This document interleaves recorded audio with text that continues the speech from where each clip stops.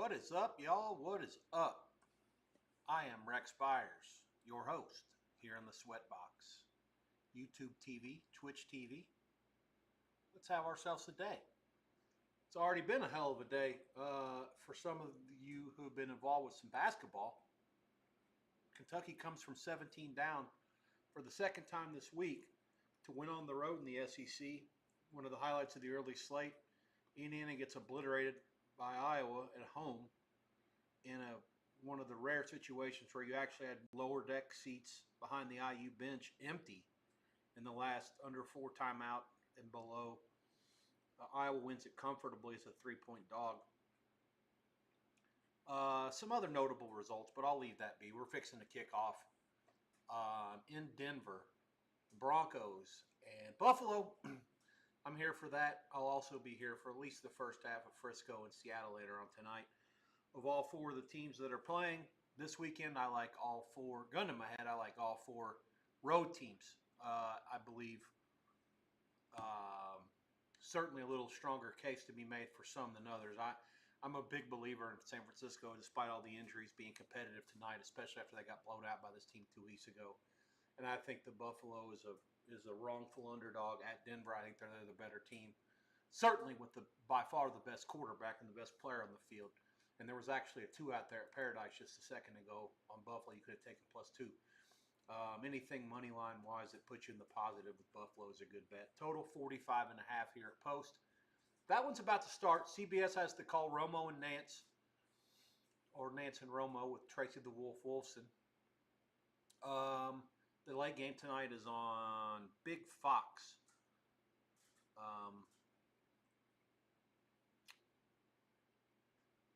And that's their only game of the weekend, so that'll be the Burkhart-Brady team tonight.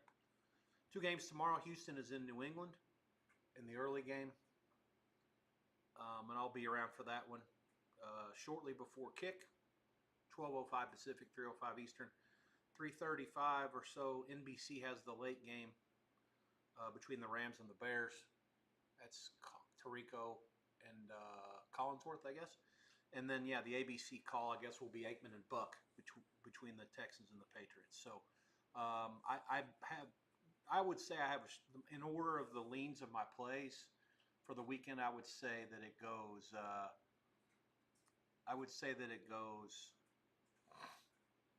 Niners are my favorite tonight, +7. I would say Bills probably today as well. And then in a descending order tomorrow, Texans and Rams both, but neither one are as good as the 2 today. So a little bit more enthusiastic going into these games as we start in Denver, and a little bit more optimistic about having a better feel for things and not having such a strong opinion going into tomorrow's games.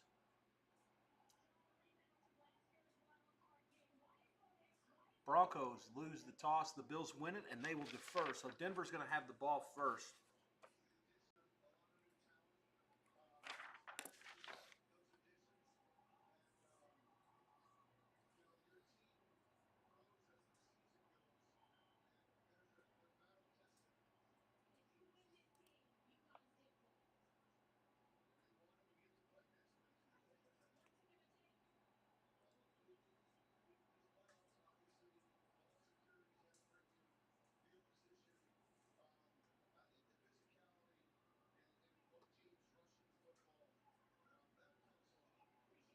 Fascinating interview there with Sean Payton. He actually gave a lot more away than I would realize. The Wolf Wilson asked him a couple of good questions.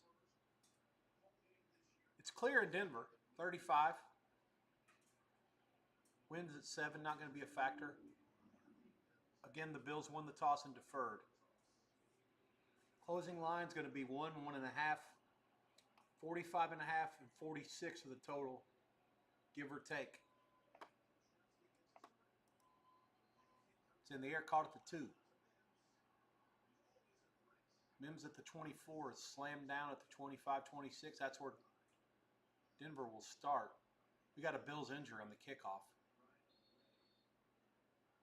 42. He was the one that made the tackle.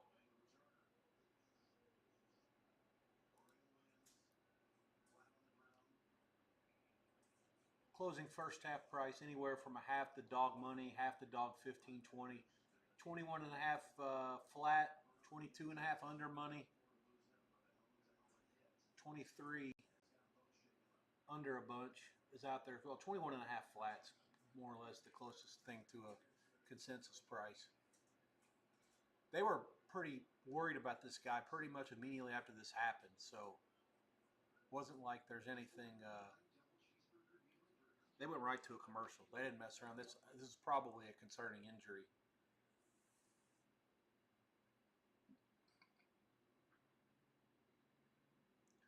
I've got a barrage of college basketball games on. ESPN, ESPN2, NBC, ACC Network, SEC Network, CBS College Sports, SNY, and the Big Ten channel around my middle TV that's got the NFL up. So, not any really super strong opinions on the college basketball today. I mean, it's just so hard in conference. You get certain spots where you feel like there may be something. I really like Georgetown today against UConn plus 11 and a half at home. They only lost by 2. I could make a case for Minnesota plus 15 at Illinois. They lost by 10. I thought that Buffalo was a decent bet plus 11 at Miami. They lost by 3 in overtime. Miami was still undefeated, by the way, 19-0 at this point. And I don't know what happened in the Vandy game, but that go final. Did they win or not? No, Florida wins at Vandy, and they get the money. I liked Vandy in that game. And Florida actually went off the favorite and won by 4. Got the money. So Vandy's now not undefeated anymore. That leaves Arizona and Miami. Oh, I think that's it. Arizona's holding up their end of the bargain. They're beating the shit out of Central Florida 24-11 in Orlando. The Golden Knights are 14-2 and 3-1 in the Big 12. So great start by the Wildcats, and that's another game where I would have only had the dog just based on the spot situation. I thought that maybe you'd get a good effort today out of UCF. The number I thought was more than fair. This is a very active window. Lots of games that start in the 4 o'clock Eastern time frame. The one other thing, 26-11 now Arizona. They were laying 9.5. I thought Central Florida could bet anything more than 9, but Arizona's been really impressive. Michigan's also winning in Eugene, 28-21 out of Oregon. That's on NBC. Today's the last day you'll see really a glut of games in the super early part of the day, just because nobody wants to fight with the NFL, and this is the last Saturday of NFL action. So, you'll have games that are more spread out and better games in the evening next week than you do this week. This is the last Saturday, these first 2 or 3 weeks of conference play. They stockpile all the games earlier in the day to try to stay out of the way of the NFL, which makes complete sense. The night slate in college basketball is, I'm going to say it's barren. It's just not nearly as active as what you would expect compared to what it'll be in a couple of weeks or even next week. All right, so the Broncos are on the move down on the first play. Nix's pass is complete. And the Broncos are out to around the 40.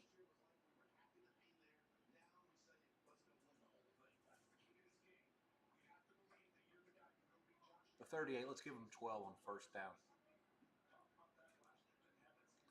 Last year, the Bills beat this team 31-7 at home. Running the ball backwards. He did break a tackle and another tackle, and he ends up getting about 5 yards.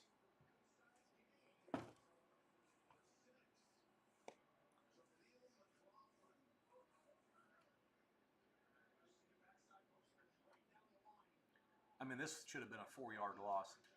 97 missed the tackle there, Bosa. You got to do better than that, son. That's pitiful.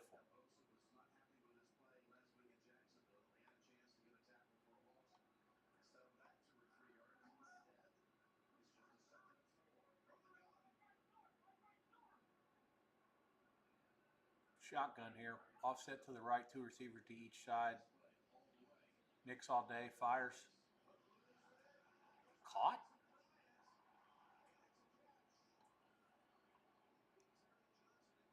I don't believe that. Looked to me like it had to be an interception when he first threw it. It's actually a pretty good pass. That's a catch and a completion, and the Broncos are down to the Buffalo 41 already. 2 minutes into this game. Got motion left here, trips to the left. Here's a quick tunnel out to 13 again. This guy's already over his prop, I think.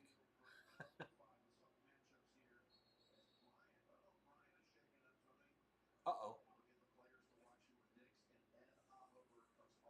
Well, head of Allers back 91 for the Bills off IR. Seems like he's been around forever. Guy's an absolute monster.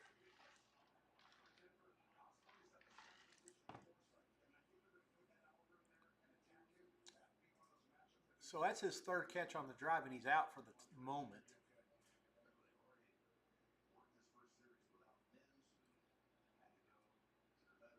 And Mims went to the 10 after the kickoff as well. So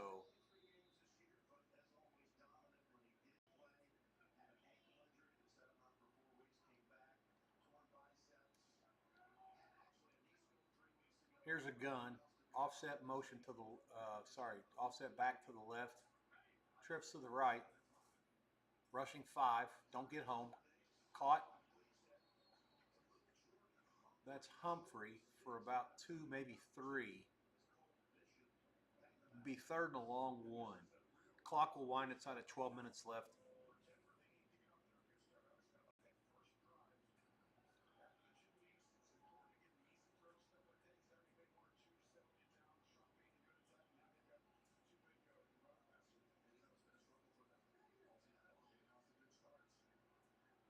Broncos have generally done a good job this year putting themselves into favorable down and distances on third and shorts, why they're 11th in the league at 41%, despite having what I believe is still a subpar offense. Here's a draw. Nope, quarterback keeps it. Great read. Fake the draw, takes it himself off of right tackle, gain of about 5. That worked out well. He made the correct read. The running back got smashed in the backfield. Just a read option by the quarterback. 24 crashed down, 50 crashed down. Good read. I don't like Nix much, but I'll give him credit. He's cerebral at the very least, and certainly improved over the course of this season. They have it at the 27. Clock will move down to 11 minutes at the snap. Fires, it's deflected, it's caught. That's Harvey, the running back rookie from Central Florida. Give him 5 on first down. I think the ball was deflected.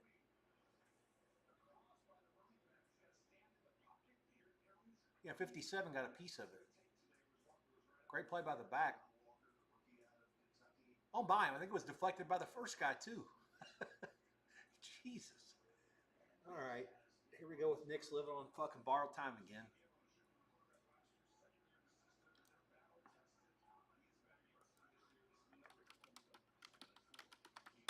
Let's see. Mike is kind of quiet. I'll try to turn it up a little bit. Thanks for checking me out. Claudie Schnee. Let me try. Is this hopefully a little bit better? I can't do a whole lot more than that, I don't think. It's based on my technical skills are minimal at best. Otherwise, I'll have to talk louder. I sure don't want to do that. Lord knows I'll be yelling and screaming here in a little while.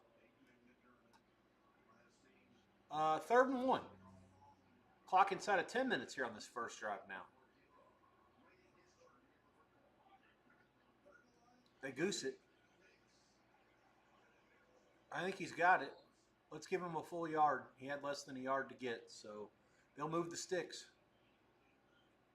The clock will be somewhere near the 9-minute mark at the time the Broncos snap the ball in the next play.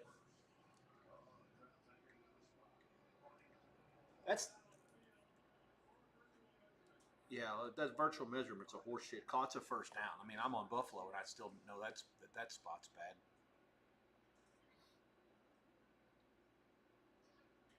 I mean, he clearly got a full yard there.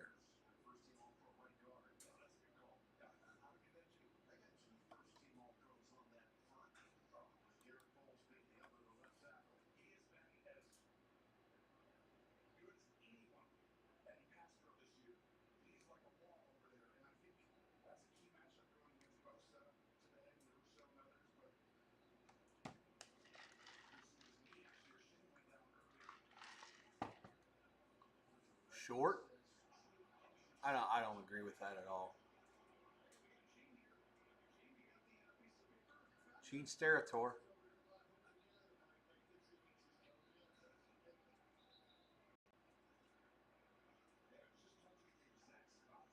I don't get it. Like, I don't know how they didn't do a better job than that.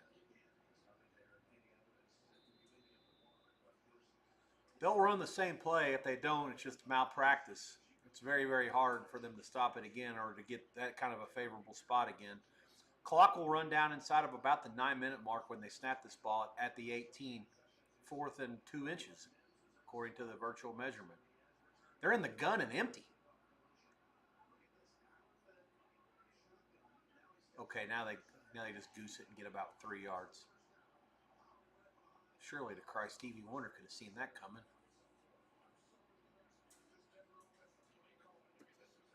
Just basically gave him an extra free play there. Where Buffalo's all split out wide. No chance to stop it. Good execution. First down, Bills. Broncos at the 14. Clock moves inside of 8:30 at the snap here. 2 to the right. I formation now to the motion. More motion left. You may have a jump on the defensive. Oh, no, that's going to be terrible. Bills jumped off sides. 88 or 98 went off sides and didn't get back. The Broncos fumbled. The Bills get it, I think, but it's gonna come back. 98 was offside. I don't think he got back.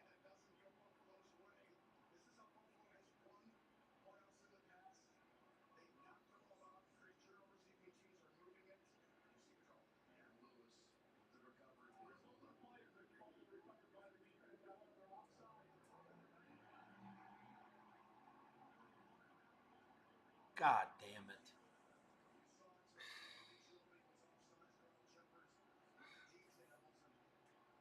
It was the tackle.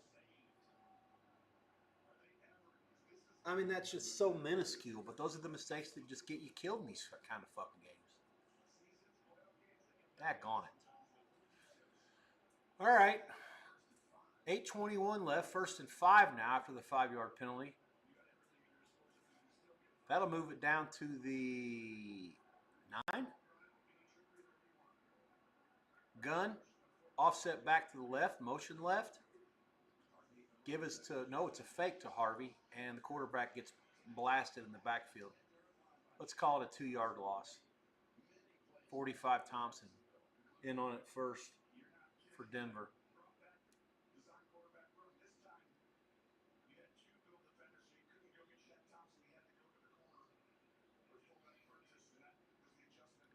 Central Florida's worked themselves back into it against Arizona, 31-24 now.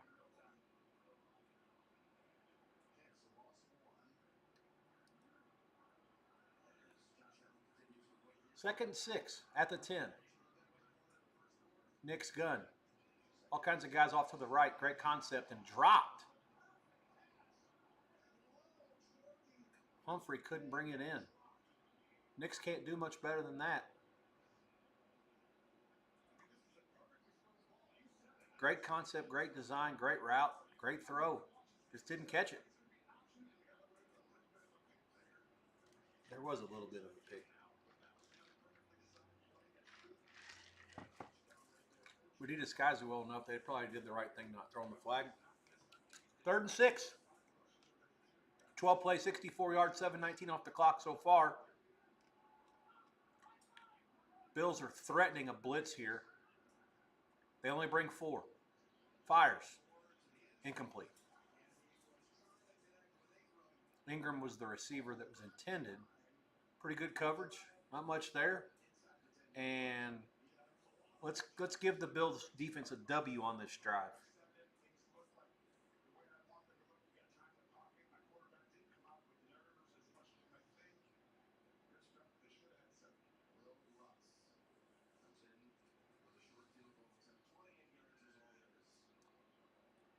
Lutz is the kicker for the Broncos. The wind is minimal. It's only a 28-yarder. Right down the middle. Denver 3. Bills nothing. We played half of the first quarter. 7:29 left. Broncos 3. Bills coming to bat. Live price coming shortly.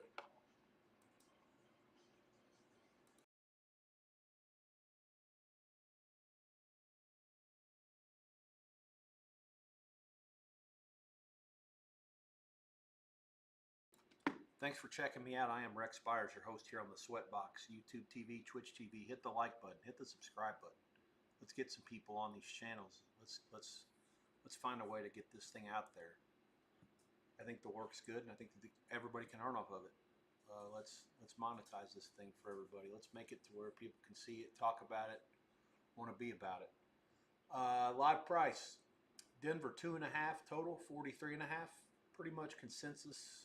There is a little bit of overjuice to the over at that price. There is some 44 flat as well.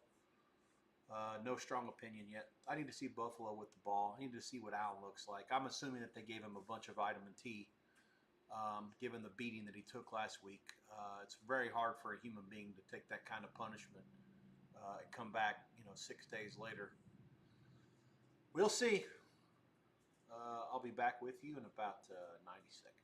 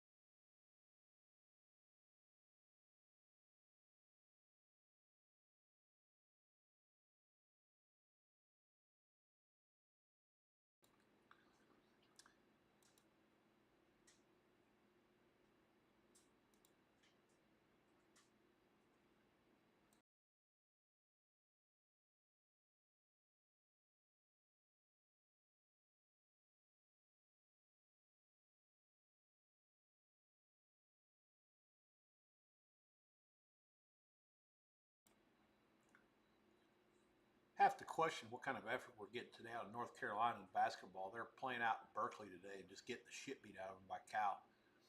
Cal's 1-4 in the ACC and 13-5 overall, and they're up 49-35 on Carolina late in the first half. Complete head scratcher. Although I guess that road trip is not any fun. The Stanford-Cal or Cal-Stanford road trip. I mean, Cal won't miss a shot. It's 52-35 now, inside of a minute to go in the first half. They can't stop them in man, so now they're playing zone. That's not working either.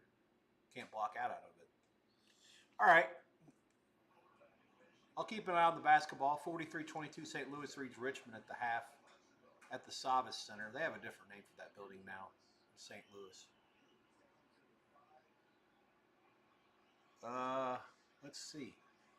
The return is out back to the 33 or 34, it looks like, by Davis. He fumbled a kickoff last week. Lost it.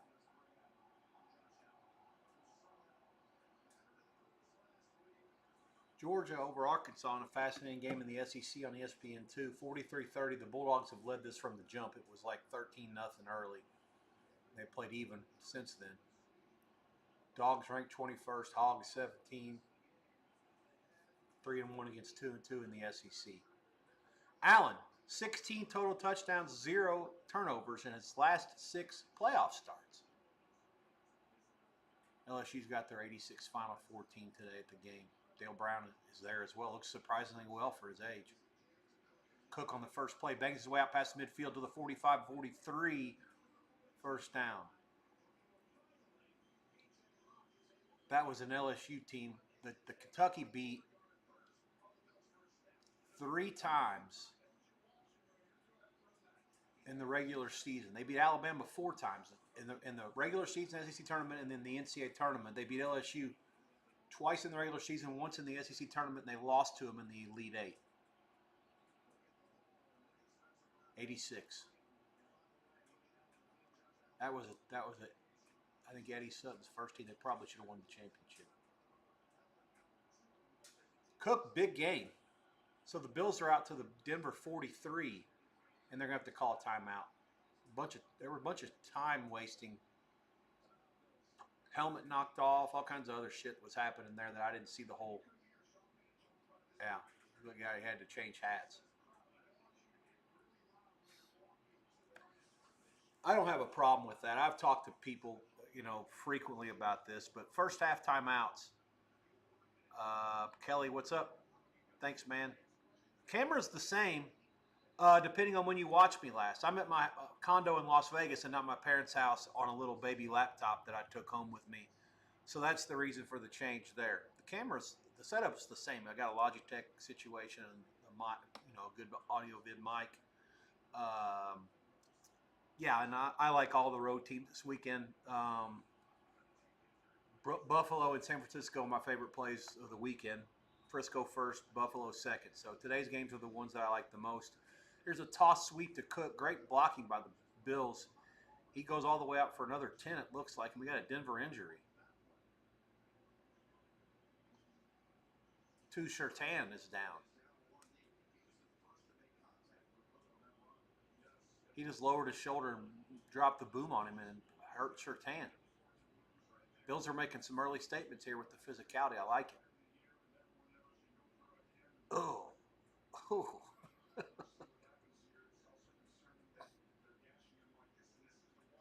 It's extremely welcoming that they're gashing them like this, Tony. It's great. Gash their ass. Run it right up their ass. That's the huge key here. Obviously, Allen can beat you if he has to. I'd sure like to see what the running game can do. 6:20 to go in the first quarter. Surtain's going to go into the blue tent. At the 33, it's first down for the Bills. Yeah. So, yeah, Kelly, but long story, a little bit less long, as I mentioned this before. Play fake, fires across the middle, complete. This is Shakir, who I believe had 12 targets last week and 12 catches, or something like that. Given the fact that the Bills only have about 3 healthy receivers, other than who they promoted from the practice team this week. Yeah, no, I like Buffalo pretty good, but I'm more anti-Denver. It's kind of the same thing tomorrow. I'm anti-Bears, and I'm not necessarily pro-Rams. I'm more anti-Bears, and I'm anti-Patriots. I got that one wrong last week. Let's see if the Texans can do some work. Another toss, the same exact play they ran a minute ago for 10. They get about 5 here. Cook inside the 20. They'll have a red zone opportunity here. 2nd and 6. Clock will move inside of 5 minutes when they snap the ball the next time. Bills are now the favorite in the live markets as things exist, which I agree is correct.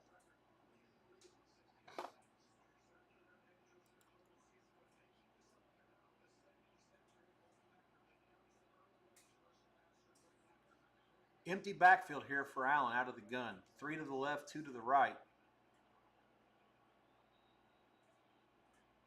Another quick pass to the outside, complete. Glorified running play this time. Pretty good spot for Cooks. Give him about 6, maybe only 5, based on the fact that it was 2nd and 6, and it looks just to be a little bit short.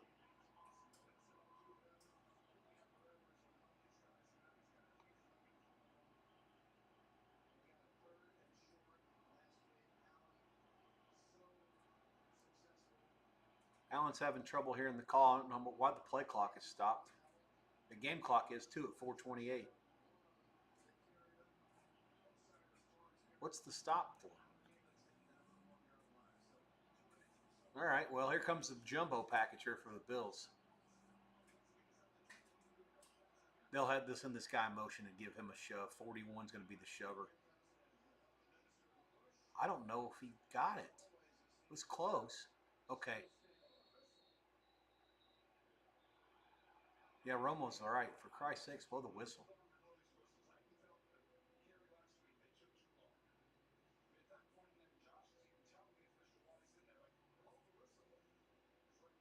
Blow the whistle. Dun, dun, dun, blow the whistle. I'm going to fire up some Too Short here at the next commercial.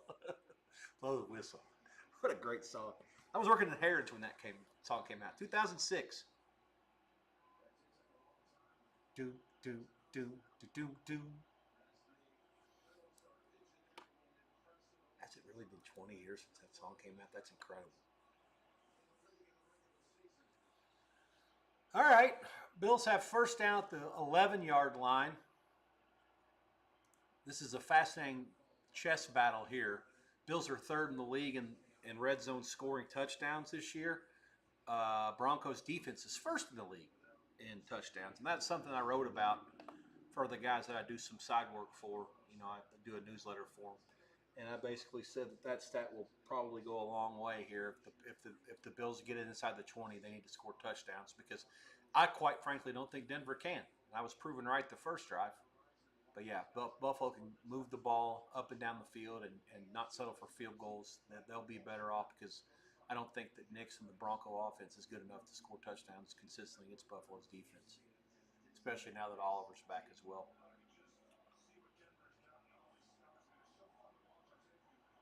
But yeah, rooting Buffalo so far. Nothing's changed. I don't see any reason to go other way. They are already have getting about 9 yards of play in these first 4 minutes they've had the ball.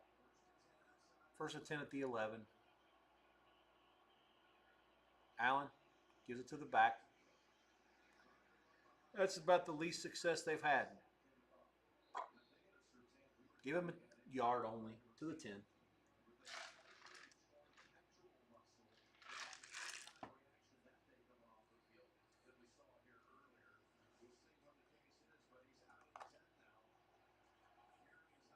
So Surtain's got his helmet. That's probably good news for the Broncos and for him. Not there yet. Gun, trips right, back offset to the left. Motion right. Quick slant. Caught. Just a short gain though. But Shakir again, give him about 3.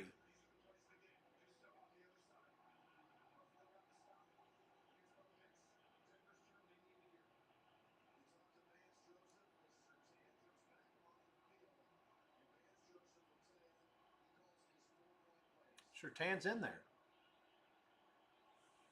3rd and 6 at the 7.5 or so. Clock will move around 2 minutes when they snap it here. Bills have only had 1 third down. They got there.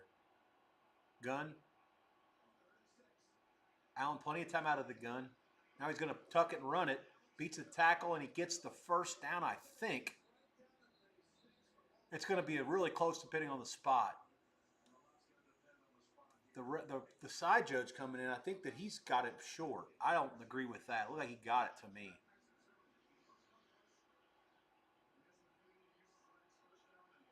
They're going to call it first down. Brotherly shove formation, and they run it. Give him only a little bit, not quite a whole yard, I don't think. Oh, was that 4th down? Bad job by CBS. They took the L line off, which I don't even like it anyways. But they didn't give us a 4th and 1 or 1st and goal, either one. Clock will go down inside of a minute before the snap, and that was the 4th down play.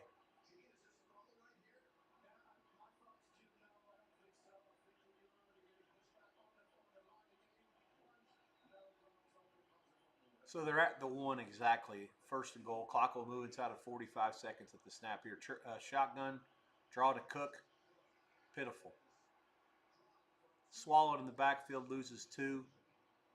Stevie Wonder could have seen that coming as well. I don't get it. They've been really good about the first few scripted plays were nowhere near predictable. And these last couple, the Allen pass on out of the gun was a great call. He had to throw it. It was 3rd and forever. Him running the ball, man, give him all the way back to the 4, actually. 15 seconds on the clock here. If you got Bills in the first quarter, it could be a horrible beat. 1 in the backfield. Here's some motion. Play fake. Roll right. Fire right. Caught. Touchdown. Nicole Hardman, right off the practice team.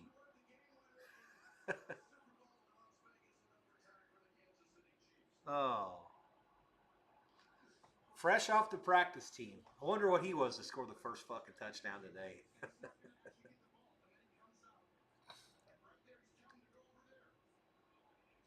Great read.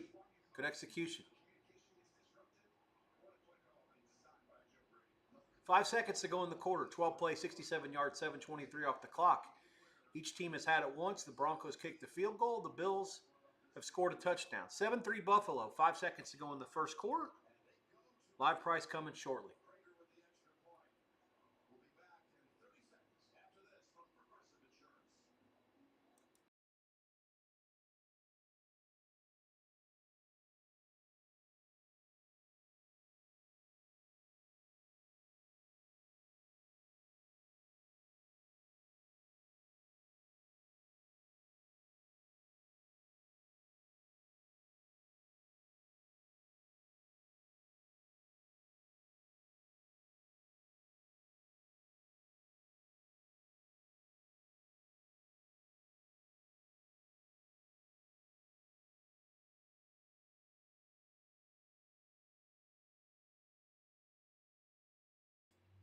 You guys will be proud of me there. I caught one. There was a sneeze coming. I wasn't sure when it was coming, but I knew it was coming, and I was able to go to break, hold it in for long enough to put the old "Be Right Back" sign up there, and then let it fly. One big hard sneeze. I think I might have strained my back, but it's gone, and we're back.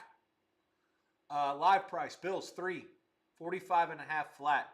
We'll have another one after this kickoff. CBS went to abbreviated commercial there, knowing that the end of the quarter is coming.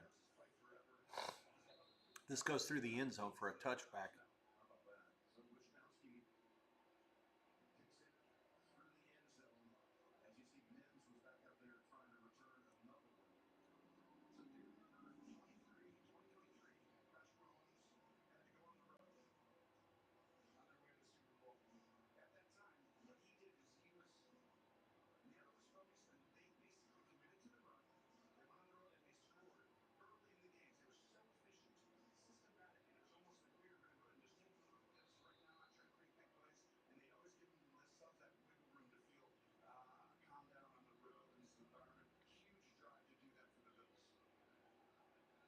Five seconds left in the quarter. They start at their own 20. Kick went through the end zone after hitting in the field of play. I think that matters these days. Oh, it's a fumble. It's still loose, Allen. The quarterback picks it up and he throws it. That can't be legal. Surely the whole team was downfield. It's a running play. You fucking shit me with this? Oh, Harvey that never had it. The Bills almost got there. Oh, for Christ's sakes. End of one, no penalty somehow. 7-3 Bills. 2nd and 10. Broncos at their own 20. Live price coming shortly. Arizona leads Central Florida 41-38 at the half. Golden Knights at home have fought their way back from about 18 down to only trail by 3 against the top-ranked team in the country and one of 2 unbeatens. Should they lose this game for whatever reason, it'll be Miami O by themselves. I've actually been rooting for that just because the MAC hasn't had 2 teams in the tournament for so long. I'm rooting for Miami O to have a great season and then somebody get them in the MAC tournament, preferably Akron. And then MAC will get 2 bids this year. Last time that happened was all the way back in '98 when Wally Zerbiak and his Miami O side made the Sweet 16 as an at-large bid before they lost to Kentucky, I believe, who ended up winning the national championship. Live price 3, 45, 45.5 flat. Lean to under.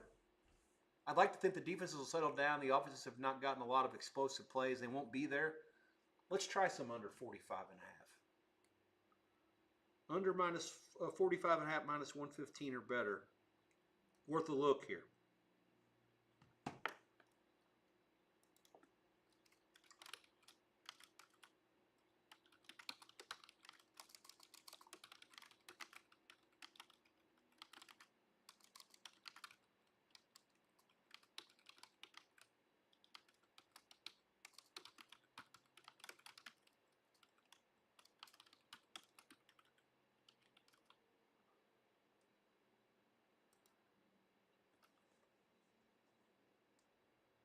Game could certainly speed up, and the fact that both teams scored the first time they had the ball, a little bit ominous. But the script, changes sometimes once you get out of the first drive or two.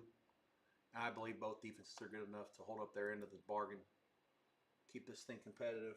Okay, we're good. I'm going to put it in the chat. Feel free to do with it what you want. Under. I've been betting on these before. Last week certainly was not any fun doing that when the Bears played Green Bay last Saturday night. Ran it right up my ass. I think 3 different losing bets on the total. They kept scoring. Anyways, start of the second quarter, 7-3. They have it at the 20, second down and 10. Gun, back offset to the right, 2 to each side. Nix is back. There's a blitz coming. He sees it, but he can't do anything about it. Fires it incomplete over to the right sideline.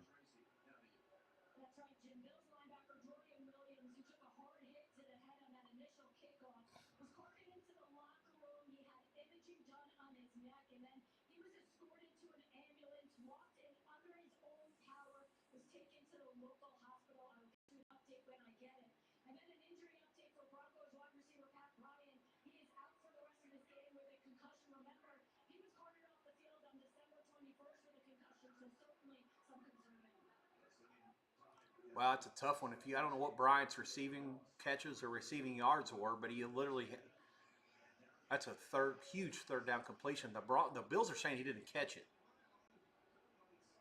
and they're right. Sutton didn't catch it. When there's that many of them that are saying that incomplete, that means they saw something. Yeah, it came out. Sure did. Can't blame Nix for that. That's right on the money.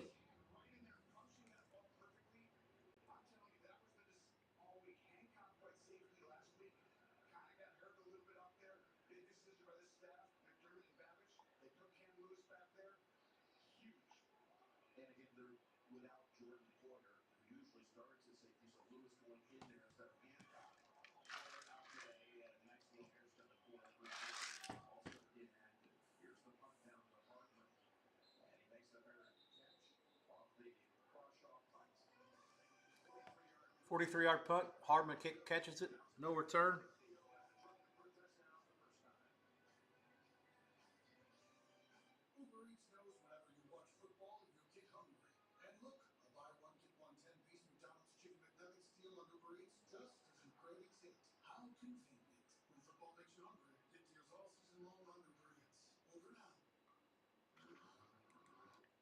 Talking to the Bet Online guy, he said 17's a bastard.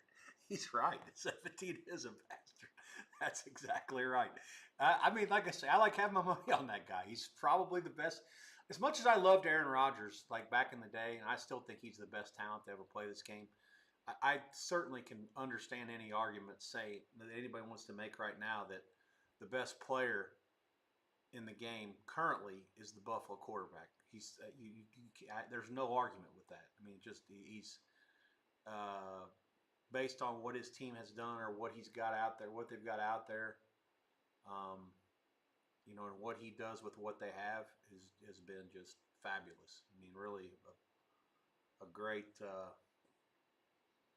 He's been great for multiple years now. Just consistently good, really good, and let's hope. I mean, there's nothing in the playoffs to stop them. There's no Mahomes, there's no Burrow, there's no Lamar Jackson, there's no real great AFC teams that sit there and scream at you like, oh, well, they got to make it. I mean, in reality, the Patriots and Broncos played next to nothing all year. They overachieved. They're very well coached. They're very disciplined, but they're not that talented. Houston's defense is awesome, but to think about like the best offensive units in the country, it's like, or in the AFC in that conference. Buffalo's offense is by far better than any of those teams. Even with all the injuries at receiver, I still think that Buffalo has the best talent. And like I said, the X factor is if you're not on the fence about it, just, okay, I'll take that quarterback and you can have the rest of them. And we'll see who has the best of it going in. I got an answer for you. It's the Bills. 7-3, live price coming after that punt. Bills are laying 3 and 45.5. Is that right? Is my screen not updated yet? I don't understand that. Hang on. I feel like that can't be right.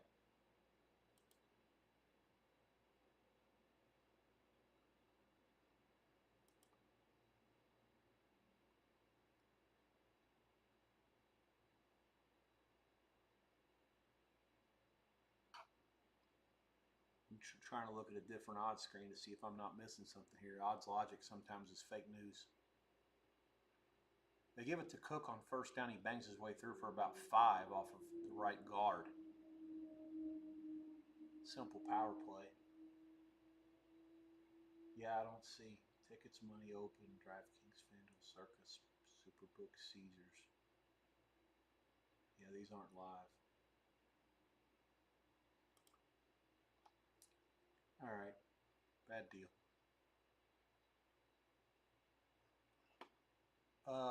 Let's see, Allen play fake to Cook.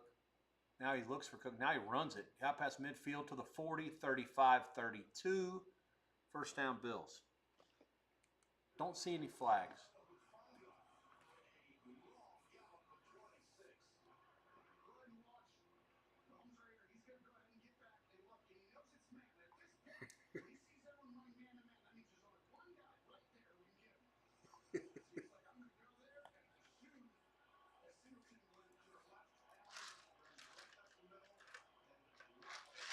May want to find a spy there.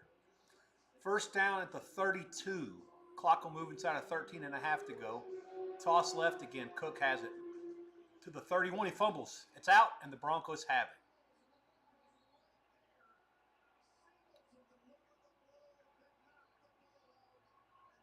Cook has lost, and we have an injury.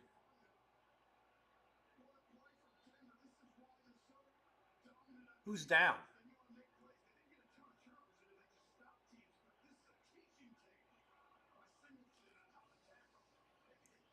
Who's down? Who's the injury? Oh, shit. One of Buffalo's white dudes went down. I don't know. I thought it was a lineman, but I'm not sure. May have been a tight end. Christ. Well, good for my live total. Certainly no good for the side. 7-3.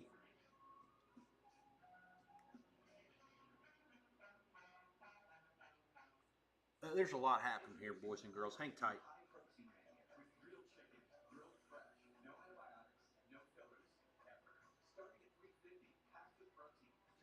Okay, Broncos will take over first and 10 at their own 31, 32. Okay, 66 McGovern was who was injured for Buffalo on the play.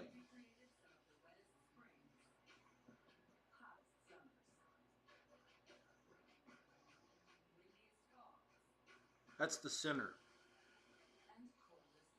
Yeah, that's a problem.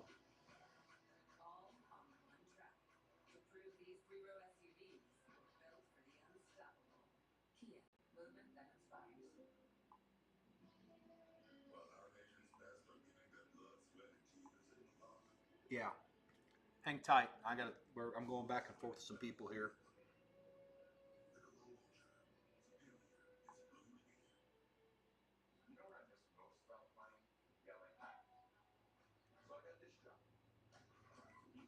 $66 McGovern, third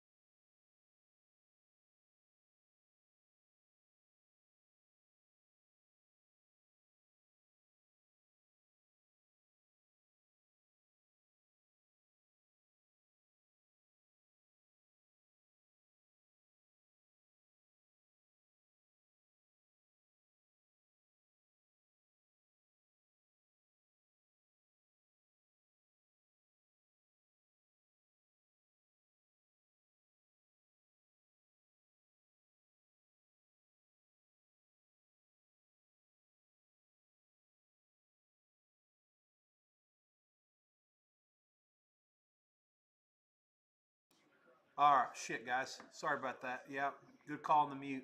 My bad. Shit. All right, let's reset everything here. I've been out for a couple minutes. Inside of 10 minutes to go, 3rd and 1, 7-3 Buffalo. It's 3rd and 1 at the 6. Nix is in the under center. Sorry. Play fake to Harvey. Fires at sidearm. Caught. I think that's Troutman. Or it's an offensive lineman. 73.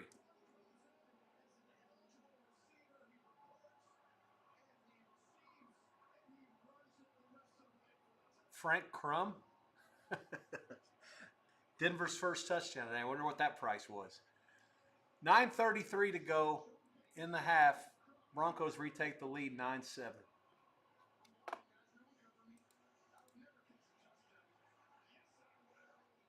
Sorry about that. I don't know. You didn't really miss a whole lot. I'm trying to think about what I talked about, if anything was important.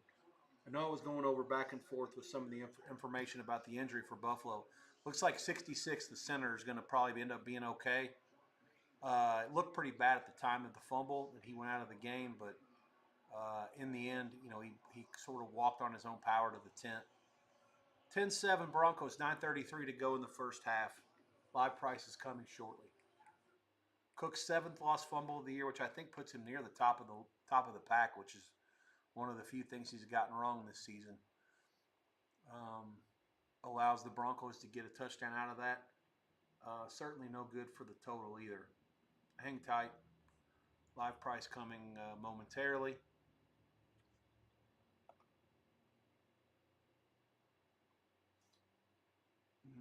Let's see if there's anything happening in the hoops that you need to know about. This Carolina getting the shit beat out of them by California is kind of amusing to an extent. LSU trying to rebound from the loss against Kentucky. They lead Missouri 69-63 inside of 3 minutes to go. Still looking for their first win in the league, and that's a big-time basket by 13, or number 3 for LSU, who's big scorer. He had a big game at Vandy last week as well. 71-63 Tigers over the other Tigers. Mizzou 3-1 in the league. LSU 0-4. Underway in the second half in Orlando, Edition Financial Arena. Arizona 43, now 45-40 over Central Florida. Knights 14-2, not ranked. If they win this game, that will change. St. Louis is beating the shit out of Richmond 61-33. 12 minutes to go at the Chaffetz Arena. That's what they call it, the old Savas Center now. I knew that. I just had to see it on the court to remind myself. What else? Everything else is commercial. Live price on the NFL game as soon as my screen will allow me to get back to where I was. Bills a small favorite. 1.5, 2, 2.5 total. Now there's a 1 on the bottom. 1.5. Yeah, okay. This is the screen's update slow. 48.5. That sounds about right. I got nothing to it. I liked under earlier. I don't like it anymore now. The fact that the Broncos are moving the ball that's not supposed to happen. I did not see them going up and down the field after the script ran out. So we'll see.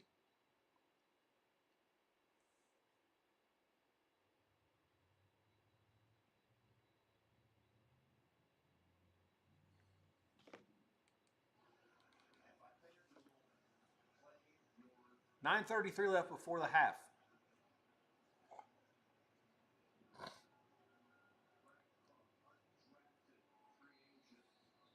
Eight plays, 69 yards, 3:47 off the clock for the Broncos.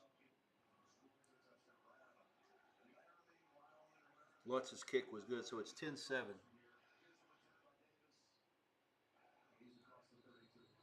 $9:27 to go.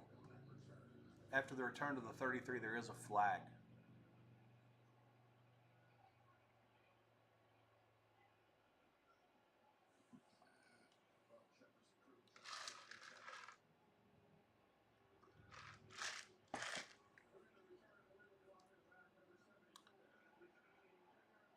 Tubby's at the Georgia game today. 96 Sweet 16 team. 30-year anniversary. He was an assistant under Patino at UK, then went to Georgia. High Point graduate. I think that's where he started his career as a head coach. And then, obviously, in his first season in Kentucky, 97-98, the Cats won the national championship.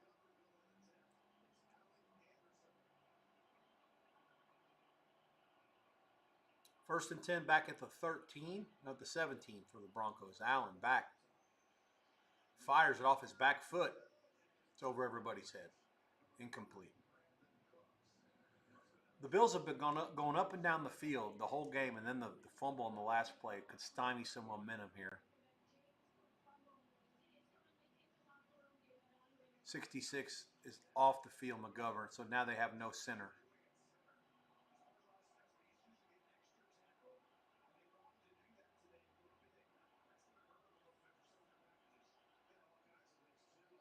Yeah, Romo's right. They brought an extra tackle for this game, and now he has to play center as the backup center. There's a draw to Cook, and he bangs his way up the middle for about 9.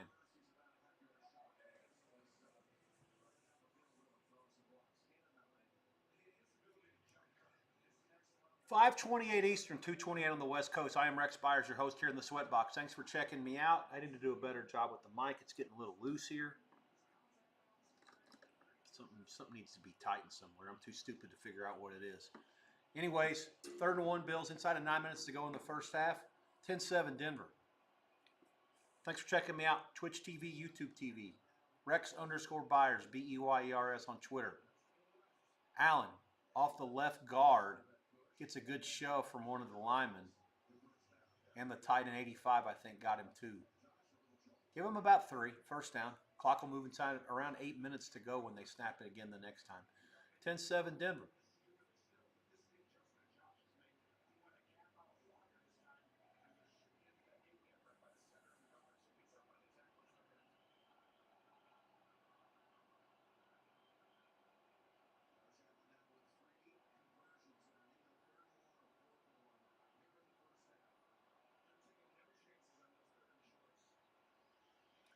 Cook bangs his way up the middle again. This is just another. They're trying to assert themselves on the ground, control some possession.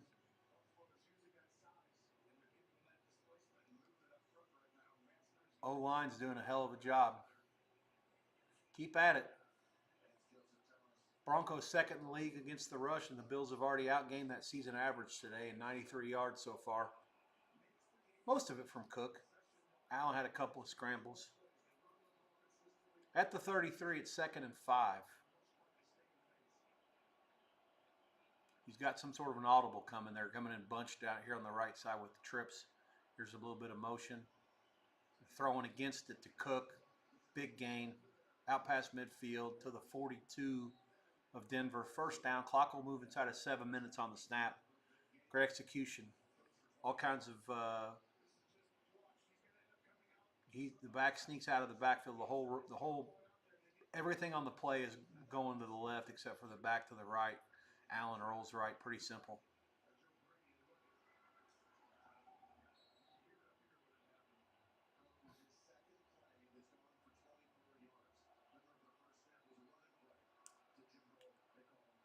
At the 42, clock will move to 6:35.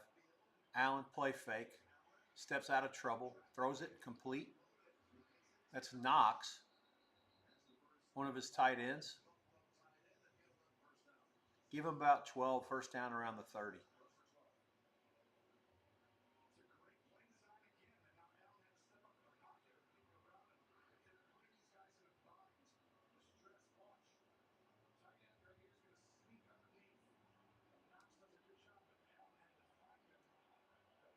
That's good execution.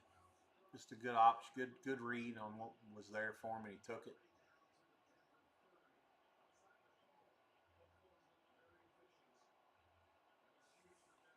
Yeah, I mean, the Bills haven't done anything wrong on offense except for the fumble. Allen got his ass. Back to the 39.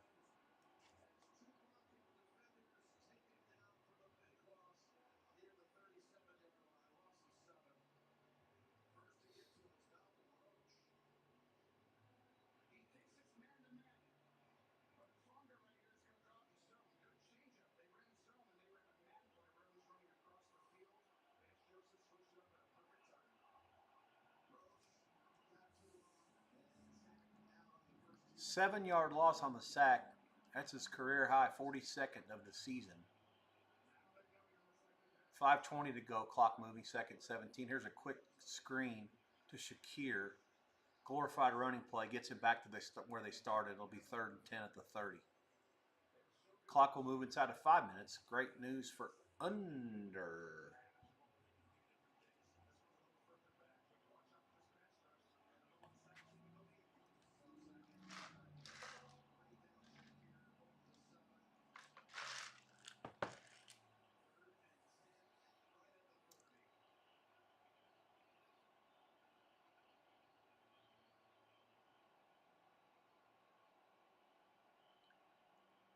.440 left.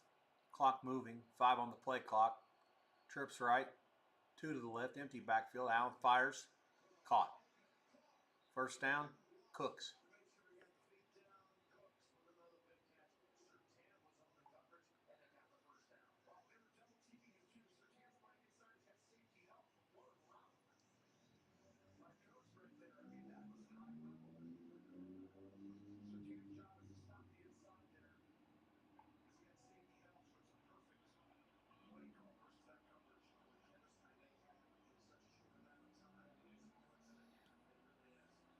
Cook's 40 career playoff catches without a touchdown, most all time. Fascinating. 4 minutes to go in the half, clock moving. He's checking to something here. 2 on the play clock. Under center, he gives it to the back. Cook bangs his way for about 2. Now it becomes a clock maintenance situation. Each team has 2 timeouts left. Broncos up 10-7. Let's see how aggressive they get. Let's see how aggressive Buffalo gets with the play calling here, given the time and I'll take time and temperature. Fuck, I'm used to calling that phone number when I was a kid. The down distance and time. 10 plays, 70 yards, 5:45 off the clock at this point. 3:20 to go. 10 on the play clock. Allen in the gun. It's empty again. Trips right. 2 to the left. Bad snap. Gets it. Runs. Get back to the line of scrimmage only. That's it. Clock will continue to move inside of 3 minutes now. 3rd down.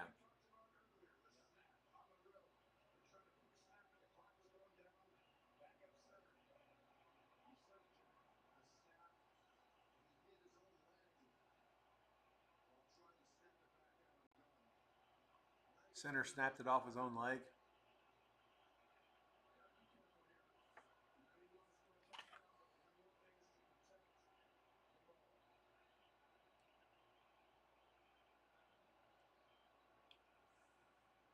Allen back. 4-man rush. Rolls right. There's a holding coming. Allen fires. Caught. Nope. Dropped by Coleman in the end zone. Incomplete at the 2:17 mark. And that means they're going to kick a field goal.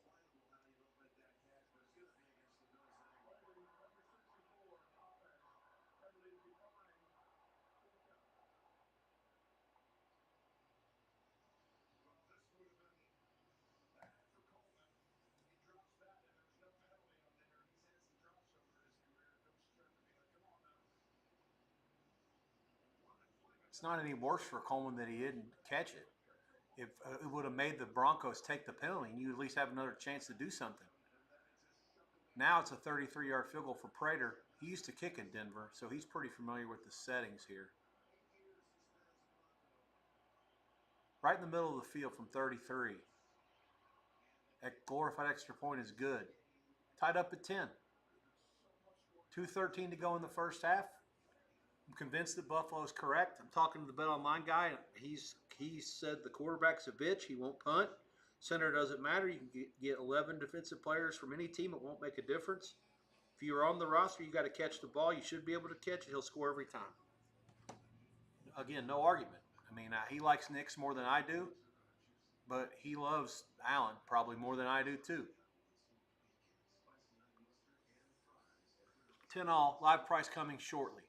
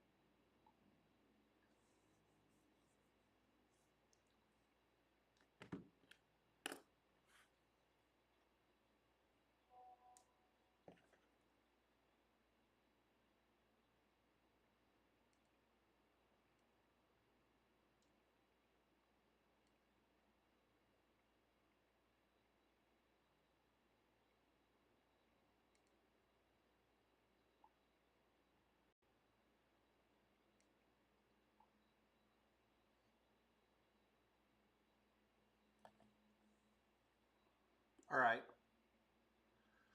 So we go back and forth here.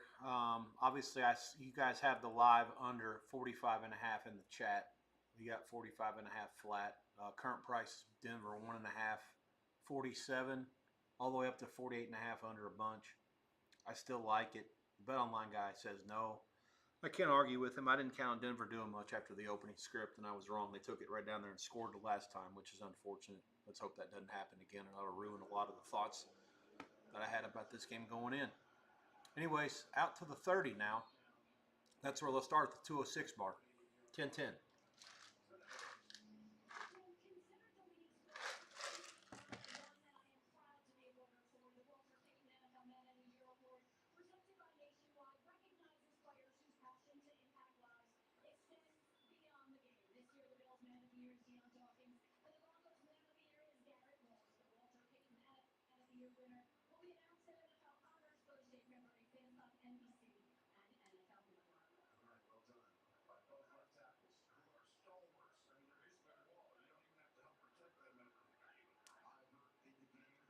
Play fake, roll right, Knicks.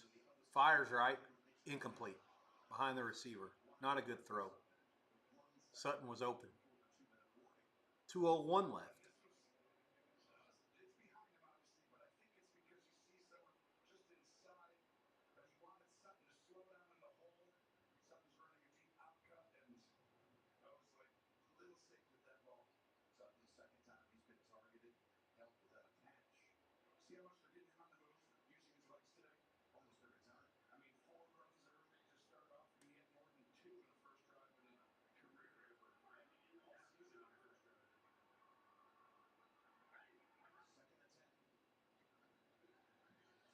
Second 10.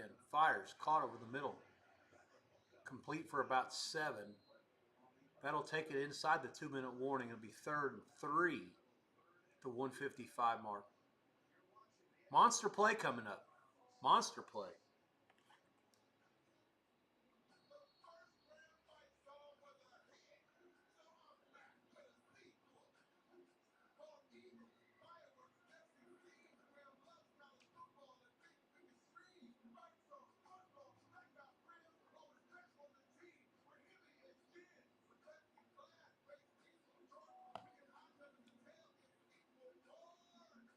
I really would like to take a flyer on Buffalo here to pick them.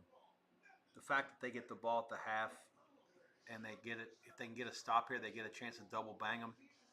I mean, yeah, the Bet Online guy's saying that they're gonna score if they get the ball, and I agree with him. They will score if they get the ball.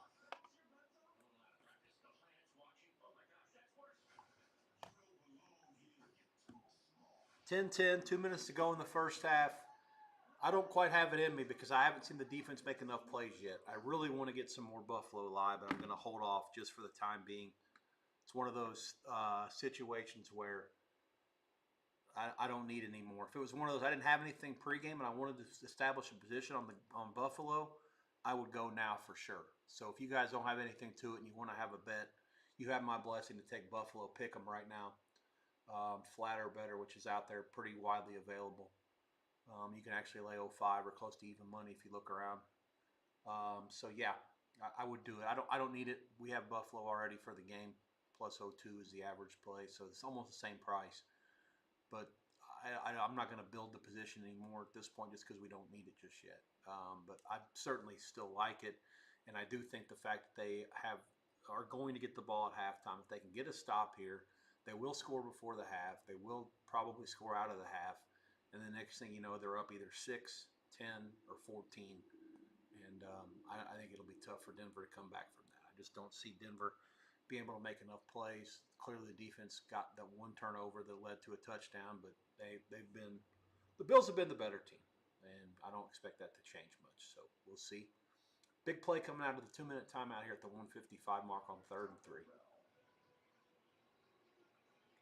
Live totals are somewhere in the 47 range. I think that's too high as well, but we already have it under 45 and a half. So just sit it out.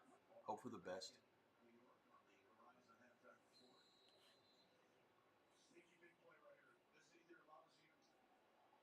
Sneaky big play. Not sneaky. This is the biggest play of the game, Romo. At the 36, it's 3rd and a long 3 or short 4.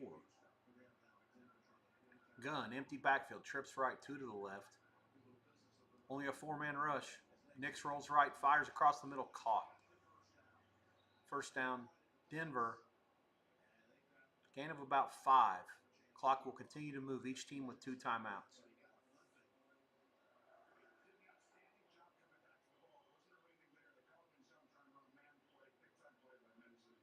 To the 43, Mims was the catch.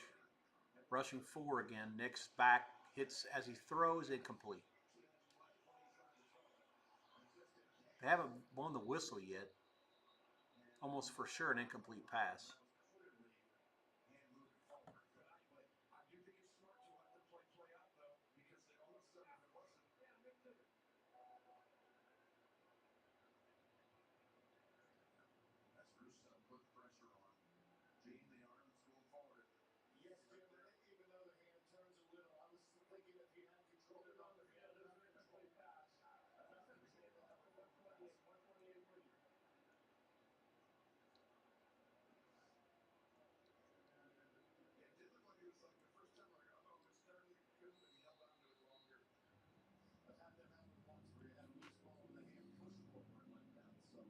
He's saying that the ball was snapped too soon, critical error, bad coaching. I understand what he's saying. Manage the clock better, run it down more, make sure that no matter what happens, the other team doesn't get the ball back without burning both their timeouts.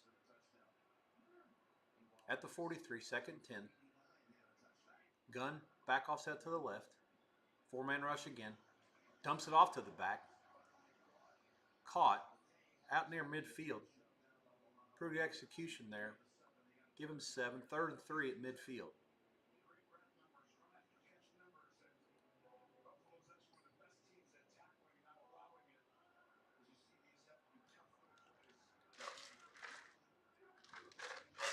Here comes a blitz this time.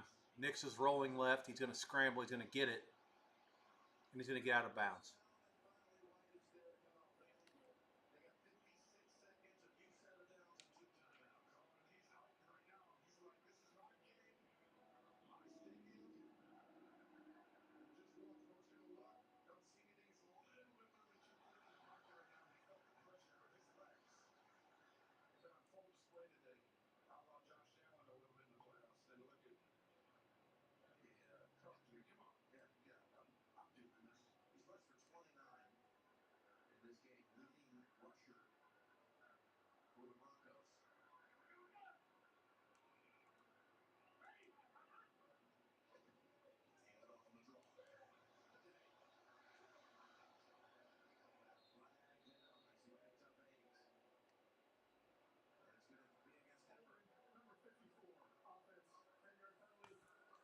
Yeah, they're being too fast. The biggest thing here on this drive is that no matter what happens, you can't give the Bills the ball back.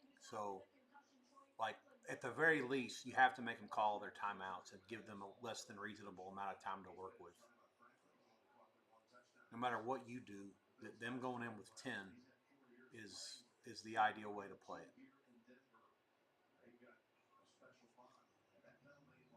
First and 20 now after the holding penalty on first down. That's going to knock the Broncos back into their own territory. At the 46, first and 20, 51 seconds left. Each team still 2 timeouts left. Trips right here, back in the backfield, out of the gun, fires it to the back. Harvey caught it. Going to get most of the original yardage back that they lost on the holding penalty. 44 seconds left, and there's a timeout called here. Broncos call it. Again, don't agree with that.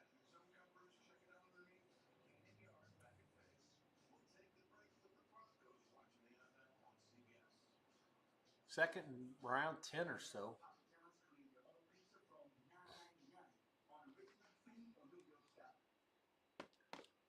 Live price coming shortly. Broncos 2. Are they fucking kidding me with that? Chris has 2? Absolutely do not agree.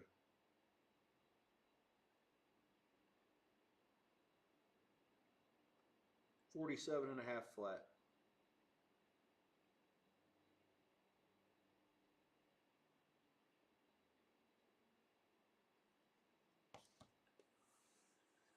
5:48 Eastern Time, Saturday afternoon, the 17th of January of our new year, AD 2026.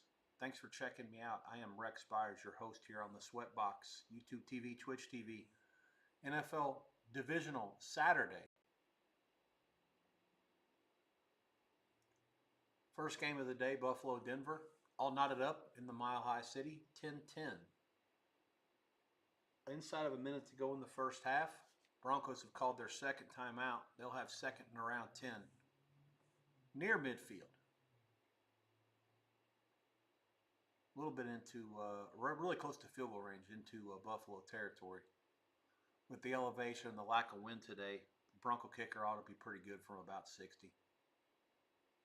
It's crazy to say that out loud, and the way these kickers have gotten better. The two things that have changed the most, and I've said this before, you guys have listened to me talk about it, but the two things in football, especially in the last, in sports, two of the three in football, one of them is in basketball. The three things that have changed the most in basketball, the ability of all the players at the elite level, NBA, high college, whatever, or to be able to put it in the bucket and score whenever they want to, no matter what. They just haven't.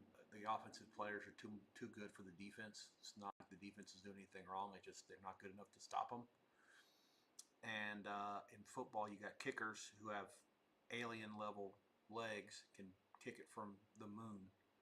And you have receivers, basically going back to the Odell Beckham type in the last 10 to 12 years, that are able to make plays that are just completely unfathomable to most. To make catches that seem to be all out of this worldly good. Bills, I think, called timeout out of the timeout.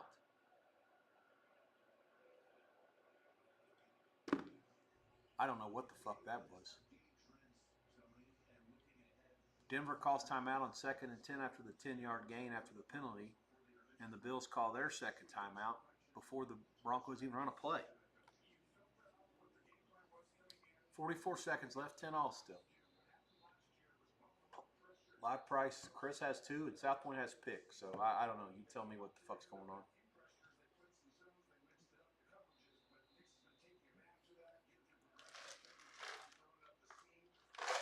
With the Bills calling that timeout there, their chances to score before halftime have gone down greatly.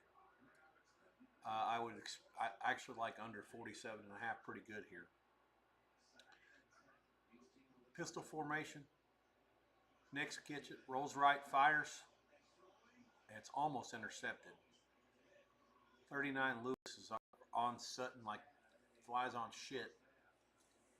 Didn't quite get to it. Yeah, they only rushed 3 and they spied Nick's that time. Oh, man. 3rd and 10 for the Broncos. He's 39's down for the Bills. 38 seconds left in the half, and it's a very long field goal from here.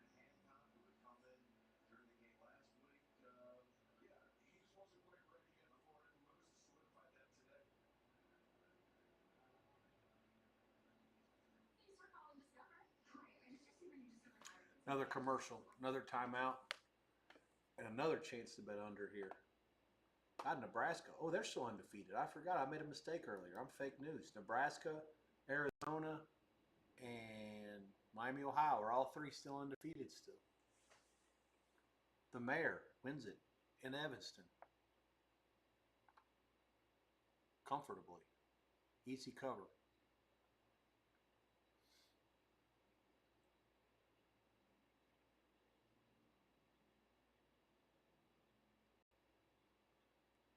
Live price is pretty much off the screen here. I may have missed something. I'm not sure what's going on.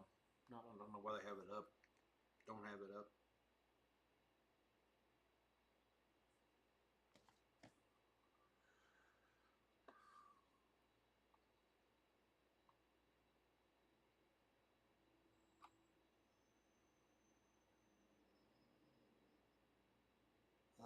Oh my God, what happened up in Athens? Arkansas has come back to tie Georgia at 70. 5:35 to go. The Hogs were down at least 20 in this game, I think, at one point. Calipari's engineered a comeback for his Hogs. That's on ESPN2, 5.5 to go.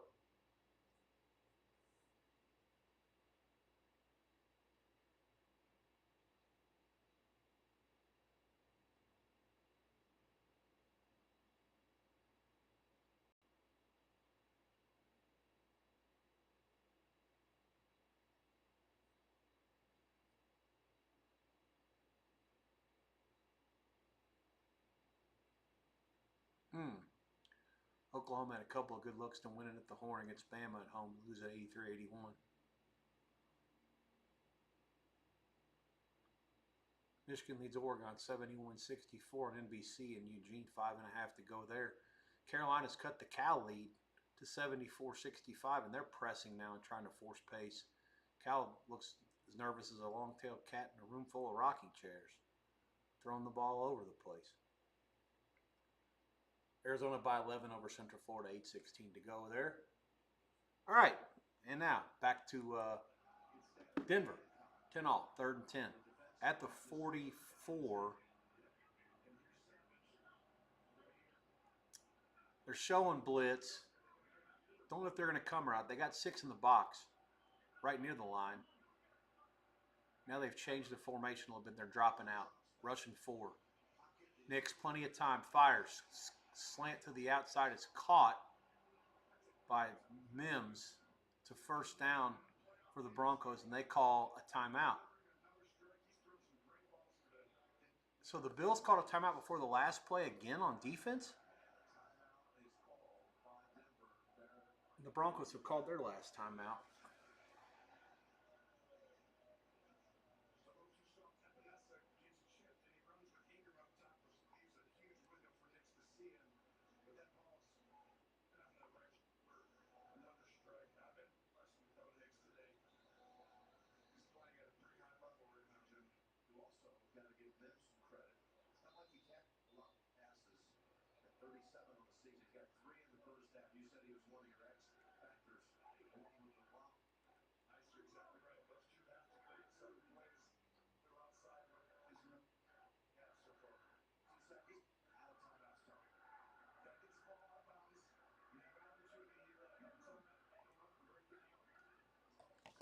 .32 seconds left at the 29.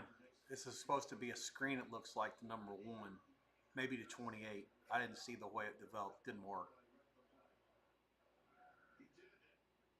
Oh, Ed Oliver's fucking shit up again.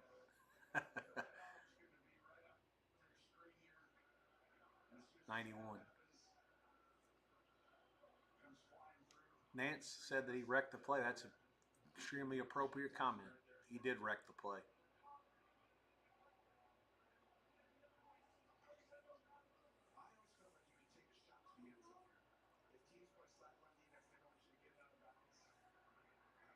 Pistol formation here for Nix. 29 seconds left. Rolls right. Sets his feet. Fires to the end zone. Wow. Open. Caught.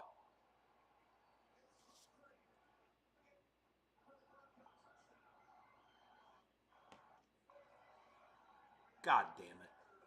Fuck me.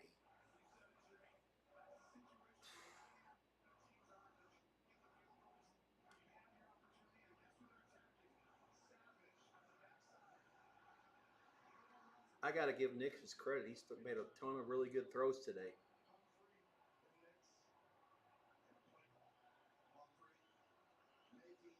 $25 for the Bills is a real issue.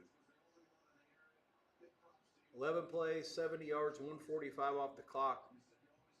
Broncos have taken a 17-10 lead. Bills out of timeouts, 22 seconds left before the break. No bueno. Nothing good about that.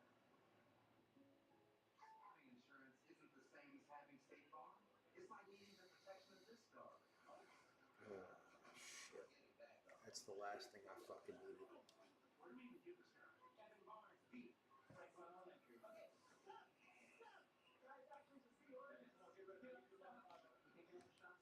I don't think that the Bills are going to try to score given the fact that they blew through their other 2 timeouts here. I could be wrong.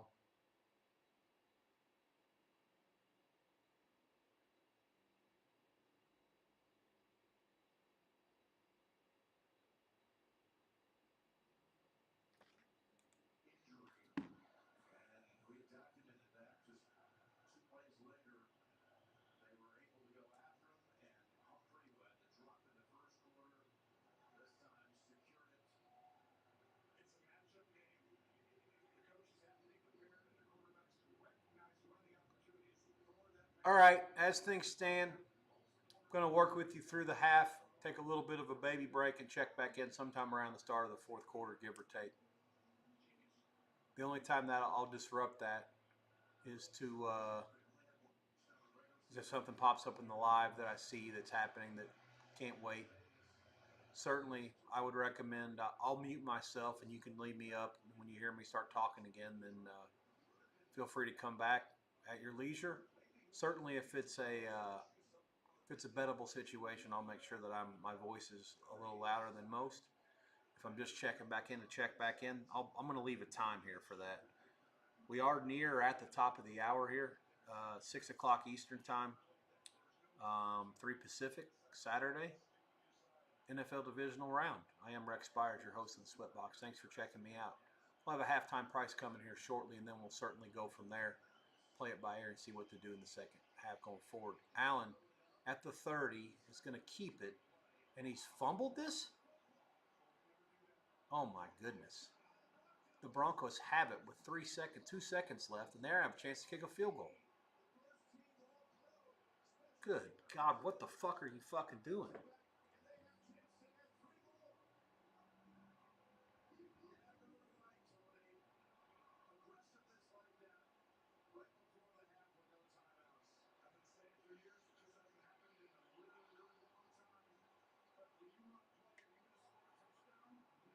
'76 needs to fall on the fucking ball. I mean, that's not good. He was the first one there. Broncos are going to line up from about 51. Lutz from the right hash. 17-10 Denver.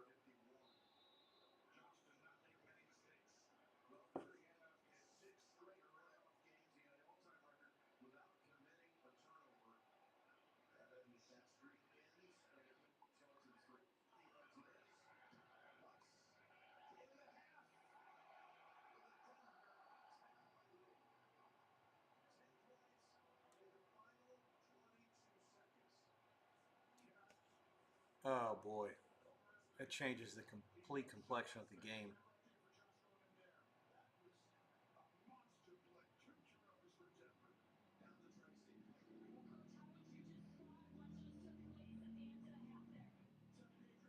Well, Tracy, this motherfucker's going to get me fired. I mean, what kind of question is that? What do you have?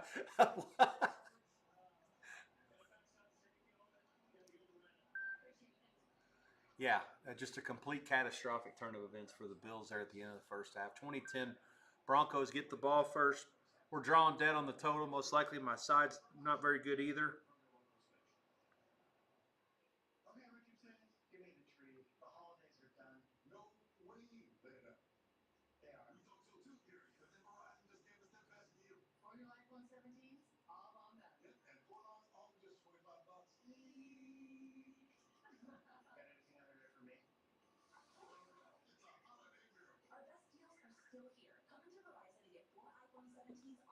Oh, man, what a fucking fiasco. One of my buddies is in a big money pool. He just chatted me out of Costa Rica. He's playing for a bunch of guys in LA or whatever, and they have to pick one game against the number every week. I think they call it this London pool. I don't know what that means, but all the games get magnified in the playoffs. And he had a good season, but he lost last week in the playoffs, and now he's got Buffalo today. Which he was asking me, what do you like the best? He gave me 2 choices. I forgot the other one. Something tomorrow. No, it's like Buffalo, and I like all the road teams, but I was like Buffalo and the Niners are my 2 favorite. So he went with Buffalo, which again I'm not putting it on me. I don't even know what his line is. I think maybe +1.5. But yeah, after that he's red assed right now. He usually keeps his control and his composure, and he's really what do you want to call it? He's pretty level headed, and right now he's steaming. Yeah, and I've been there before. I know how it is. It's not fun.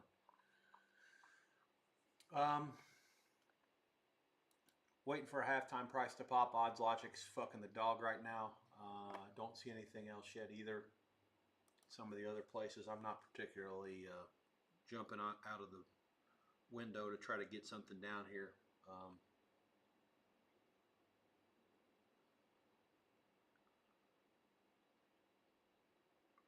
Give me just a second here.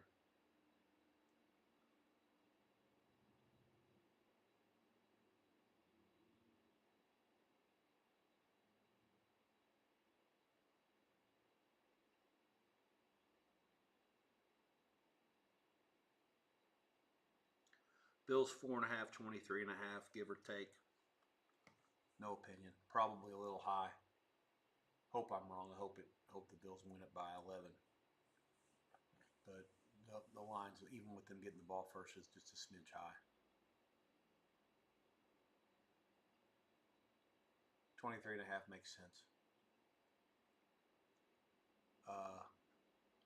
Not much else for now. 6:04 Eastern, 3:04 Pacific. I'm going to take a little baby break. Nothing as things stand. Let's check back in when they start playing again. It's going to start in about 10 minutes, so 3:15. I'm going to wait until closer to the end of the third quarter. I'll come back. Let's call it 3:45. I'm going to put it on the chat. Break time, 40 minutes.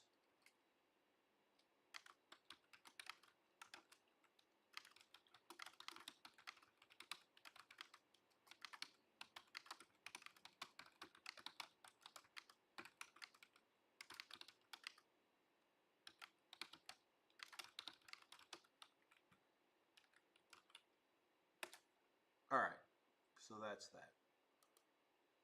Yeah, I'm gonna eat, take a quick break. And second half, that's crazy. Seems a little high to me. I don't know. I'm not saying they can't get there, but they keep shooting themselves in the foot. It's hard to win games when you do that. Yeah, 5.5. It's nuts. That's what they got. Yeah, nothing here. I'll be back if something pops up from between now and then. I'll see you before 40 minutes from now. Otherwise, I'll see you in exactly 40 minutes, give or take. Check back in as we get closer to the start of the fourth quarter and the start of San Francisco, Seattle, which is on Fox later tonight. I'll check back in with you guys shortly. Have a good halftime, and good luck if you decide to do anything on your own. I can't recommend anything at this level. As a matter of fact, if it gets any higher, I think Denver worth a look at +6. Hope I'm wrong, by the way, certainly with the Buffalo pregame stuff. And the live bet under is drawn dead, given what just happened there at the end of the last 20 minutes of real time, basically.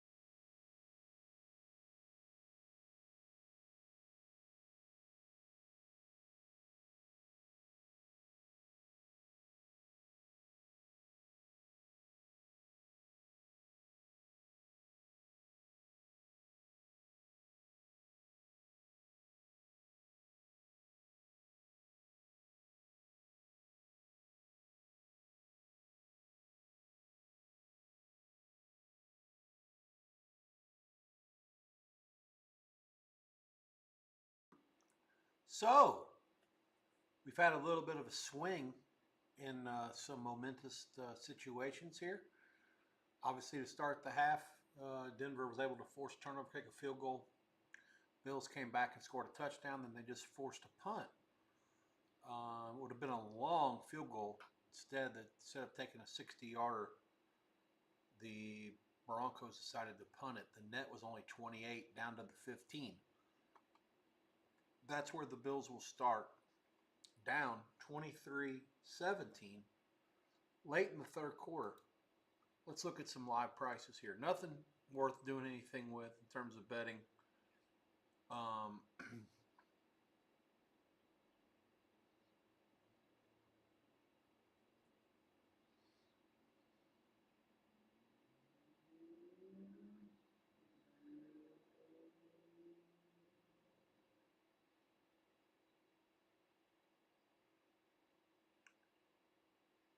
I see Denver laying 2.5.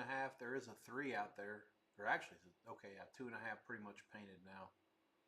53.5 the total. No real strong thoughts. The under 45.5 we made in the first half, strong dead. I do like Buffalo somewhat. Not a lot. I feel like they're out of mistakes, but who knows? I mean, in this game, they just keep making them. Obviously, the last drive that the Broncos threw an interception, they got out of it without giving up anything as Josh Allen threw his first interception and had the Buffalo's third turnover of the day.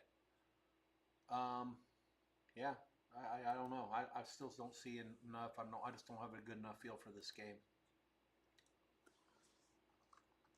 Purdue's playing USC. What channel is that on? I see they're up 6 at halftime. I got to do a better job of this. I had not even noticed that game. Is that an FS1 game? I have to fix my TV situation here.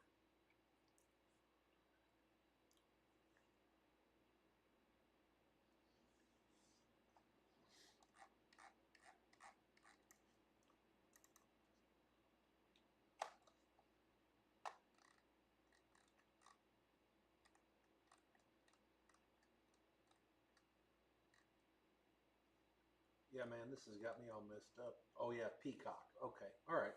Fair enough. All right. 6:48 Eastern Time, 3:48 on the West Coast. I am Rex Byers, your host here in the SweatBox. Thanks for checking me out, YouTube TV, Twitch TV. Much appreciated. Let's roll on through the rest of the day. Let's get the Broncos to the house. And let's get San Francisco on the field tonight in Seattle. Plus the 7. Why not? Why can't they win the game? They already beat them up there once this year. Do it again.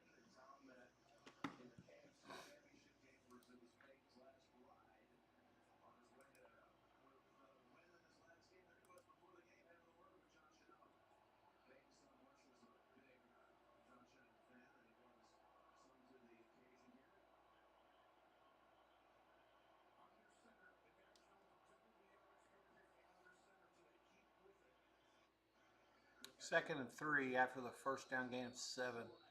Cook's going to get it right near the first down. And just short, which means they're going to run the play, which should work. It's been pretty successful for them. They've been as good as anybody at that play all year, actually, including the Eagles. M. Lewis, I don't get it. I thought they would. Seems like they should. He just he didn't want to miss it. Do you know how much that has to hurt? That 41 just shoves you right in the lower back. I mean, he's got to wear like rib cage padding and back padding for that stupid fucking push. Yeah, I don't get it. I mean, I don't know. Like in my mind, that should be an automatic field goal. Like if you have at least a 65 to 70% chance to make it, you got to kick it. I mean, that puts it at a 2-score game. I just don't know how you can pass that up. I mean, do you really think that the 25-yard net's going to be the proper plus EV play there? Not me. Cook bounces it outside, first down.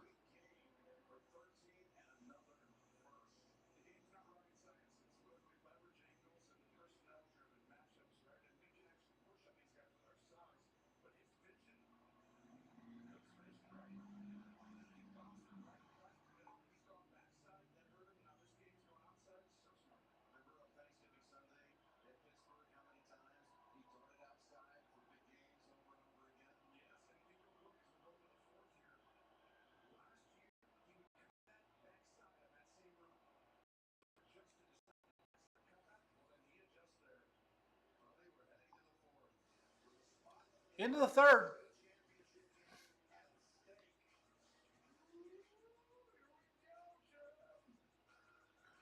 (23-17). Buffalo has it at their 30 after Cook's 12-yard carry. Denver laying 2. In what world is that the fucking right line? As long as they cut the turnovers out, I got nothing. This game should be much closer to a pick 'em, but I understand why it's not. I just don't. The trend line for the game to me is it's all Buffalo. Like it's all Denver had their fun in the first half, and Buffalo kept turning the ball over and giving it to them, and Denver had kicked a couple of field goals and didn't cash in the way they should have. And the fact that they punted there was just a complete. I don't call it all malpractice, but certainly not the right call. M. Lewis got it right. I mean, you can't have a 58-yard field goal and just pass it up, because if they miss it, then the field position gets flipped. I mean, what the fuck? They punted it was 25-yard net. Like, do you think it matters whether Buffalo? I mean, math-wise, it matters if they start at the 48 or the 47 compared to the 25 or the 24.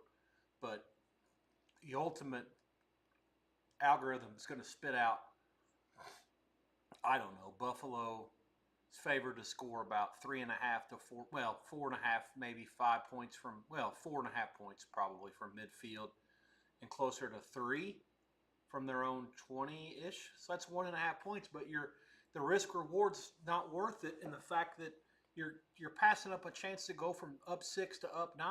I don't get it. Like, someone's going to have to, that's smarter than me, is going to have to explain to me how stupid I am. Otherwise, I'm just going to sit here and cry all day about how the Denver coach is overrated, because that play doesn't make any sense to me. Like, that punt was a negative EV play, regardless of the result. Like, the 3 options are field goal, go for it, punt, and in that order. Like, in no world can you tell me that punting is better than going for or kicking a field goal there. If your kicker doesn't have the leg to make it, that's fine. You're doing the right thing by not kicking the field goal, but don't punt it. Go for it. Find a 4th down play that you like and go get it. I just think the value of points expected on what they did there, they drastically hurt themselves actively of winning the game. The percentage of winning the game then compared to now, in my mind, has decreased a lot. It's 2 basically flat, 53 the total. There's some 53.5 out there as well on the live price. Nothing here. Actually slightly into over. It's not even a Polish middle here at this point. I mean, I've already graded the under bet at 45.5, so loser. I guess I could be wrong. We'll see. It's only sitting 40, so it's not third on possibility, but I've been zigging when they've been zagging on these playoff totals a lot of times, and unfortunately, I feel like I get a beat for the game, and I say, okay, well, it's been a lot of scripted plays with some success, and then the defense starts getting involved, and I think under's right, and then they start scoring again. The Bears game last week was the obvious example of that, where I ended up donking off 3 different under plays. So 2nd and 10, it's caught. Is this Shakir? Yeah. All the way into the red zone. The Broncos are bringing in the strippers, but it's too late. Big play. Gain of about 35 here for Buffalo into the red zone. Now I do like Buffalo live. If you got someone slow to take it down, if you could have got some Buffalo +2 there, that'd have been awesome. I did like them before that. I'm too gun shy. If I didn't have them before the game, I've told you this already, this is the 3rd time now. And I realize they're different markets. And I got to do a better job of differentiating the fact that, these things exist in a vacuum. But ultimately, all this stuff's different. Here's Cook up the middle. Give him 2 yards, maybe 3. The clock will go inside of 14 minutes to go. It's 23-17 Denver.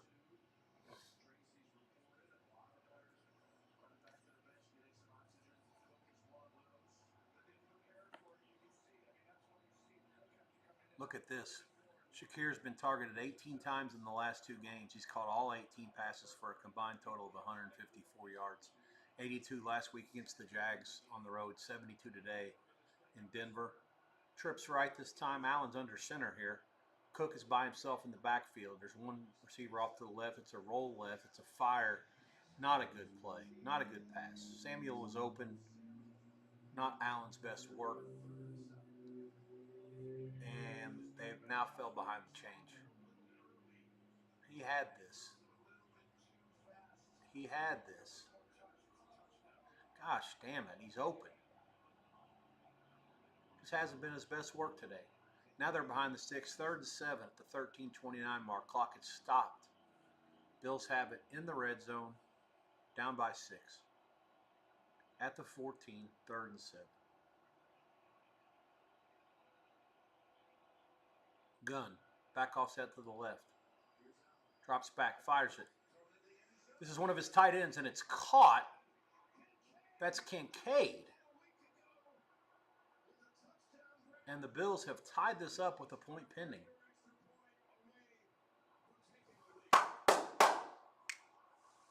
Lose the live total. Don't care about that. Need Buffalo's side.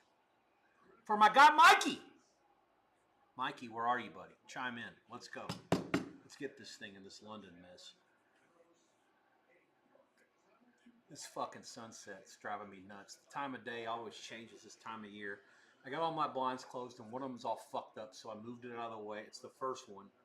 So like now that we're at this, there's about a 12-minute stretch of the day where the sun's right in my dick sucker. If I can't move myself out of the way a little bit.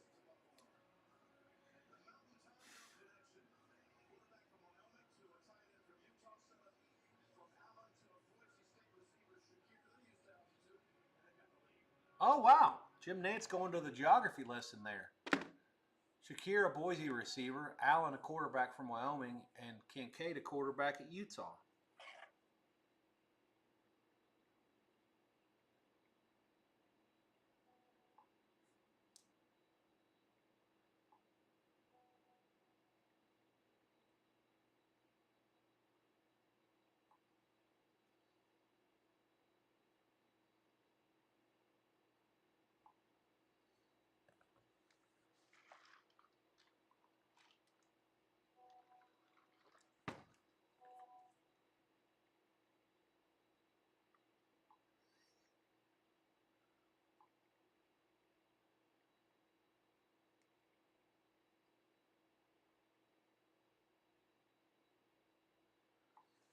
Yeah, so the Bet Online guy, I made a mistake. I thought that they had 3 turnovers.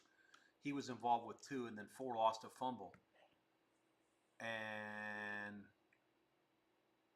he said no, he has 3, and the running back has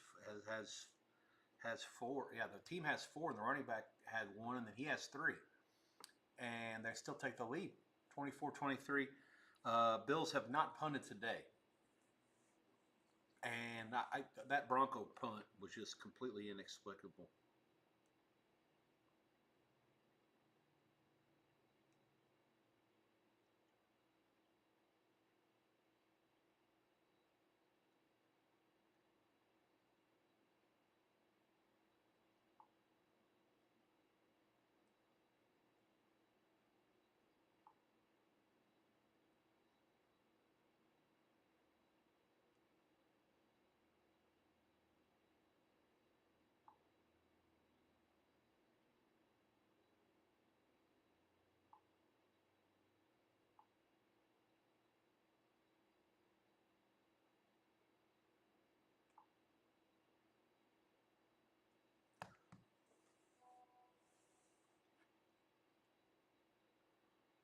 Let's see what he has to say. We're having a discussion about whether the Broncos should have punted it on a 4th down or not.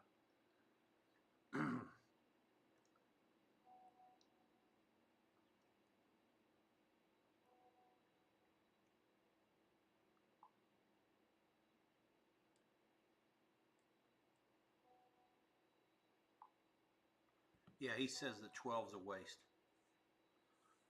It's Harvey, and I agree with him. But I said only on the ground, not in the air. And he said, no, you're right. So, yeah, they probably should have found a way to get 12 involved in the passing game instead of wasting downs giving him the ball on the ground. Let's see what happens here. I agree with that. Any downs that the Broncos give the ball to 12 going forward at this point being behind are complete waste unless they're purposely trying to run the clock out to kick a field goal from the dick line. 13:16 left. Live price has basically gone back down. That's my fault for not being a better host here, giving you the live prices. Let me see what I saw when they were up the last time. God damn it, my bad. At the 32, first down Broncos, play fake, fire, caught. That's 12 again. Harvey, no gain. Bills are favored pretty much everywhere. Totals 56.5, 57. I can't believe I say I like under again, but I fucking kind of do. I don't see Denver scoring again. If Buffalo doesn't help them, they can't score. Like, I got this thing right with the under 45.5. I don't give a shit if it loses. It's already lost. I don't give a shit about that. As long as I feel like I had the good handicap, then I'll have no problem with any of this stuff.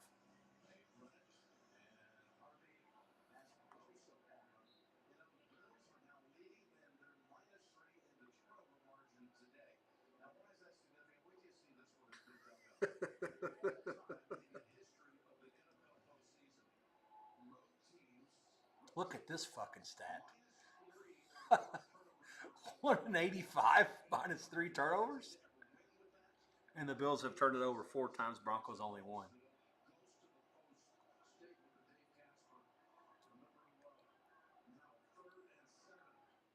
Here we go. Big play here. Gun for the Broncos. There's motion left or right now, back to the left by Sutton. It's next out of the gun, deflected. Punt it, bitch! Let's fucking go! Come on! Boom! 3 and out. Epinesa gets his mid on it. Deflected before it could get out to 17. He's Romo's right. That would have been short. 4th and 7, 11:57 left, and the Broncos are going to have to punt it again.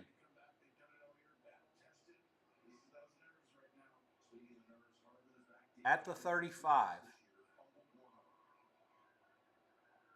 Mecole Hardman back to return the punt. Fresh off the practice team. Also off the game-winning catch last year in the Super Bowl. This ball is bombarded through the end zone. Touchback. 65 yards. The net will be 40 when it's all said and done. Bills will take over again at the 20 or 25. I'm a fucking idiot. I get confused about the rules. 24-23 Bills, 11:50 to go in regulation. Live line coming shortly.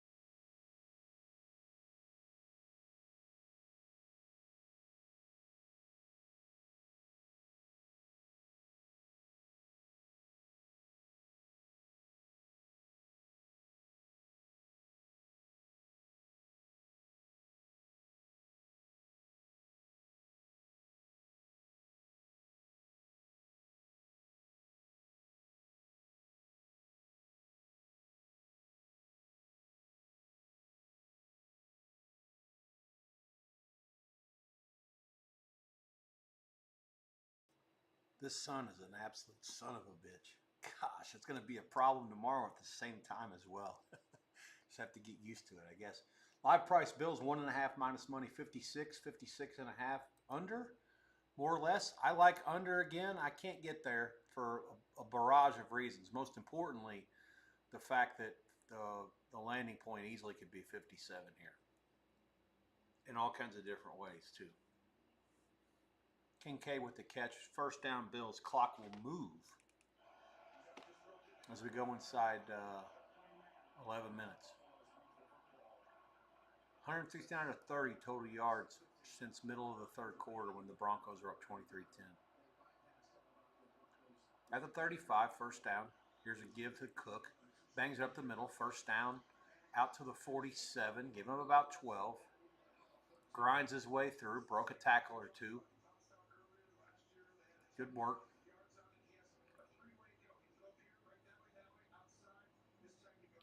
That's actually a great call by Romo. It was a three-way option. He got the ball and he had chances to take it to 2 or 3 different holes there.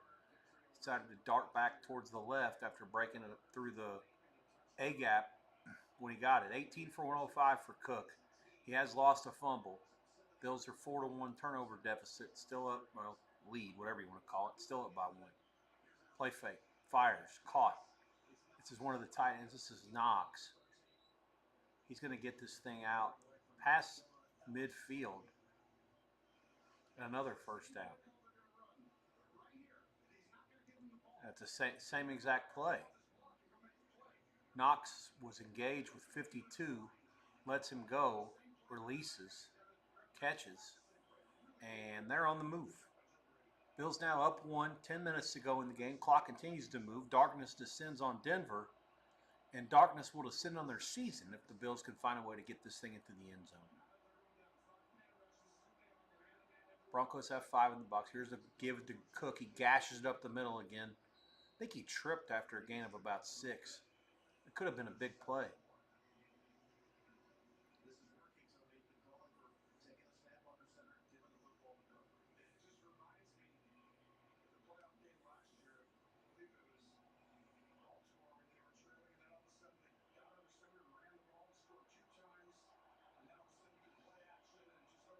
Tenth time this season, that leads the league. Bills have ran for more than twice as many yards as Denver here. This is a toss sweep to the left. Gets 1 block on 2nd and 4. Gets exactly 4 depending on the spot. 7:09 Eastern Time, 4:09 Pacific. Remember this time tomorrow when I'm miserable as well because the sun's beating my dick in through my left and right eyes depending on where I sit. Someone needs to send me about $50 to fix this stupid blind. I am Rex Byers, your host here on the SweatBox, REX_BEYERS.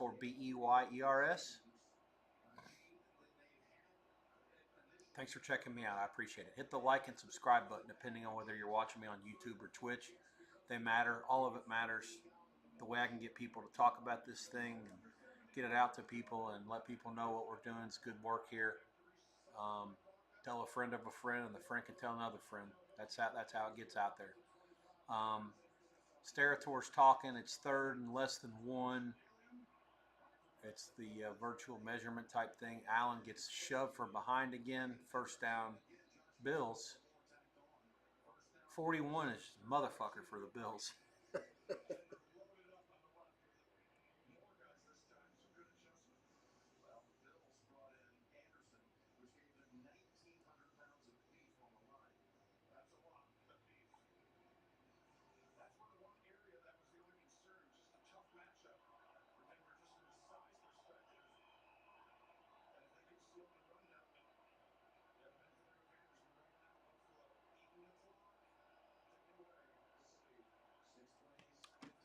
Inside of 8 minutes left, they're at the Denver 28 here.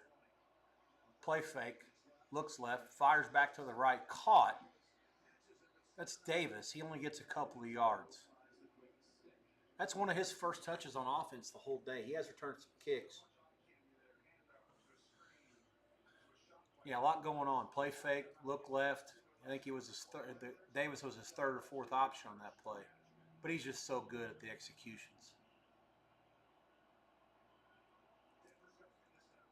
7 minutes and some change to go. 2nd and 9 at the 28. The backfield has one back to the right offset. Now he's to the left after a motion. It's a draw to him. Davis. No, it's a keep. Allen keeps it. Give himself about 5. Ball comes out. They're stripping him.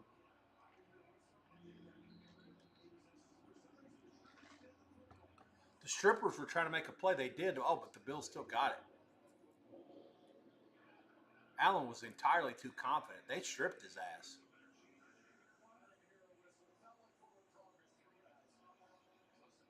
They didn't call it.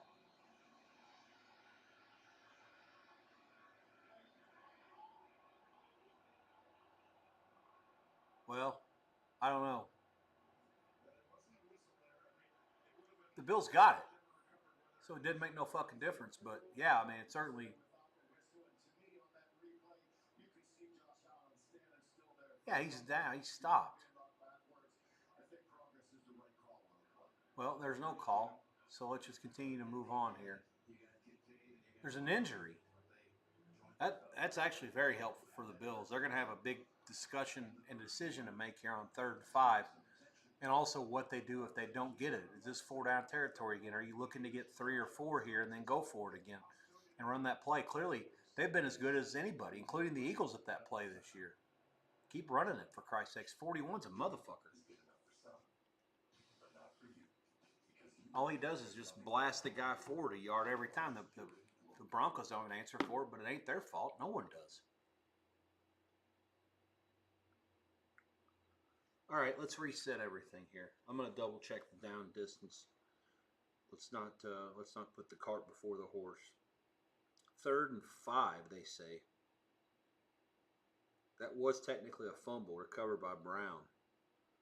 Lock number 6 for Denver was injured, so it's 3rd and 5 at the 23. Buffalo leads it as a pregame 1.5-point dog. Leads Denver 24-23, 9 minutes to go in regulation, give or take. And the live price Bills are now laying 4 dog money. Wow, that seems to be a big number, but I'm not arguing with it. I mean, what have we seen from Denver that allows me to think that they're going to probably be the right side going forward? Matter of fact, if I see a 3 flat, I may go. 4 is a big number just because of all the shit that can happen. I mean, these games turn into absolute wild card, back and forth bullshit all the time. Let me see something here.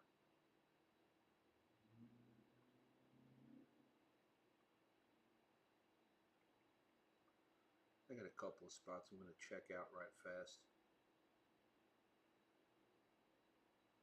Oh, fuck off. A couple of these people don't. Okay, here's we go. 3.5, lay 35 at the Westgate. I don't want to lay 3.5 minus any of that. I would lay 3.5 flat only. Yeah. Nothing. It's kind of back down again. I'm not sure what. Lay 30. Gosh, I don't love it. I'm going to pass. If it was 3.5 flat, I would go. I can't lay 3.5, lay 30. Can't recommend. If you guys can find a 3.5 flat, go. They're fixing to start playing. Scratch it. 3rd and 5, 6.5 to go. Clock on the move. Allen runs a quarterback draw to the right. Awesome. Great execution.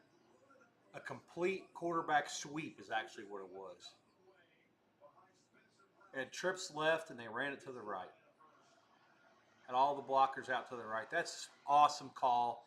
Balls of steel. Great execution. All that. They cracked. One of the tight ends cracked. That's just great execution. Give him credit. Give him a lot of credit. That's the balls of a burglar trying to run that thing.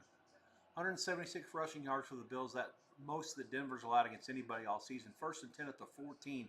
Clock will move inside of 5:40 to go. Cook gets it only a yard this time. They've run that play with a lot of success the whole day. It was the first time that really the Broncos have stopped them on a toss sweep. No game. 5.5 to go. It'll go under 5 minutes before the next snap. 24-23 Bills.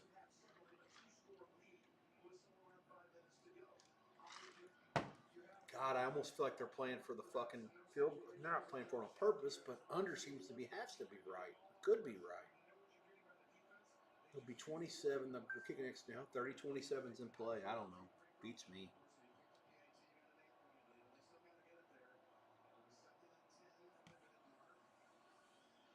Play fake. Fires. Caught. Great play by the defense. Give him a yard. Only. Maybe two. Samuel with the catch.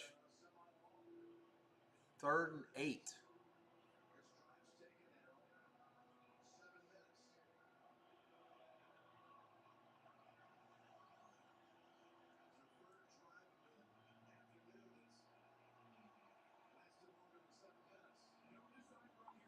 My guy Mikey wants him to go for 2 if he gets a touchdown. I can't argue with him. Why not?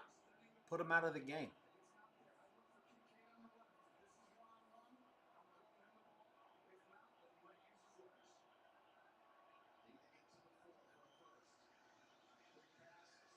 Shakir, catch, score, touchdown.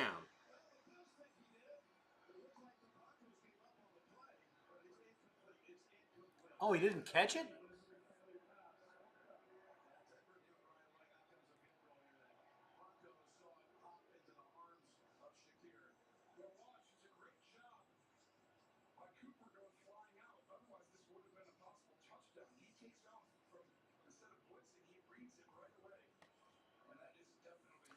Gosh, damn it. That's frustrating. What a great drive, and it all goes up in the air.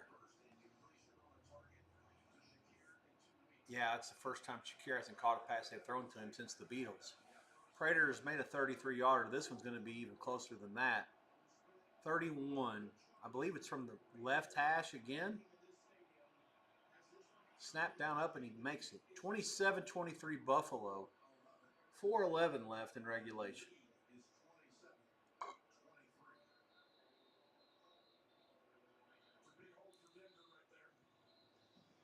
Long drive, but it only ends up in 3 points.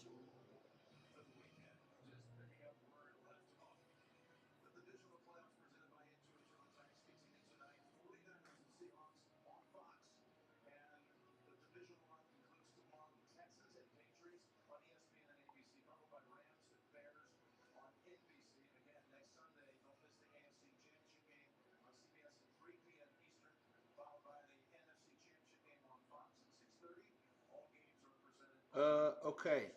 Let me look for the drive summary here. I can't. Uh, that's 12 plays and 63 yards, 7:36 off the clock. It started at their own 20. It ends up in a 31-yard field goal. 7:36 off the clock, more than half the quarter. And the Bills will kick off. 4:11 to go. The live price 3.5 minus a bunch of money and 56.5 over money. 4:07 to go in regulation. The Broncos will take over. All 3 timeouts for both teams. God, I would love to go under 57.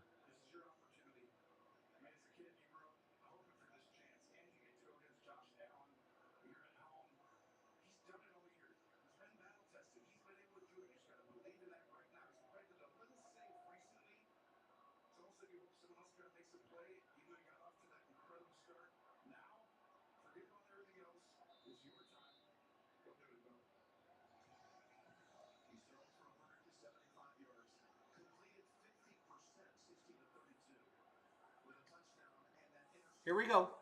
4:06. Nix has it. At the 27, play fake. Bosa coming after him, misses him. Rolls the right, fires it right, throws it right, caught. At the sticks. They're going to say it's a catch. Gain of 11. Is that Sutton? Welcome to the game, sir. I believe he's a first-round draft choice and a multi-contract signee for the Broncos. This one's thrown out to the outside and caught by 45, one of the Atkins, one of the H-back, tight end, fullback types. Clock will move inside of 3:40 before the next snap. The gain was 1 on that play.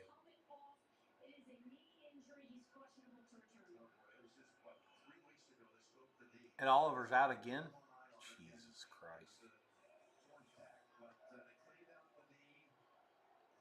At the 39, clock moves still, 3:25 to go, clock still moving, gun, back offset to the left, motion from one of the receivers. Here comes a blitz, they throw it, and it's caught, but for a loss. Mims catches it, loses maybe 2.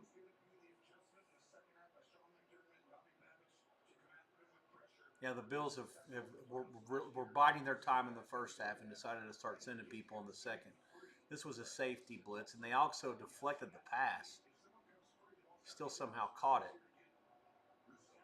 Yeah, the Bills are doing a hell of a job. I mean, they've keep the turnovers out of this game, and they're clearly the superior team. So 27-23, 3rd and 11, 2:41 to go. Clock moving. The Bills have 7 in the box. They're showing a blitz. They back out, only rush 4. Nix fires over the middle, caught. Sutton down to the 40 to 38 of Buffalo, first down. God damn it. Why would you do that? Blitz has been working. Keep sending the guy. Send at least 5. You don't have to send 6 or 7, but send 5. This guy doesn't want to face any pressure. Fuck me.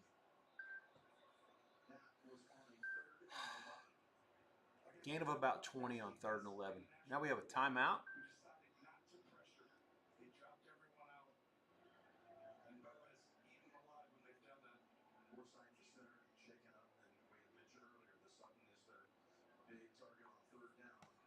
Fuck me. God, that's so bad. Why would you possibly drop out? The blitz has clearly been working almost the whole half.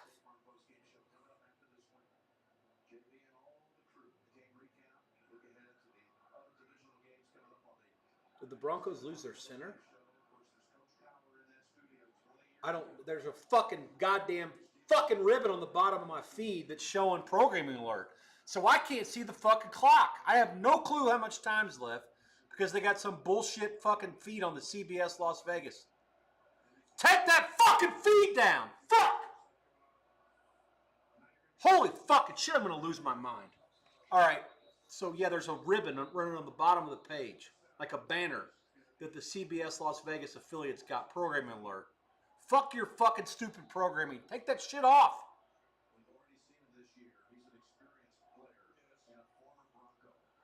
Fucking 70 IQ retards making these decisions for this shit. Fucking joke. 2-minute warning. All right, they took it away. I can fucking stop losing my mind. At the 38, Broncos trail 27-23 at the 2-minute warning. Both teams have all 3 of their timeouts left. Buffalo by 4. We'll figure this thing out after the break. Live prices are coming extremely shortly. I'm going to actually take a little bit of a breath because I almost literally lost my shit like bad for the first time all day. I didn't want to do that. What a good sweat we've got here. The live total under 45.5. A loser do have, as I said before the game, all 4 road teams this weekend. The 2 today are the bigger ones, Buffalo and San Francisco. Actually, not in that order. San Francisco first +7 and Buffalo +1.5 and money line plus money. I am Rex Byers, your host of the SweatBox. Thanks for checking me out. REX_BEYERS, YouTube and Twitch TV. Thanks so much. Live price coming shortly if I can find one pop up here during the break.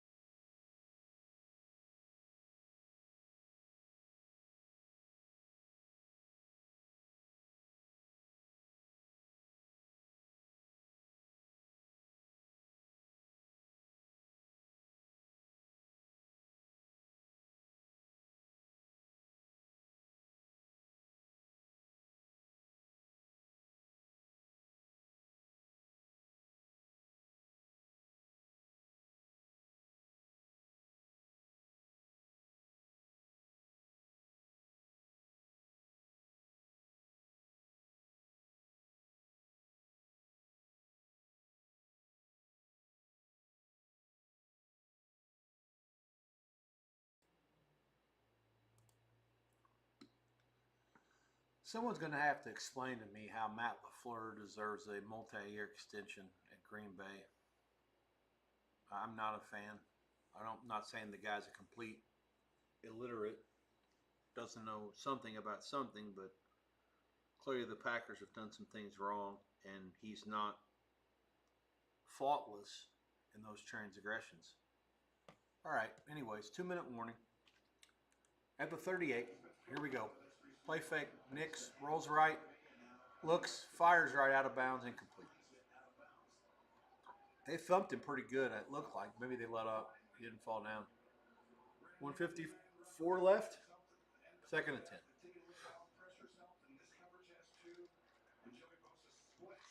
Yeah, I don't understand. Like, come after his ass. Like, what they did on 3rd and 12 there with rushing, 3 or 4. They've been far more successful rushing 5, sometimes 6 this whole half.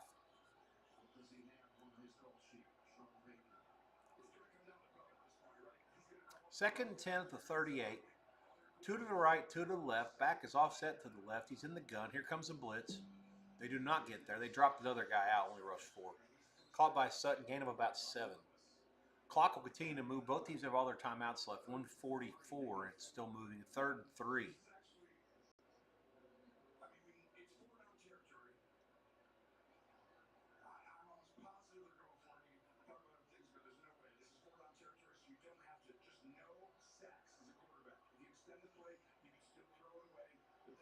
Every time I look up, Auburn's dunking the ball against South Carolina.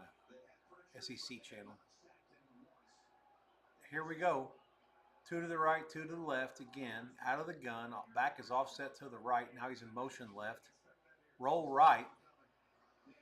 This play's drawn dead, and he somehow fucking ran it for a first down. Fucking believable.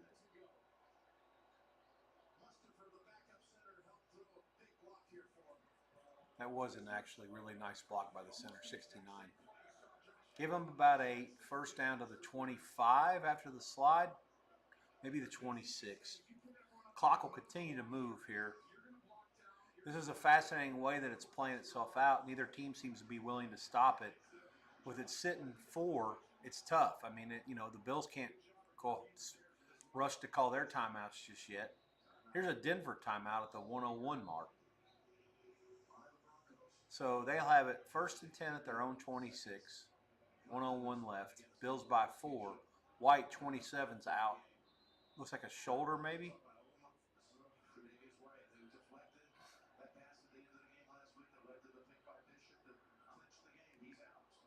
was a quick timeout. Right hash. Motion left. Trips left. Back offset to the right. One other guy to the right here. Nix back. Fires. End zone. Caught. Mims caught it. Touchdown Denver. 55 seconds left.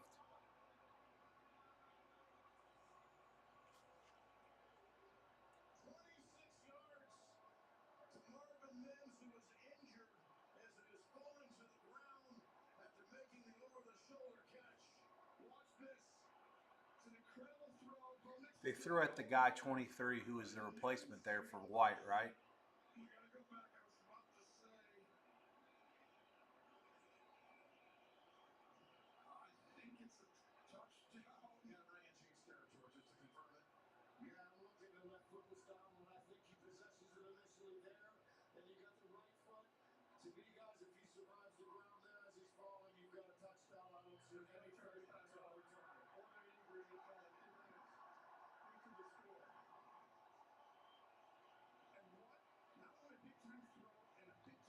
.55 seconds left, and the Broncos are going to take the lead. I believe Mims' catch is going to stand. It's a really nice play. He starts to lose it, but not until he had it for like 3 steps. They can't possibly take this away.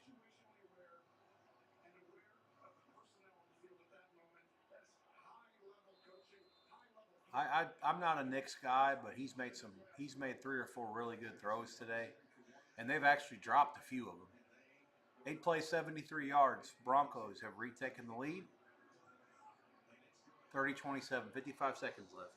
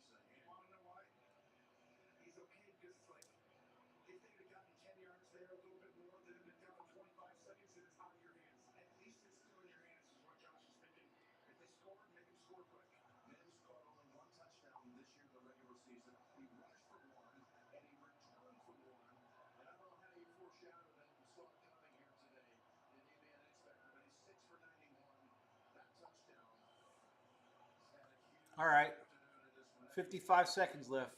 I don't even see a live price.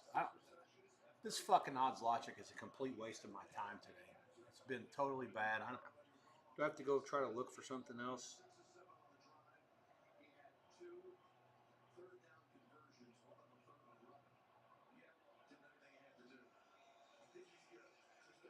Oh, fuck off.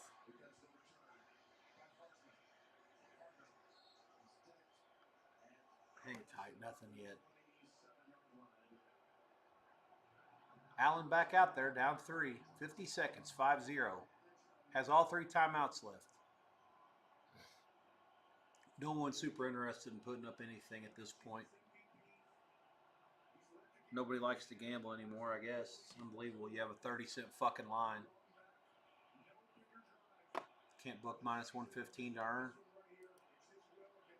At the 23, at the 20, I'm sorry, the 27 is where they'll start. Allen's going to his head with an audible. 2 to each side, motion from the tight end to the left. He's looking left. He steps out of it. He's going to run. He shovels it, caught. Ball is caught by Kincaid, and they're going to call their first timeout. Gain of about 9. It was only a 4-man rush. He steps up and out of it. Wow.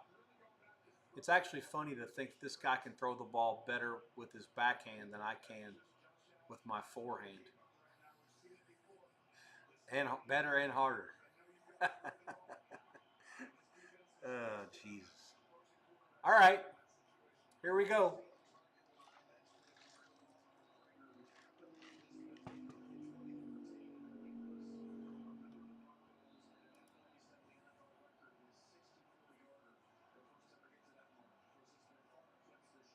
Oh, yeah. Prater kicked 64-yarder in Denver probably about 15 years ago, 12 years ago. So they're saying his range is roughly 60 or so. They want to get it closer than that. I'm thinking they're still trying to play for a touchdown. The Bet Online guy said it. I agreed with him. He said that they left too much time up here for the 17. Here's a throw out, caught. Cooks. That's about a. Now they're saying incomplete. Hold up. That has to be a catch.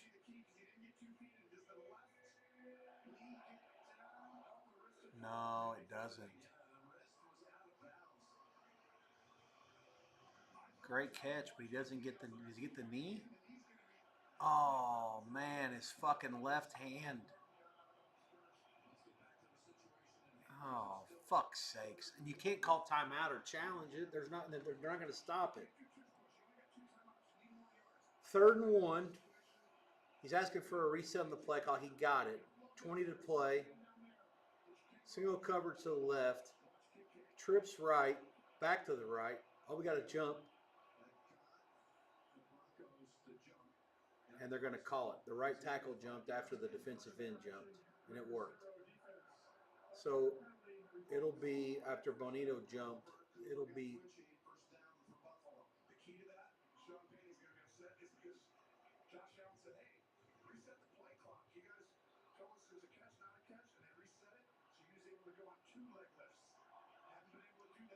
That's actually a great point by Romo. The fact that they had more time to run that play allowed them to go on 2 or on 3 there than on 1. Yeah, great call. So it's an encroachment offsides penalty on 0 for Denver. 37 seconds left at the 41 now they are. Roughly 15 yards from field goal range. Allen back.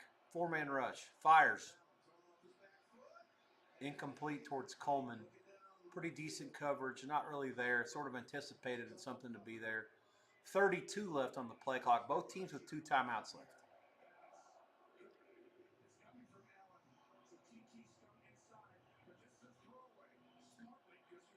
Right. As much as I criticize Romo, he's actually had a really good call today for the most part from what I've heard. A couple of mistakes, but, you know, given how good he was at the start of his career and how terrible he's been this year, today's been a significant upgrade. Allen on 2nd 10, slant, caught. It's a hook and ladder, caught. Davis. He stays in bounds, though. God damn it. Call timeout. Oh, God. Excellent execution.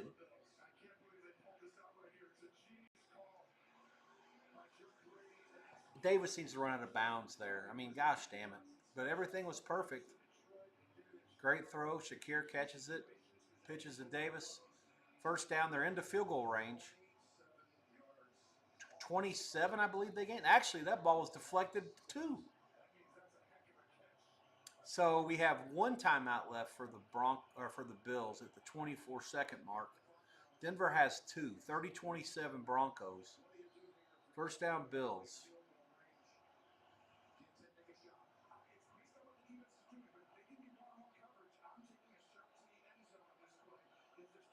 At the 32 is where they're out on the field. Still with 1 timeout. Plenty of time left. Try to pick on the sidelines here. Don't take your shot to the end zone. There's too much time left. Gun. 2 backs. Fires. He's taking a shot to the end zone. Cooks is grabbed in the end zone by Surtain. No call. 19 seconds left. 2nd 10. Not Surtain. 21, the defensive back there. Is that Moss?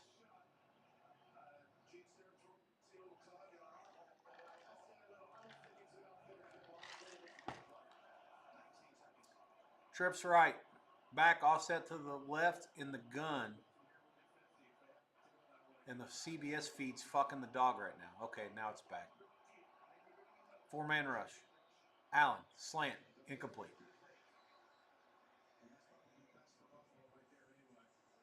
Jim's right. Shakir was the intended receiver. He did not catch it. If he would have, it would have been a short gain, and it would have called their last timeout.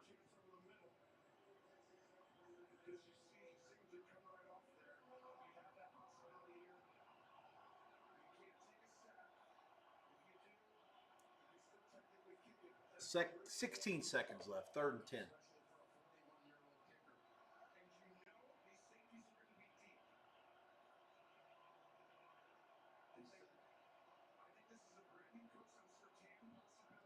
Trips right again. Empty backfield, 2 to the left. Allen out of the gun. Takes his time. Fires over the head of the receiver. Knox was open. Just missed him.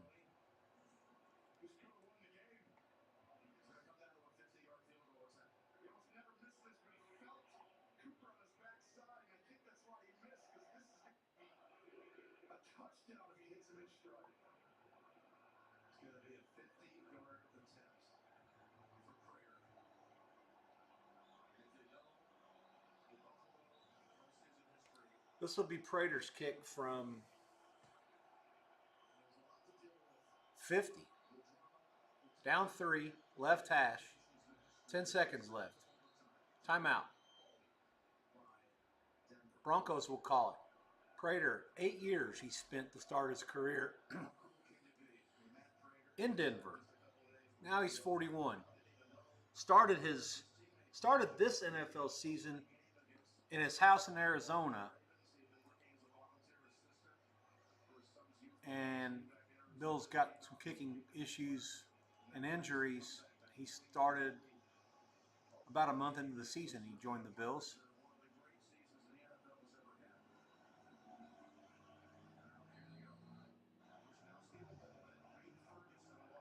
The punter, 19's the holder, who hasn't had any other work to do besides holding kicks today.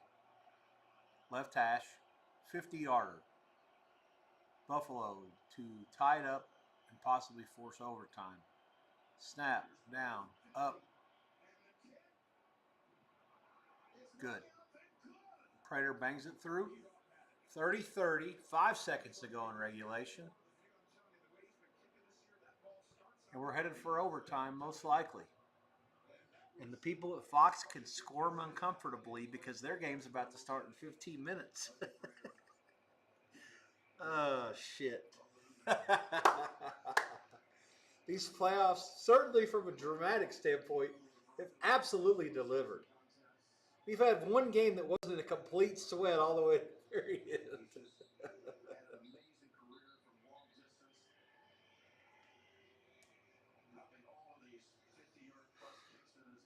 That was a complete nut job right down the middle. Just a screamer. Good from 55 to 57 easily. It would have been good in the Arena League.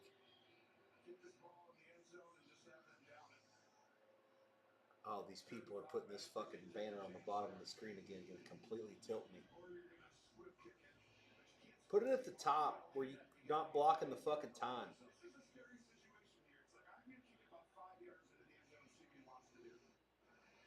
No, you kick it through the fucking goalposts and you make them take a fucking knee.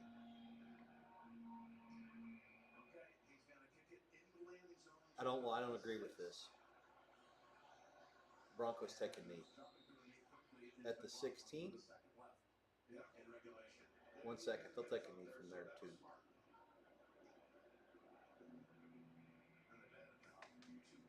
I had talked to one of my buddies earlier. He says, "What would you do? You know, if you're the if you're the Bills and you're up 3? No, no. What was it? What was the situation? They're up 4. Oh shit, I can't remember. Situation. Well, maybe they were up 1. I can't fucking remember. I feel like I have Alzheimer's already. Overtime. Here we go. Hang tight. Coin toss coming. And this is another one of these debates that I've had with Ed and some other people, and it's driving me nuts. Like, in no world is it the correct move in the regular season to defer. Like, you need to take the ball first. It's only 10 minutes. Both teams will have opportunity to possess ball. Next scorer wins game still. Yeah, I don't get it. You have to take the ball first. You have to take the ball first. Like in no world can you sit there and tell me that kicking off is the correct move here math wise. I will never ever allow that. Like, you'll have to give me like overwhelming proof, and you can't. Even without the 10-minute time, even if it's a 15-minute clock, he's conferring probably Peyton's confirming like, well, how much time do we have? Here's what we want to do if we win the toss. So Lutz is going to be out for the toss for Denver as their kicking captain.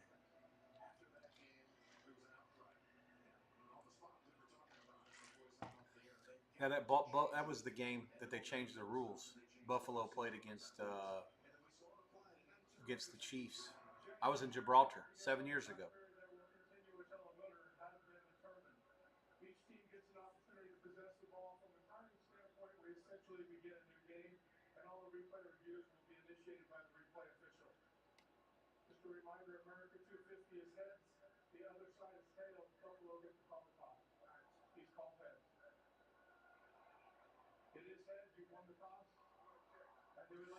Fuck, man. What the fuck do these fucking teams do this?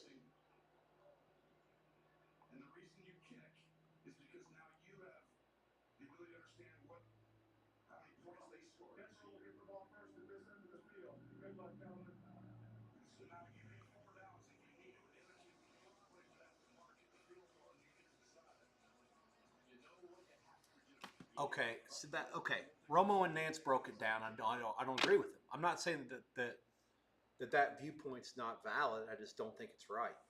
If you kick it, then you know what you need when you get the ball, and therefore that gives you the 4th down chance to go for it.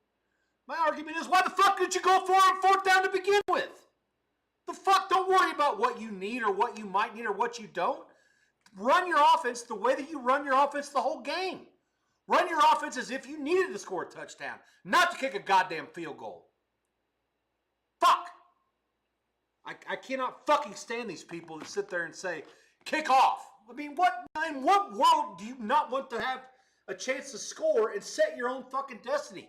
Put them behind the 8 ball and do it.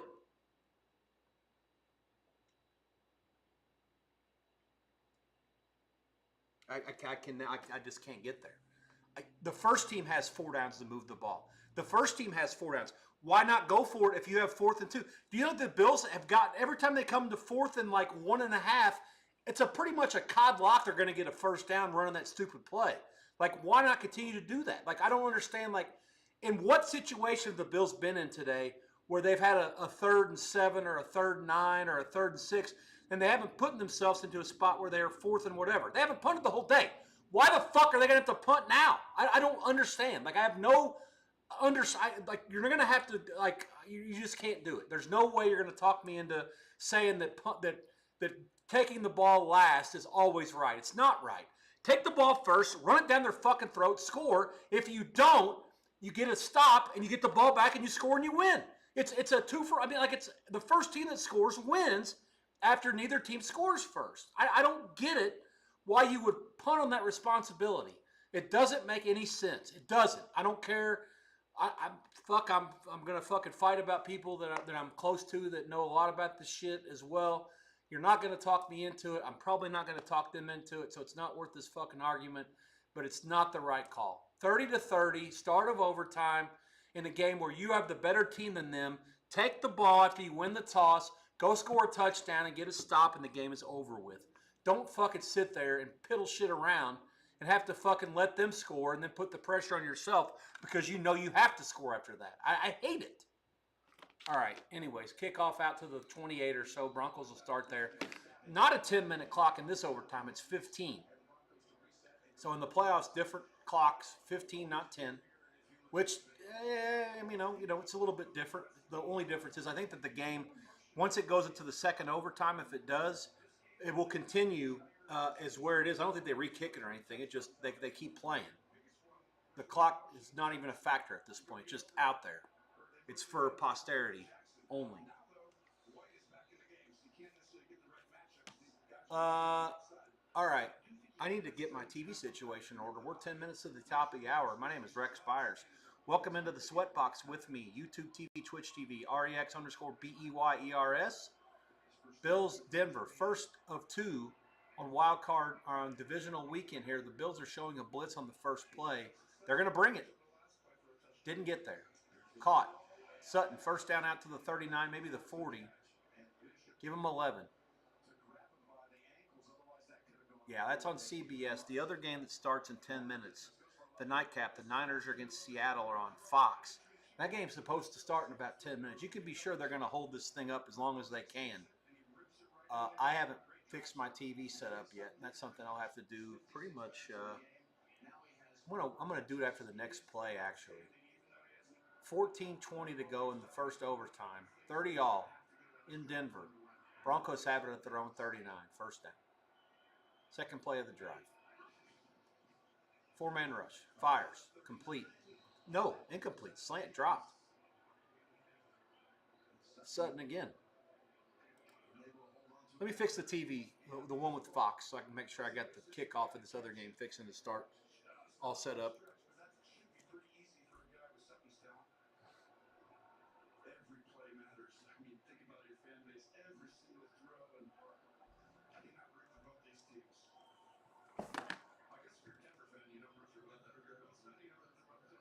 All right, I thought I hit the mute, but I did not. I did hit the intermission quick.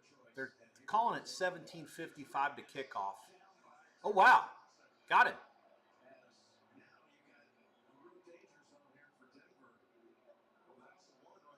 Donald's oblique is good enough for him to play, which I'm not surprised by. Let's also remember he has, I believe, 0 playoff wins in his career. 3rd and 11, 13:42 to go. Clock moving.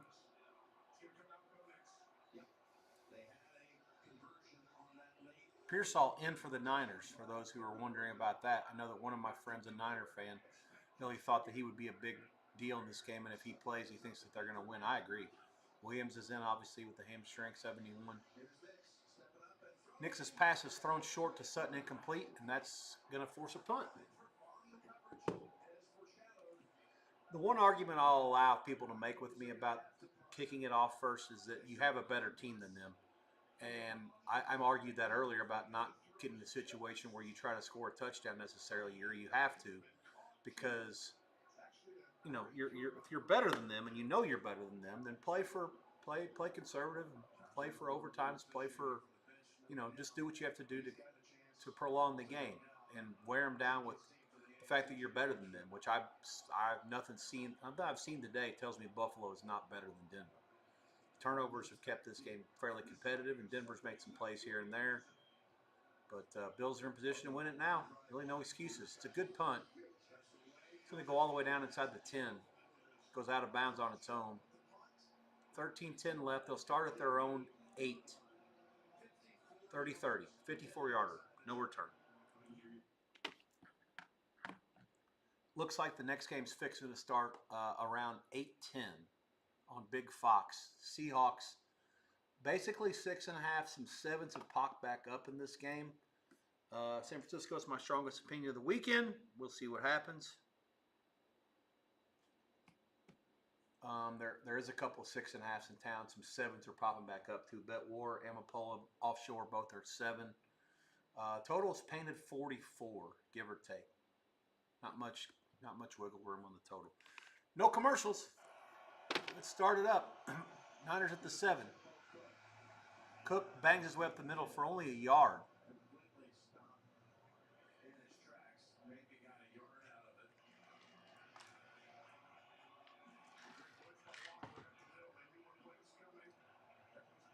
JC Lentz, 9622 Hyatt. Stan, good to see you, Rexy. Hi, Dan. How are you? Hopefully you and your family are well. Thanks for checking in on me here. Appreciate you. Hopefully you didn't lose your cool when I lost my cool a minute ago.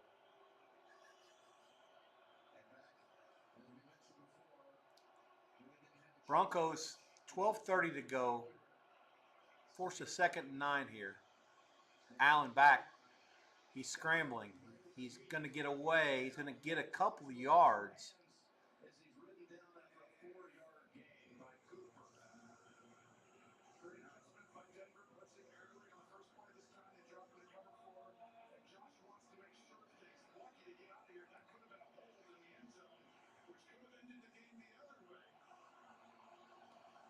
I can't have it. Like, no one's going to sit here and tell me the Bills force a punt, then they have to punt, then the Broncos get the ball back and kick a field goal from the moon and they win. And it's all because you only got the ball once and they got it twice. You're never going to tell me that that's the right style. Never. 3rd and 5 at the 11. Allen back. They only rushed 2. He dumps it off to the tight end. It's caught at the 24.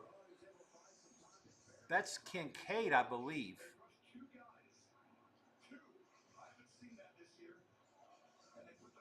Happened last week, Tony. They rushed 2 a couple teams rushed 2 last week.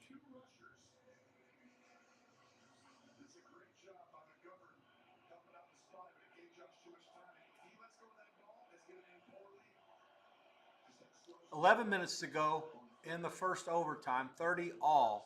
Bills at their own 25. They're out of the eye. To give is to Cook. He bangs it up the middle. Give him 2. They're going to shove him. They haven't blown the whistle yet. Now they do. Give him 3. 10:47, clock moving, first overtime. The Fox people are squirming in their fucking seats. Absolutely tremendous. They're praying for this thing to get over. I've been in this situation before where you're out and you know one of the networks is just begging for the other one to get over. Hey, if you have an overtime game and you got a 3.5 hour window, fucking that's what happens. You live by the sword, you die by it. Bills. There's a timeout. Denver calls it. 10:12 to go.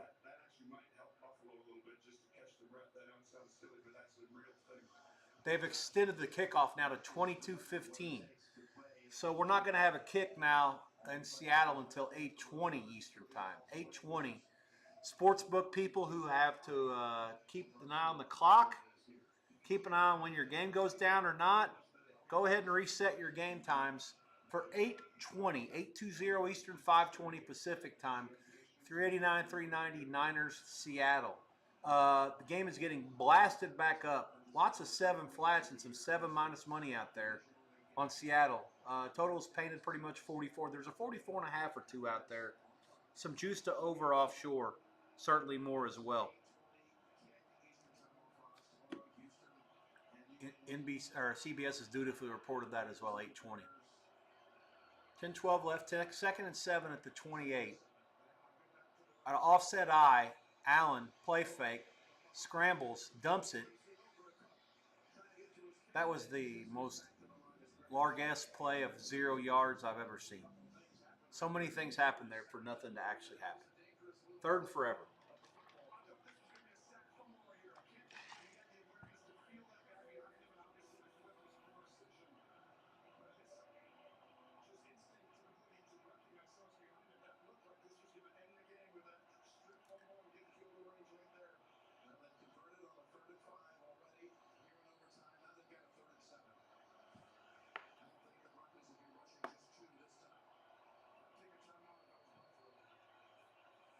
Five on the play clock, 9:25 in regulation.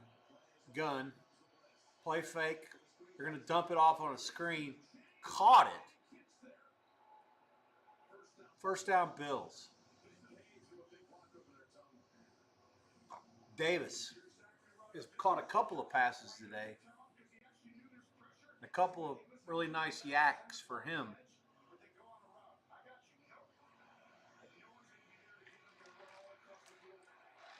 I thought the hesitation and the fact that he had the double pump to get it to him was going to ruin the play, but it didn't. Out to the 36, gain of 9 on 3rd and 7. First down, Bills, 8:48 to go, clock moving. Trips right, jumbo formation, 1 back, toss to the right. Not this time. Broncos are ready for it. Nothing.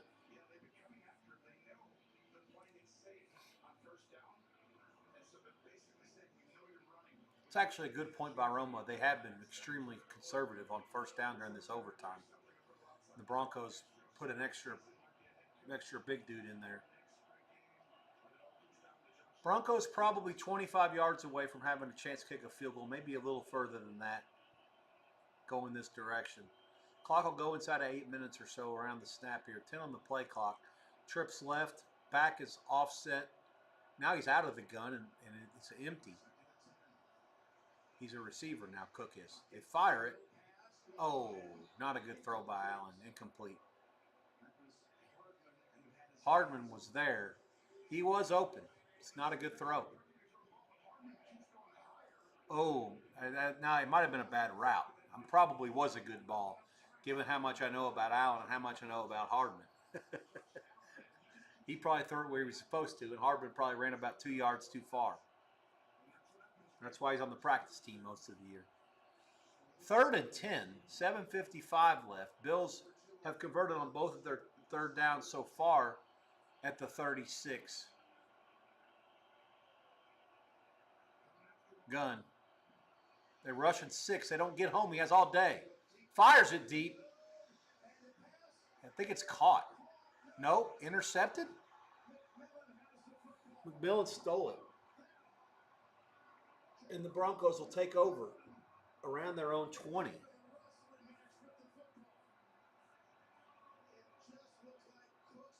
Cooks didn't quite possess it. Thought he had it for a second. When he rolled over, he didn't have it anymore.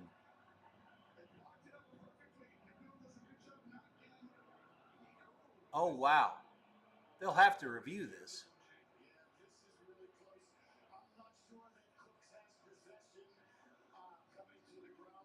Oh. Oh, no. How could he not have catch that? Oh, you've got to be shitting me. That's going to be a pick. I don't see how they overturn it. He had it, but he didn't possess it. The refs are going to review it, and there can't even be a live line because of that, which fucking sucks. 7:46 left in overtime, the first overtime. And at this point now, there's no review. Broncos will take over at their own 20 or so, and the next score wins the game. Now they are going to try to review it.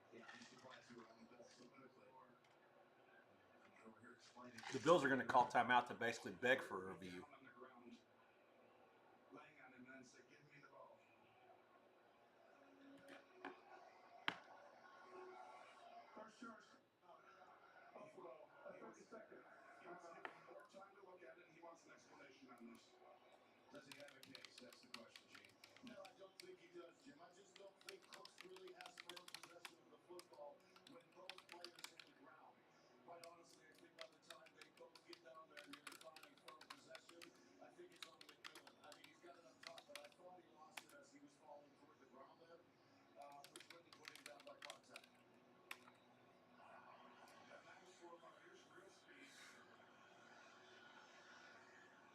How did that happen?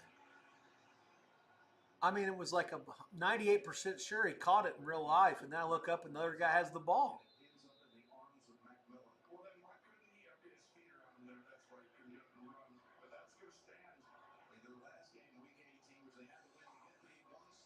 I just don't understand the thought process behind willingly giving the ball to the other team first.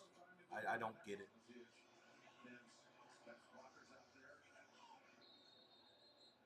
Gain of 3 on the first play from the 20 is where they started. We'll move inside of the halfway point of the first overtime on the next snap. Next score will be the winning score. Huge favorite for the final to be 33-30 in this game. Fox is going to do their damnedest to delay this fucking game. It's still 15 minutes to kickoff. I promise you it'll be more than that if this one's still playing. Broncos are out of the gun here. 2 to each side. Back is offset to the right. Buffalo's showing a blitz here. 2nd and 7. Motion left. They only rush 4. Fired out to the right. Caught. A broken tackle. Out towards midfield for the Broncos. Pretty big play. 25 or so. That's the kid from Central Florida, Harvey. Which is what I've always thought that was the right call for him in this game anyways. To be running the ball is a complete waste of time. But him catching the ball is not a waste of time. He can get it done. So Broncos now roughly 15 yards away from field goal range, give or take.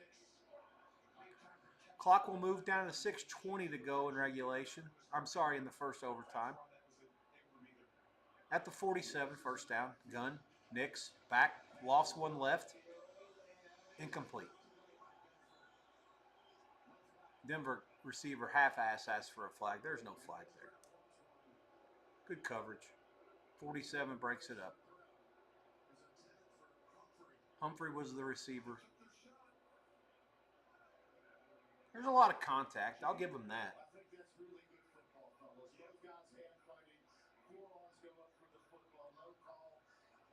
Sterator content with it. That's good enough for me.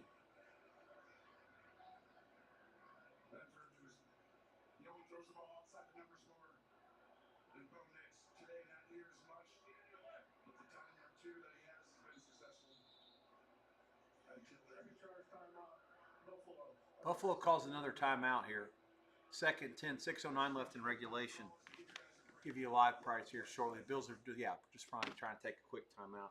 I'll reset everything for you. Tom Rinaldi and Andrews are reporting from Seattle on Big Fox. 49ers. Seahawks about to kick their big steam on the Seahawks here at the end. Not good for someone like me who thinks the Niners are the best play of the whole weekend. I think they can win this game outright. They've already won up there this season in week 1. They're catching 7 minus money. It's a short week travel spot. All this other bullshit that's working against them. Let's just see what happens. Let's see how the best coach team in football with a bunch of guys that can make plays. Number 1, number 23, Tongas, 44. Let's see what those guys can do on offense against the Seattle defense this time. They're here. We're here. Let's see what happens. Kickoff, 12 minutes and some change away, 8:20, give or take Eastern time, 5:20 on the West Coast. Let's see. Live price, Denver and Buffalo. I don't see anything. It's already up. Jesus Christ.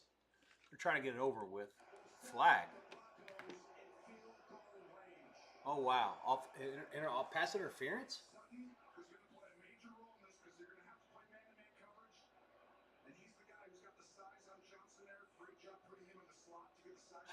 Florida State leads Wake Forest 66-64 on ESPN2 in college basketball. Duke has beat Stanford 80-50 in Palo Alto. Auburn 69-67 with 4 seconds left leads South Carolina at home. Personal foul.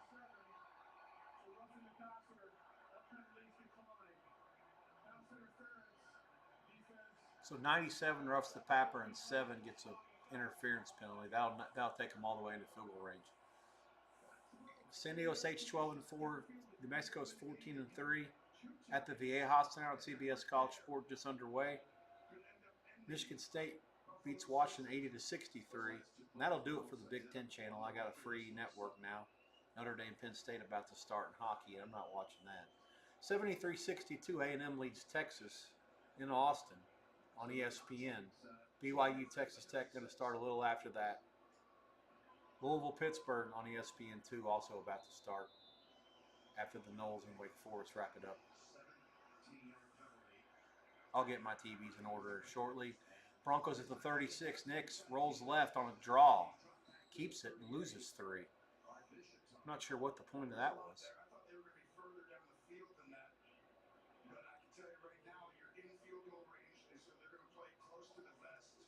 So are they going to set up Lutz to kick a 55-fucking-yard field goal here? Like, the stupidity for these teams is like knows no bounds. I don't care what the elevation is. Can you not do a little better than that, get a little closer than that?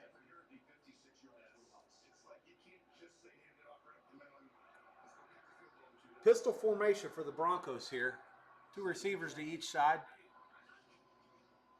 2 tight ends. Takes a shot. Incomplete. Oh, and a flag comes down on White. Terrible fucking call. No way.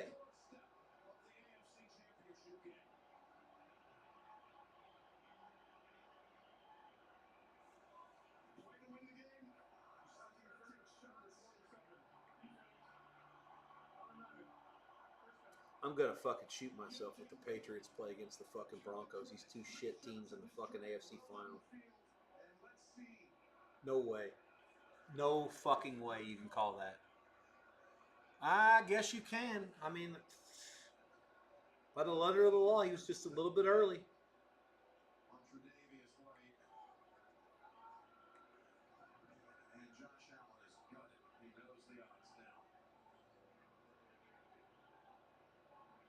5:17 left. First and goal for the Broncos at the Buffalo 8. Nix is going to roll to his left, take a knee at the 11. And Lutz will kick it from about 28 or 29 from close to the middle of the field to win the game 33-30.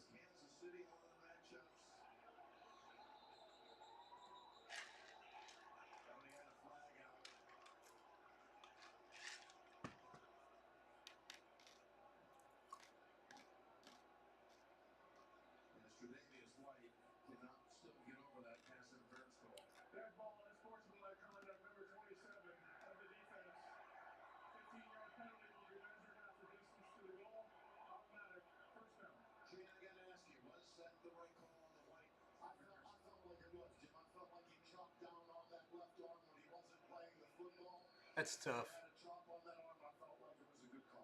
That's tough. The whole thing's tough. White's a supreme competitor, a great player. Completely lost his mind there. And anyways, that'll make the field goal 7.5 yards closer. from 24, Broncos to win it. 4:48 to go in the first overtime. Timeout, Bills.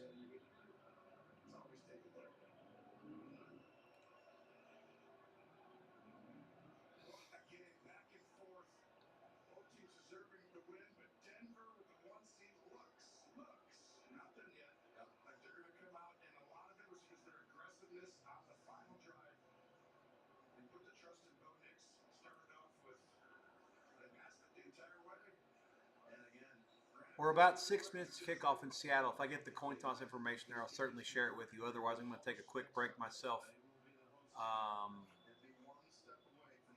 Once we wrap this up.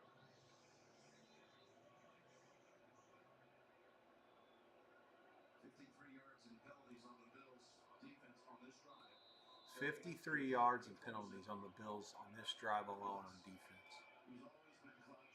I just, no one can ever sit here and tell me that deferring in overtime is the right move, ever. Snap down up, good. Denver, 33, Buffalo, 30. They will move on, and they will host the winner of Houston and New England tomorrow in the AFC Championship game next Sunday. That game will be played at noon Pacific, 3 Eastern on CBS. The NFC Final at 3:30 Pacific, 6:30 Eastern on Fox, between the winner of the Niners and Seahawks, which is also tonight, against the Rams and the Bears, which is tomorrow. If the Niners win, they will play on the road. If the Seahawks win, they will play at home. That's all I got.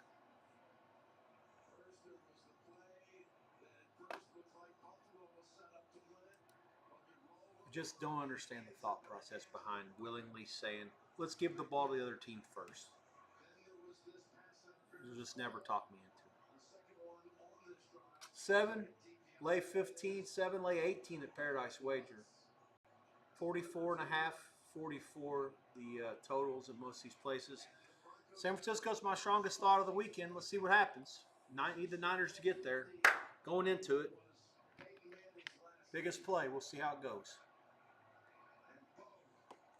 I've had enough of these fucking CBS announcers. Let's see. Let's go to 5. 5.1 is the Fox affiliate. We have Fox. In a year. All right, all set there. And I can put the Knights on the other TV. They don't play for another couple hours, but hey, set it up. Why not? Yeah, 44, 44.5 the total. First half prices in this game. Seattle is laying somewhere between 3.5 minus money and 4 flat. There is a 4.5 dog money out there as well. 21.5 flat, 22.5 flat, 22.5 under a little bit at some spots as well, which makes sense with the 44, 44.5. So that's that. We're fixing to start this game in about 3 minutes. I will be back in about 3 minutes. Game 2 of the divisional doubleheader.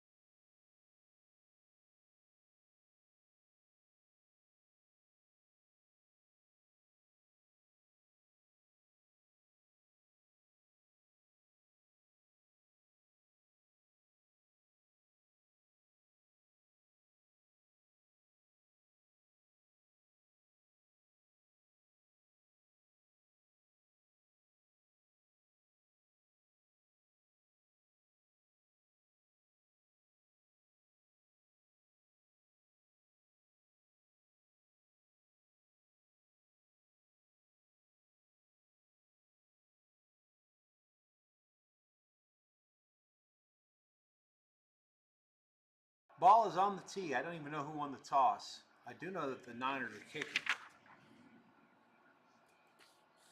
which I take as a good sign of someone who has the Niners here in pocket. Uh-oh.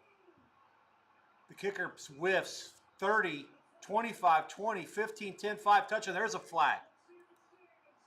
Shaheed runs it back for a touchdown 13 seconds in if there's no penalty.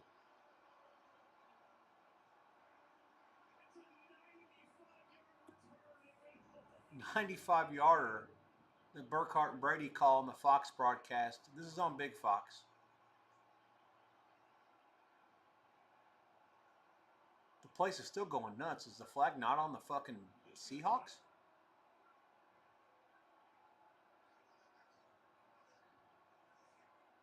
I'm actually shocked there's not more red in there. Where's the crowd? Where's the Niner crowd?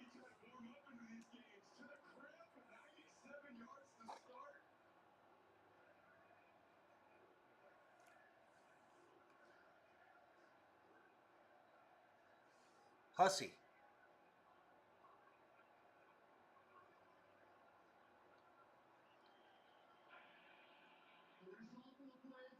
Oh, fuck me.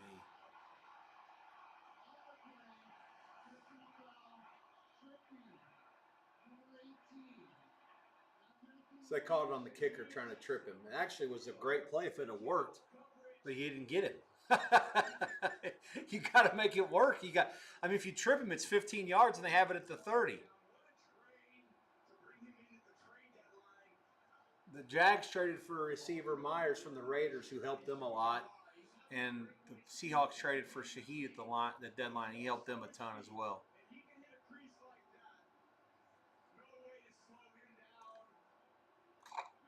It's funny they called tripping Pinheiro. It's not even a good soccer tackle.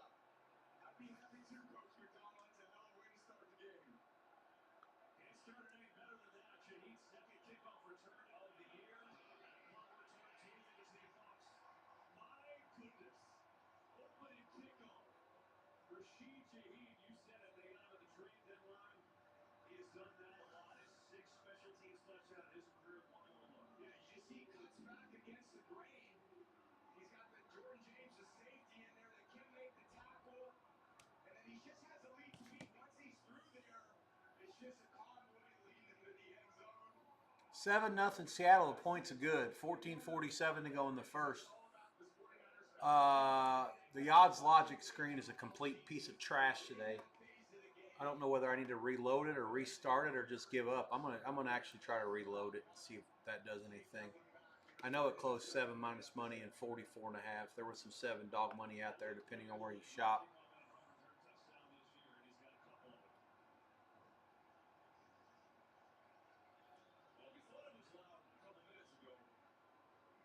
Not an ideal start.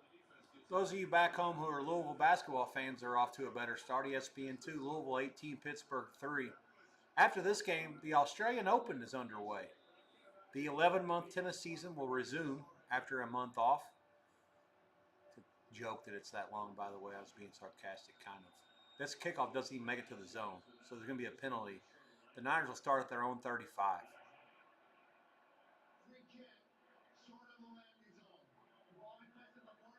The 40, sorry. Live price 11.5 and 51. Okay, so me reloading the page did actually help there. Getting Chris and Pinnacle giving me the numbers back. 51, which is right. I mean, it was 44, 44 and a half. They scored a touchdown for 13 seconds. Basically, you tack on 7 points or close to it to the number to get the new live price. Purdy will go under center to start this drive for the Niners. He has one back behind him, juice check 44, the fullback. The H-back's in motion. Now he's back into the fullback. Play fake. Purdy. He gets hit as he throws. They haven't blown the whistle yet. If they don't, it's going to be 14-0 Seattle. Emmanuel gets it on the ground and runs it back in for a touchdown, but they do blow the whistle. It was a forward motion on the arm. He got hit. Oh, I don't know. Number 0 for Seattle hits him right when he throws it. Jesus. They only rushed 4. Ugh, fuck, this is worse than what happened 2 weeks ago. 2nd and 10 at the 40. Crowd is at a fever pitch here. Niners back, fire left, caught. That's Jennings for about 4, maybe 3.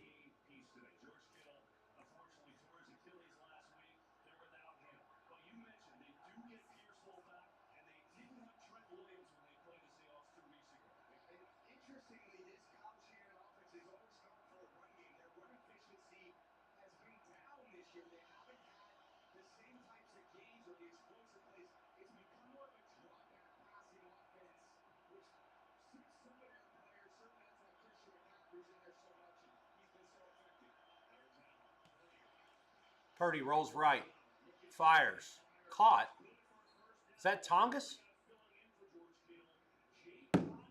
My guy, Tongas.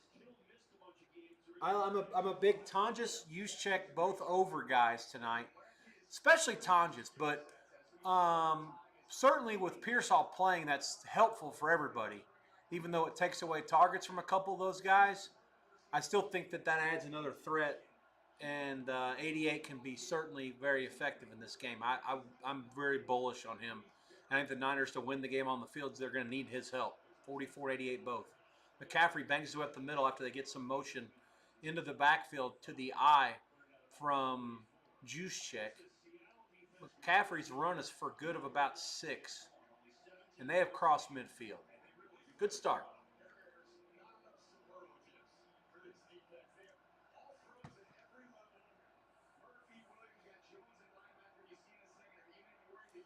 Not particularly enamored with listening to Tom Brady and Kevin Burkhardt. I'll turn this down a little bit. 2nd 3 at the 43. Toss sweep. This is Robinson. He bangs it for probably 2, just a smidge short.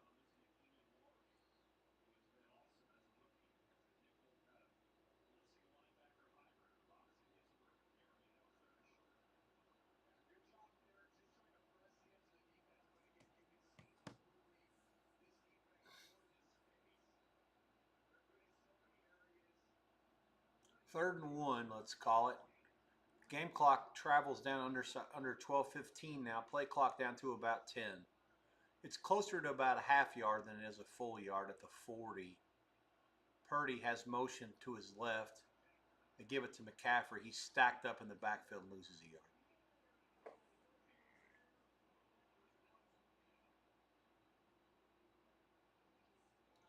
Stevie Wonder could have seen what was happening there. 91 just ate that big fat fuck, just ate the entire play up. Just nothing going on in the A or B gaps, either one. Complete waste. And now you have to wonder what you're trying to do because, I mean, they're going to go, which is the right call. It's 4th and a longer one now, probably full yard, maybe a little more than that. McCaffrey empties the backfield altogether. Purdy's by himself. Jumbo formation. Oh, no. Jennings catches it first down, but there's a timeout before the play was called.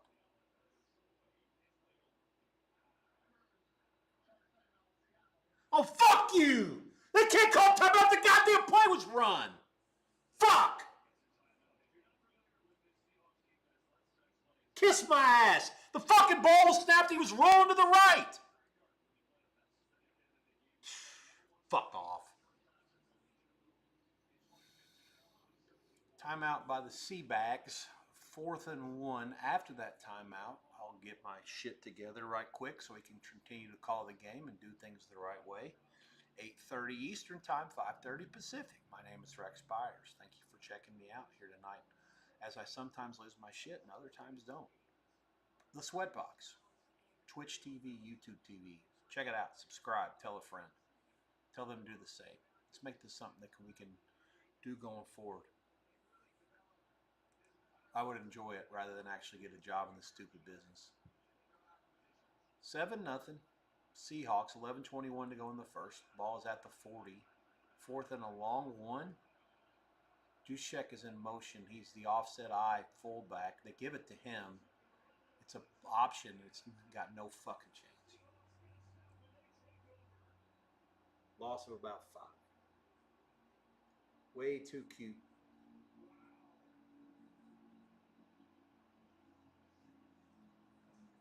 Kyle Shanahan's completely losing his fucking mind, especially to Hussey. And yeah, he should be. I mean, that's you can't do that.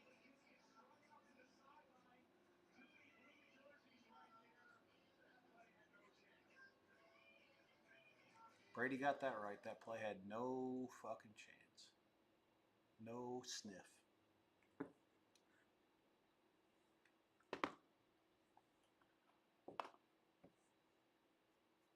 Seattle 7 and now coming to bat. Yes, they haven't batted yet. And the Niners nil. 11:16 to go in the first. Live price 13 and a half. 49 and a half. There's a 51 under out there. I want to watch Seattle have the ball first. Let's see what happens on this first drive. I really want to take some Niners plus 13 and a half. I can't quite commit to the cause just yet, based on the fact that they haven't tackled the other fucking team yet.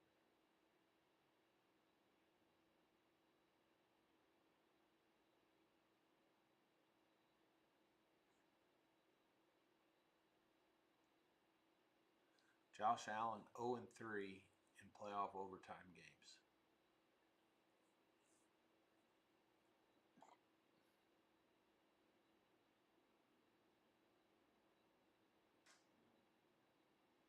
And yet I hate the fact that most of the time it's his coaching staff and defense that puts him in untenable situations. He's not unguilty of any of these losses, but he sure hasn't been the major culprit in most of them, I don't think. Mississippi State, no miss. Underway in Starkville on the SEC channel. No score there. New Mexico leads San Diego State 27-24 at the Viejas. High scoring game, 8:43 to go in the first half. BYU and Texas Tech tied at 19 in Lubbock, 11 minutes in. Two teams 16-1 against 13-4. Top 15, both of them, in the rankings coming in. Pretty good, solid game. And Louisville leads Pitt 28-7 at the, I believe it's the Peterson Center in Pittsburgh. 31-7 Cards, 10 minutes into the first half.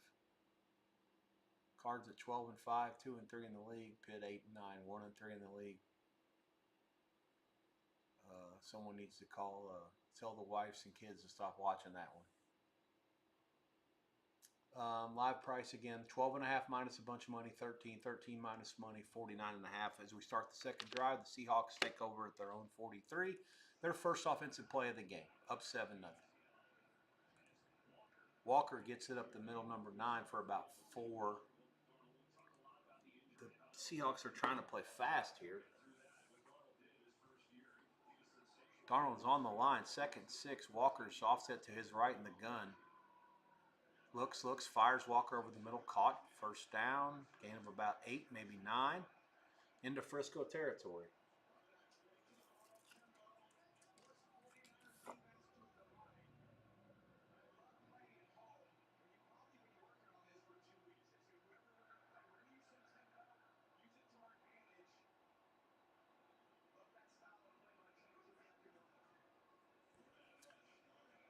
Four-man rush. Darnold fires over the middle, incomplete to Smith-Njigba.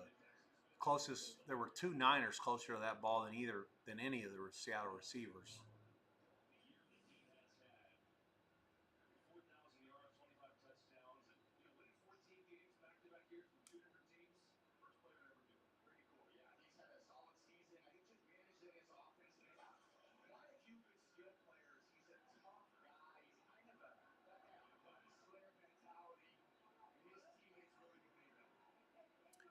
Seattle's now in the eye after some motion. It's a toss sweep to the left. Wow. Charbonnet bangs his way through for about 13 off that left side. First down for the Bags. Clock will move inside of 10 minutes to go in the first quarter. 7 zap.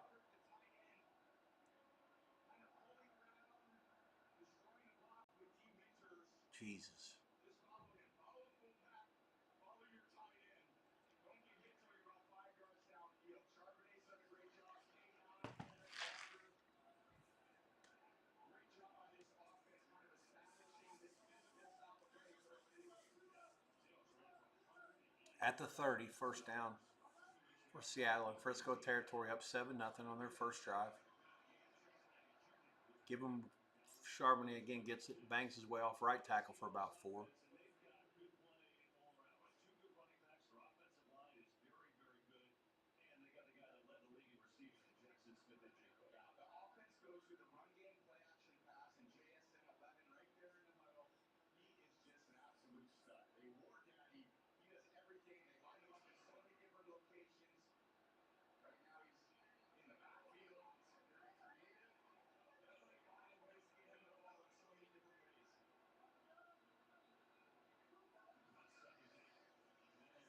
Darnold fires it left, complete. This is Cup, 2nd and 6, gain of about 5. Be 3rd and short. Clock moves inside of 9 minutes to go in the first quarter.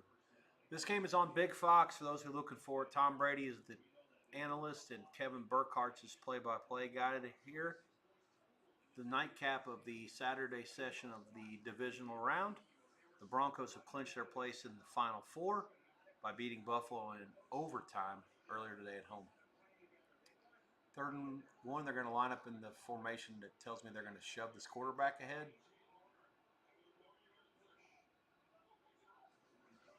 They do it.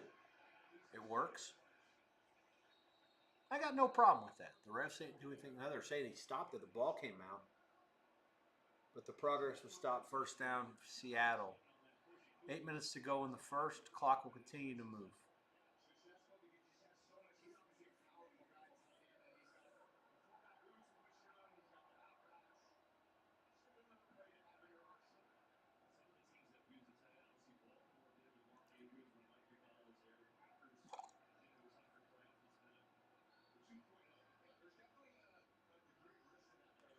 I wish I had a Louisville bet tonight. Jesus. They're beating Pittsburgh like a teenage pecker.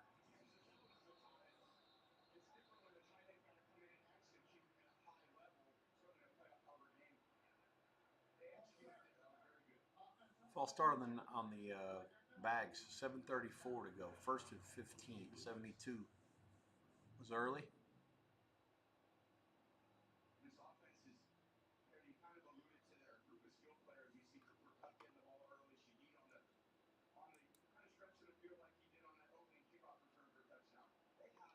Clock moves inside of 7:20 to go in the first. 1st and 15 at the 25. Oh, the line went off the screen. Something might happen here. No, not so bad. This is Walker gets it. He banks his way forward on the right, off right tackle for about 7. Maybe 6. 2nd and 9. Clock will be down around 6:30 when they snap the ball the next time. Saddle's in no rush.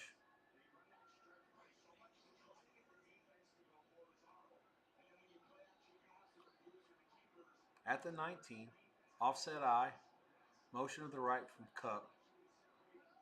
Fullback is off to the right. The play fake, roll right, fires, caught, Cup again. Give him 8 more. Be 3rd and 2, maybe 1. It'll go under 6 minutes before the next snap.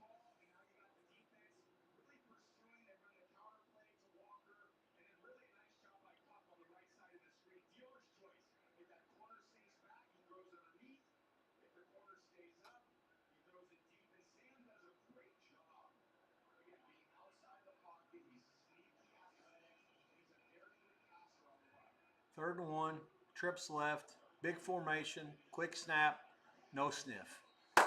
No fucking sniff! Charbonnet picked up in the back by 53 and 4. Lenore, both back there. Robert Solid claps his defense on. Great work. 53 winners.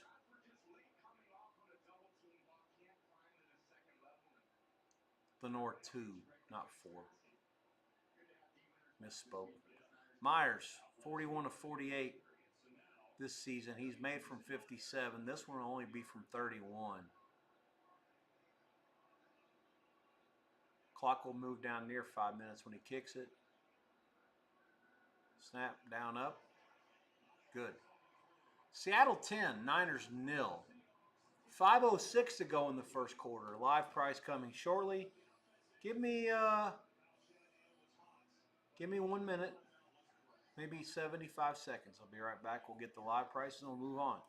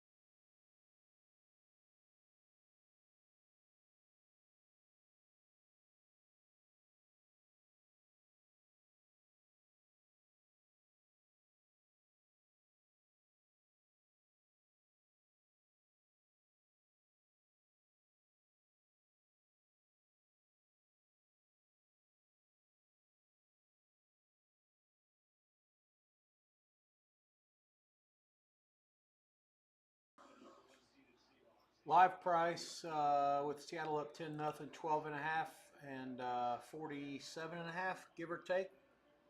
Lean Niners. I need to see something out of them a little bit. I'm willing to take a worse number if they do it. Let's hang tight for the time being. Of course, the Niners were my biggest opinion of the day to begin with before any of this nonsense, so it's easier for me to continue to lean them. Probably have a better live opinion tomorrow than I do now. Get the screen back up here. Sorry about that. Thanks for checking me out. 8:45 Eastern. Rex Byers, your host here on the SweatBox. BEYERS. REX underscore Byers on Twitter and X. And obviously the feeds are available on YouTube and Twitch TV. Thanks for checking me out. I appreciate that. You got plenty of places to watch games and watch other people watch games. It's very cool that you guys spend some time with me watching the games. At the 28th, where the Niners will start the second drive, or the third, their second drive, sorry. Here's an inside draw to McCaffrey. He bangs his way forward for about 3, maybe 4.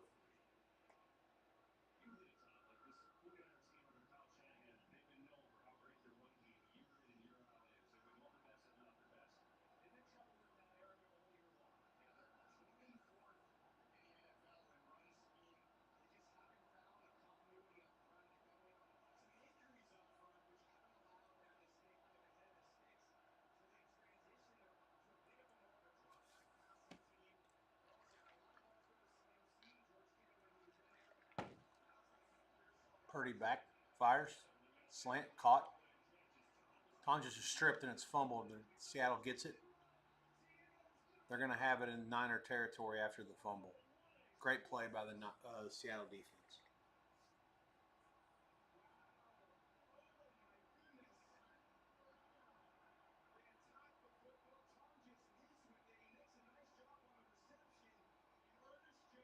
"13 just took it from him. Just flat out fucking stripped him. They had a guy ready to tackle and they had a guy ready to strip.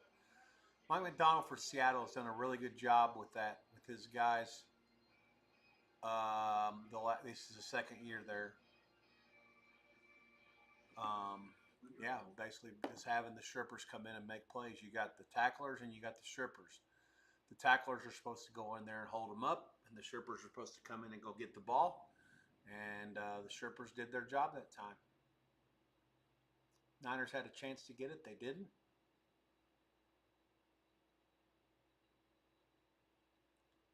Seattle takes over in Niner territory. Up 10-0, 4:10 to go in the first. Live price 16.5, 48.5. I feel like they're doing enough to be able to stay in the game. The turnover.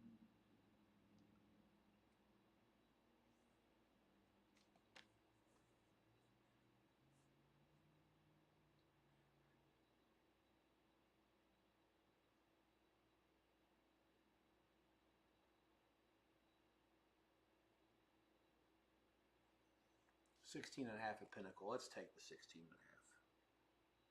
I'm down for that.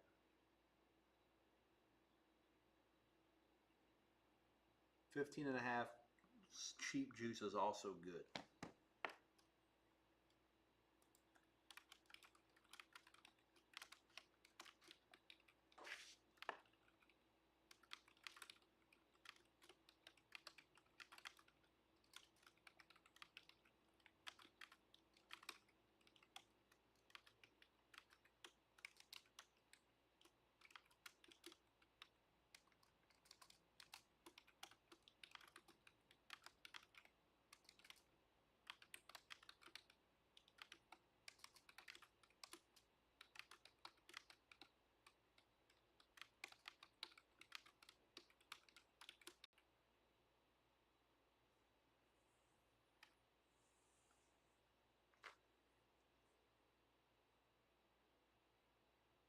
All right, we're good to go.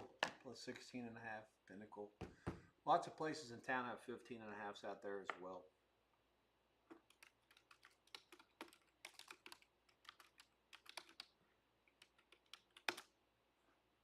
It is in the chat.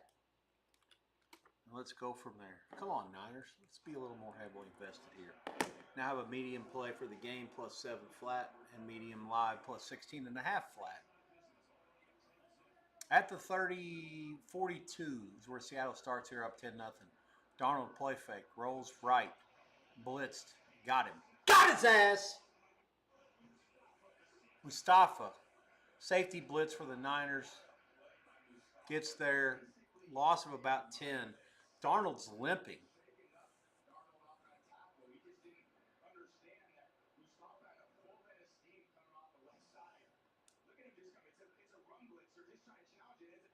Yeah, they were supposed to give the ball to him. They thought they were giving it to 9. He was good. If he'd given it to 9, he had no fucking chance either.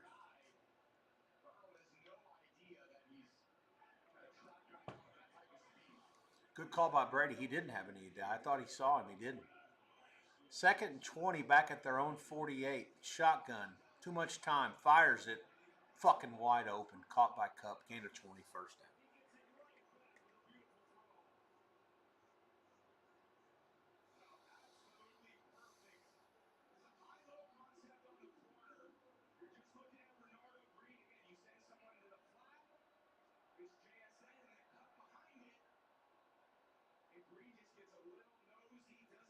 Tom Brady has improved so much as a fucking analyst this year. He's right. Dead Nut called that entire play. High-low concept, put pressure on the corner, put your better receiver underneath so you make the corner cheat low, and then he lost the guy high. Great play. Screen, nothing there. Wasn't a screen. It was actually, he threw it away that made it look like a screen to get away with grounding. The Niners have done a couple of good things on defense so far, and they've only held them to a field goal. But God, there's been a couple of big plays that are just fucking killers, and they got to get a stop here. Go down 13, that's fine. Go down 17 and 8, fine. 2:45 to go in the first. One other thing, some people I know handicap the coaches that have jobs. They feel like they want to bet against those teams. Sala, I know, is interviewing for a lot of head coaching jobs again. Probably will take one somewhere. Niners rush 4. Don't get there. Darnold's throw is deep and it's interference on 36. Shahi was blasted into.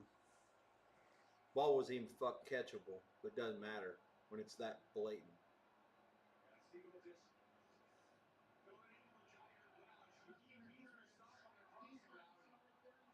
God damn. Man, what a fucking 70 IQ play. He wasn't even going to catch that. Just fucking let him go.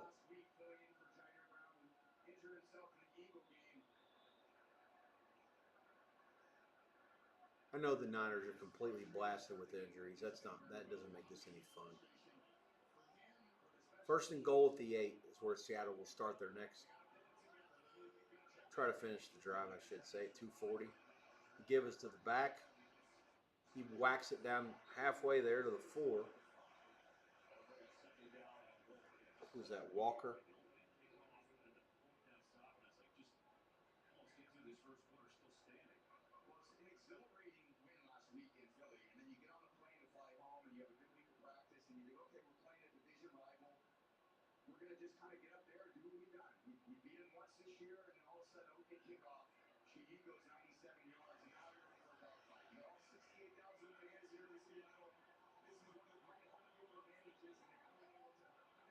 Clock will move inside of a minute and a half, well, 2 minutes to go in the first quarter. Sorry, second and goal to 4. Darnold, play fake, roll left, attacked, fires. Jackson Smith the jig, but catches it in the back corner of the end zone. I think it's a touchdown. That's how they called it on the field.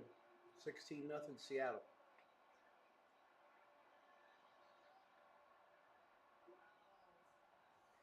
Point pending.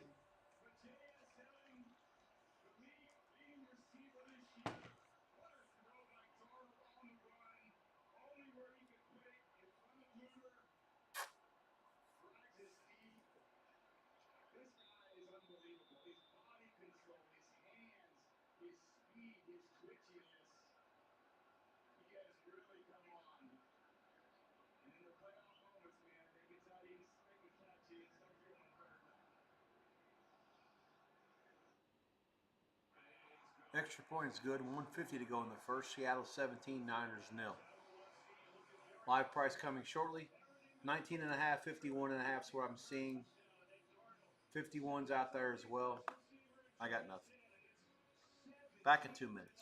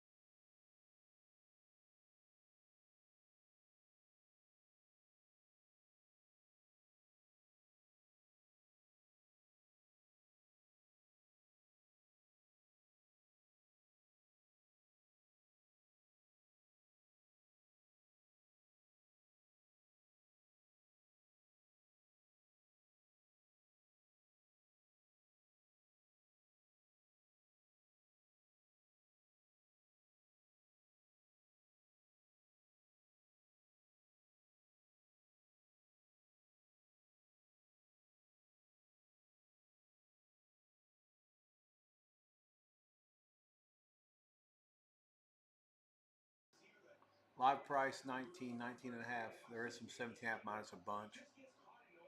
51 and a half.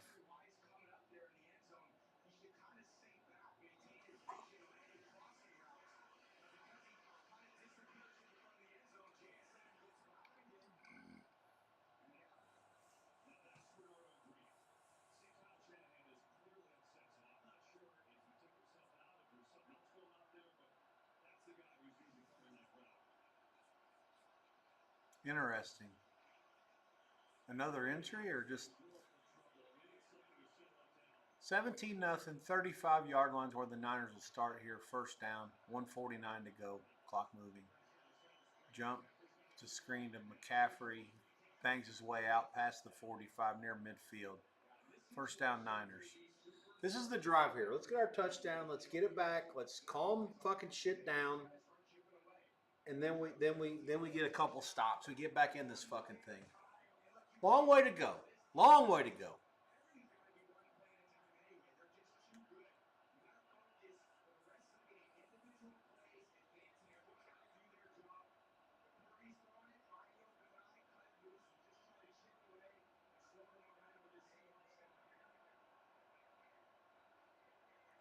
Trips right here, it looks like. Back is offset to the right. Play clock down to 1. Draw to McCaffrey. He bangs his way through the middle for about a yard. Clock will move inside of 55 seconds to go in the first quarter. 17-0 Seattle.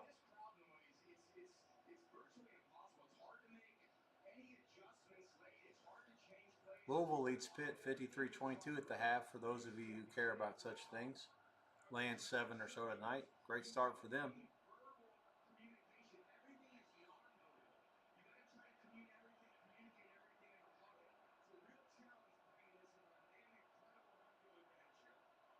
Second 9, game clock to 25, play clock to 5. Purdy back, fires. McCaffrey again on the backfield. He crosses midfield. That's going to be the last play of the first quarter. It'll be 3rd and 4 or so for the Niners at the Seattle 49 when the second quarter starts. 17-0. Bad guys in Seattle.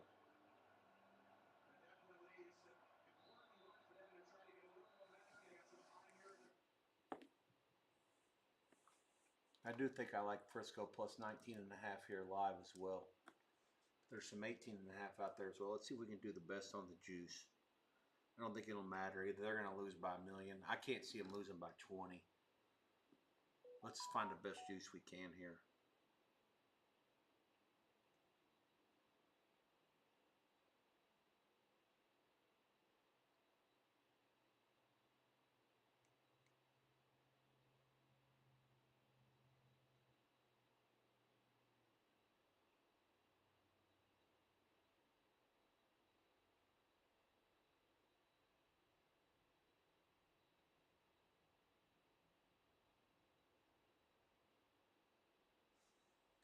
Hang tight.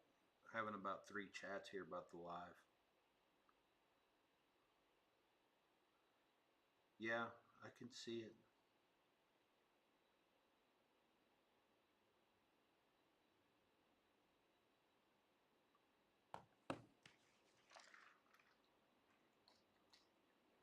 Orders in plus 19 and a half. Let's get a little more.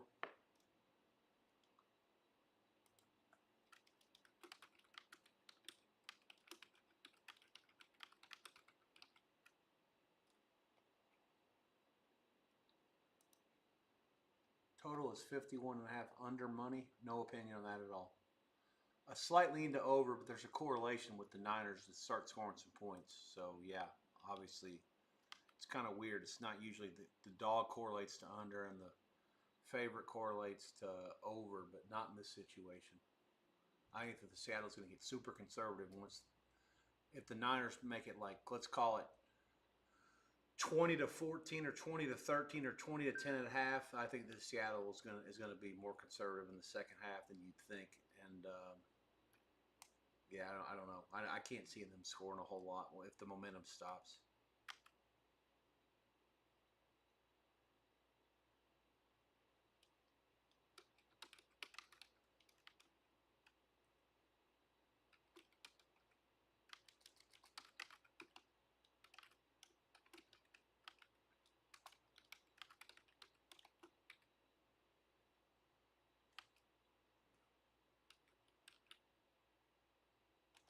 All right, we're good. That might have been us that wrecked the screen on Pinnacle. Apologize to you if you were trying to get involved there. It's all the way good to 17 and a half. That 17 and a half even money at the Westgate's not a bad bet either. Second quarter's about to start. Second quarter's about to start. 3rd and 5 at the 49 of Seattle. Fully expect them to treat this as 4-down territory, down by 3 scores already. Let's see what they do. McCaffrey's in the backfield after a bunch of motion. He's offset to the left. 2 to each side of Purdy. Drops back. Scrambles. Fires all the way across his body. It's caught. Tonjes down to the 38, first down, Niners. That is alertness level about 98 on Madden. 1 to 100. Jesus. How did he fucking know he was even there?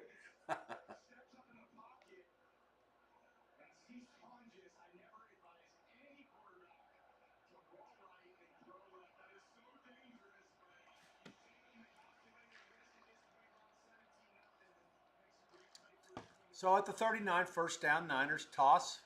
McCaffrey bangs it up the middle to about the 37. Give him 2. Clock will go inside of 14 minutes to go. Niners down 17 zap. They do get the ball first at halftime, and they were just catching 19 and a half. So I got the best of it on this one. The last bet plus 16 and a half, you'll have to talk to me later about that. Need a touchdown here, and then we'll figure it out from there.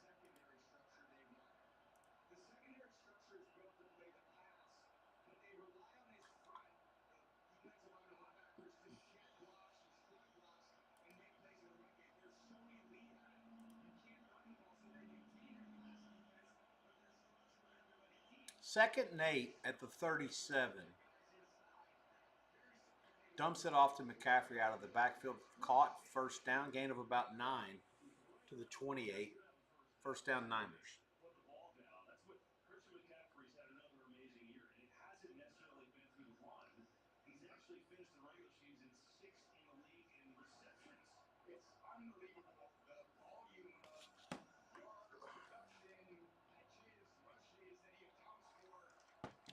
Ike for Gonzaga is not playing tonight against Seattle. This is a game I had circled earlier. I watched the Seattle Gonzaga game with my dad at home in Indiana, and Gonzaga was life and death with Seattle. Seattle made a jillion great plays and didn't win. And I told him that Gonzaga is going to beat them by a million. Of course, it sounds easy to say that if everybody's healthy. Without Ike, not necessarily the same game. So don't love it so much. But I had actually circled it before I left. I think it was 2 weeks ago tonight, January the 3rd. Gonzaga beat them at home, laying 20 something, and they won in overtime in a sweat. And today they're laying 12, 12 and a half now. It was 13 earlier, 13 and a half, 14. Again, without Ike, I don't have any strong opinion, but I would think that Gonzaga probably runs them off the field, but I'm not interested without Ike laying 12, 12 and a half, given the fact they struggled with him so much 2 weeks ago. So that's that. Timeout was called in the football game. We're back at it now, or we will be shortly. I'm trying to look for a live price, and my fucking screen's slower than 3 nights in jail.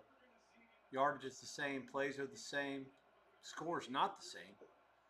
It's 1st and 10 at the 29 for San Francisco. Down 17 zap. Pistol formation here after all the motions and shit. Purdy drops back. Fires it. All kinds of time to throw it way over the head of the receiver, Jennings.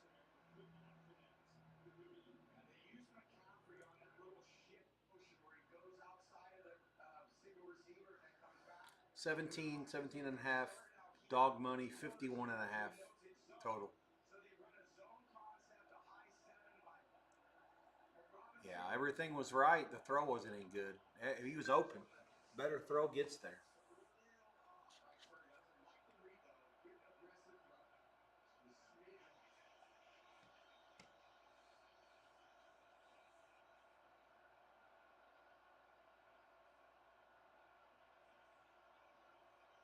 Second 10.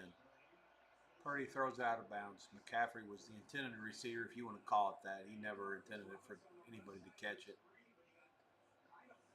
3rd and 10. 2 straight incompletions after a 7 for 8 start.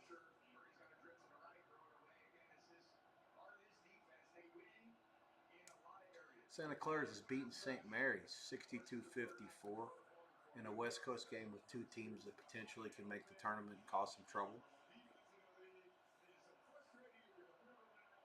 This is one game that I should have watched and I didn't get a chance to. Iron Ruz, Miami O hit a three to force overtime and then hit a three to win it in overtime too. Purdy drops back all day, fires, caught. McCaffrey short.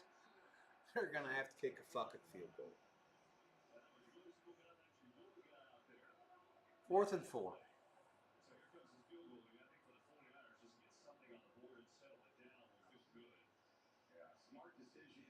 Feel good? No. Feels relieving is the correct answer, KB.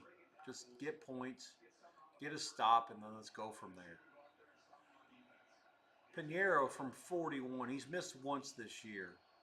Did not start the season in Frisco. Came on in the 3rd or 4th week of the season and really good. This one's right down the middle. 17-3. Seattle, 11:58 to go before the break. Live price coming in the next 45 seconds.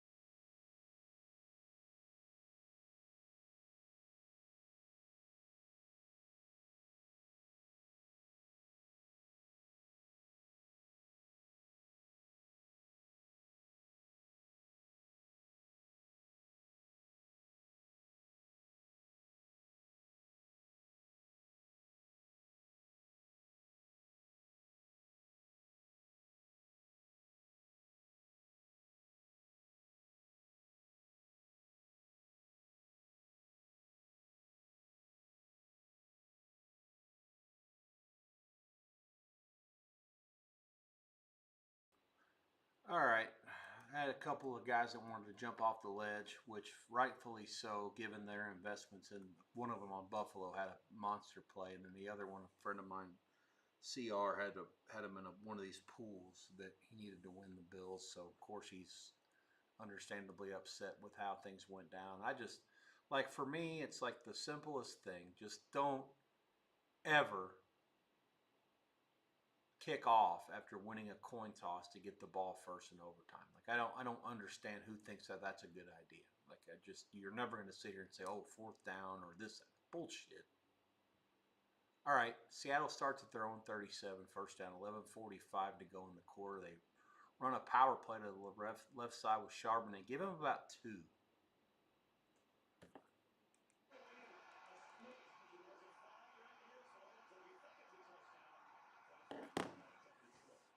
The fact that the Niners missed 2 tackles in that kickoff to start the fucking game is just so bad. You prepare all week for this shit.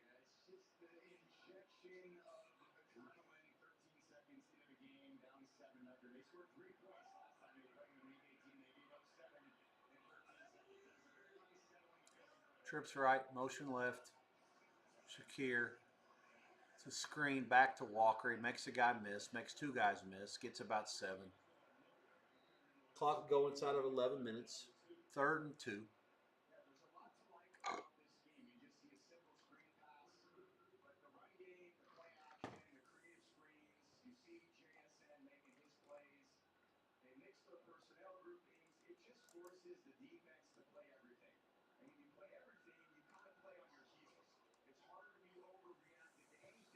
Big play.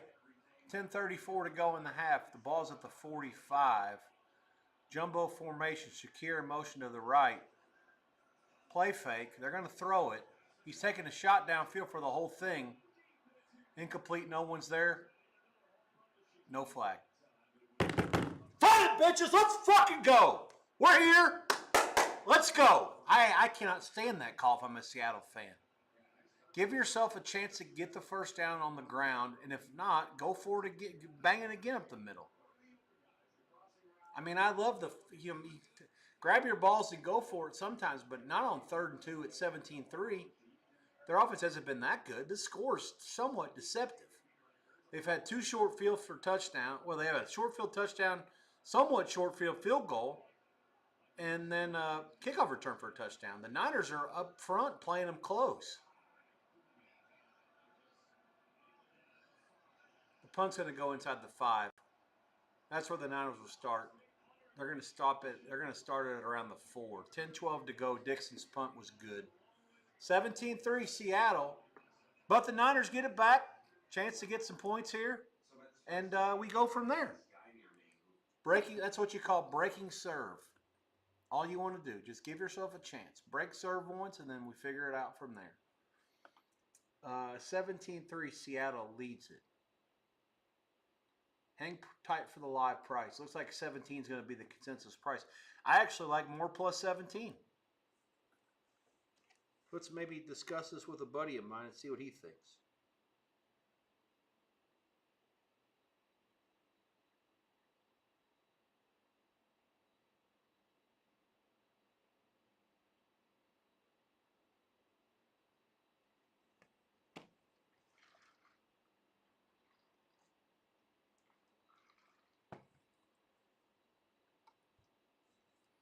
Hang tight, getting some consultation here. We have a couple of people that I respect that are chiming in. I think we go for another unit.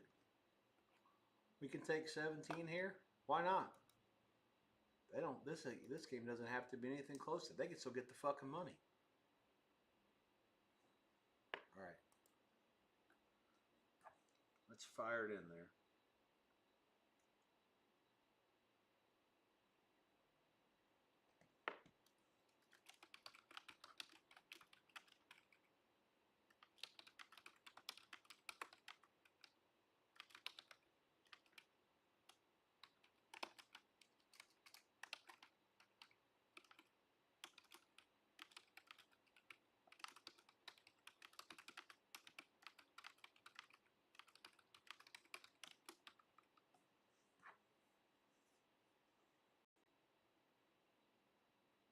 It's only going to be small this time, just for one.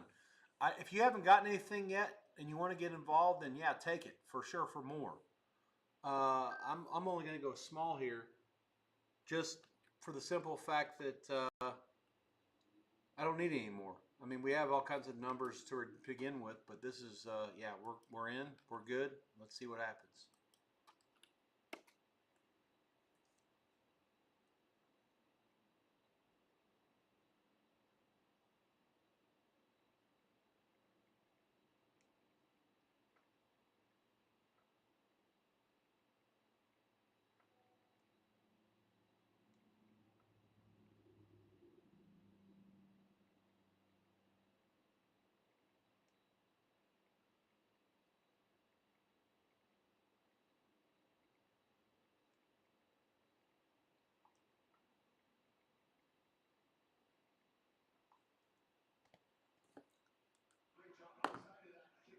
Here we go.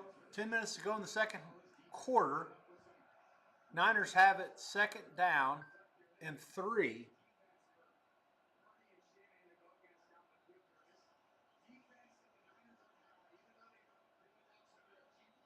At the 11 or the 12.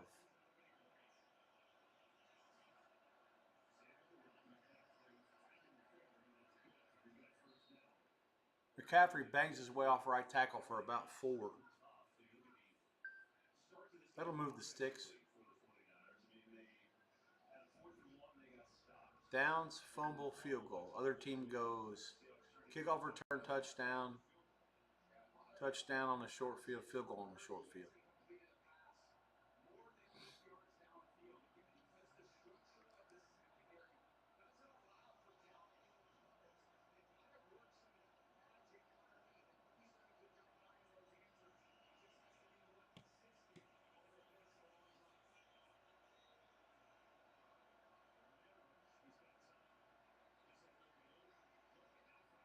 Purdy fires it back to Tonjes. Caught down to the 31. First down, Niners. Good work on the boot to the right.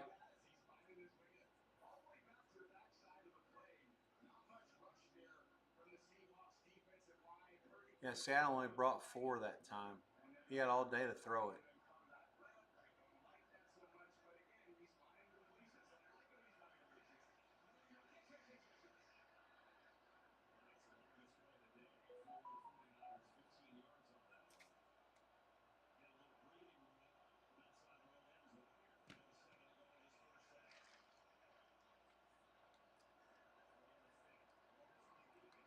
This is dropped over the middle, complete to Tonjes, out near the 43 or so.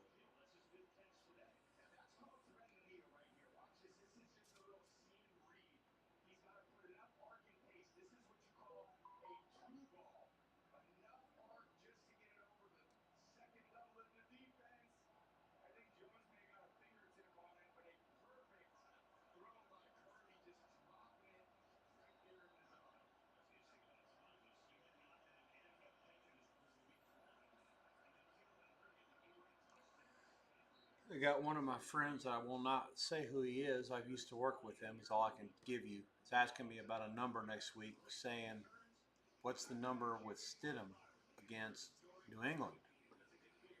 I don't have a fucking clue on that. Is Nick's not going to play? This is news to me. I guess I better look. Oh yeah, he is out for the season. Well, there it is. Bo Nix's ankle's done. He's done. He's out.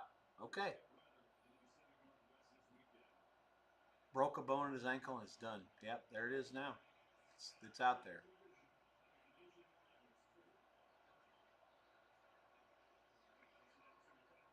Yeah, I don't know about that. That changes everything. Uh,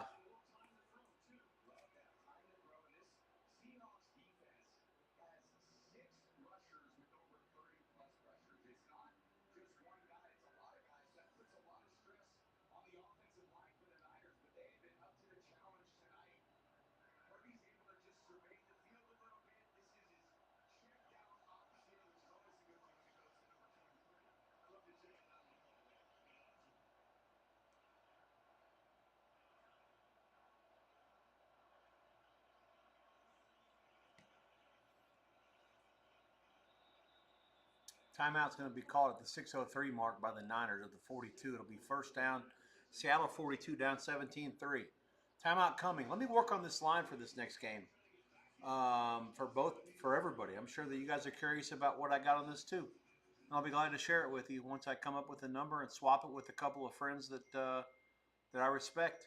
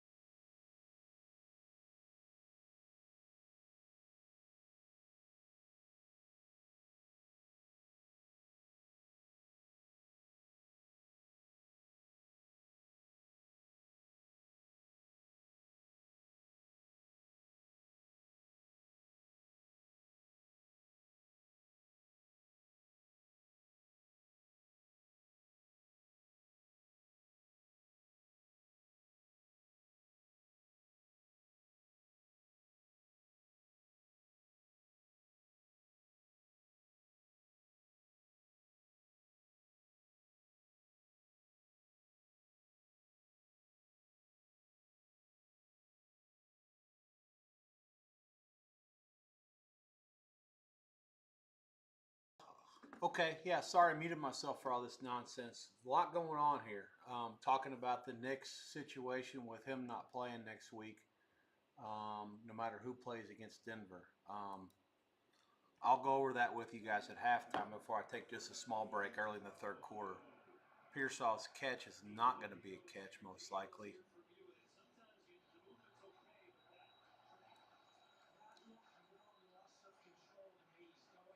God damn it.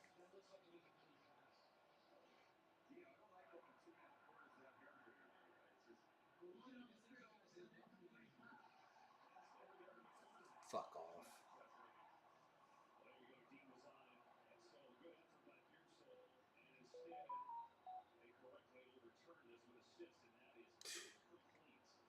I mean, you can't do better than that. He threw it right to him. Catch the fucking ball, one.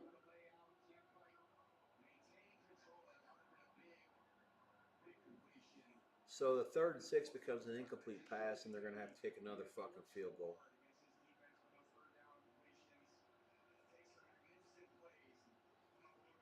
Gosh damn it. Piniero's got a 59-yarder. This is long this year. This one's 55 or 56. He's been great this year from distance, especially given he didn't start there. This is from the right hash. It's up right down the middle. If it's got enough, it's good. All right. Points are good. Points are good. You're in this fucking game. All the turnovers and all the kickoff returns and all the bullshit, and you're only down by 17-6. We're here. Let's make something happen. 4:32 left before the half. The Niners do get the ball at the half. Let's discuss the halftime situation in a bit. I'm buried in conversations here with who people think the favorite's supposed to be and what the lines are supposed to be.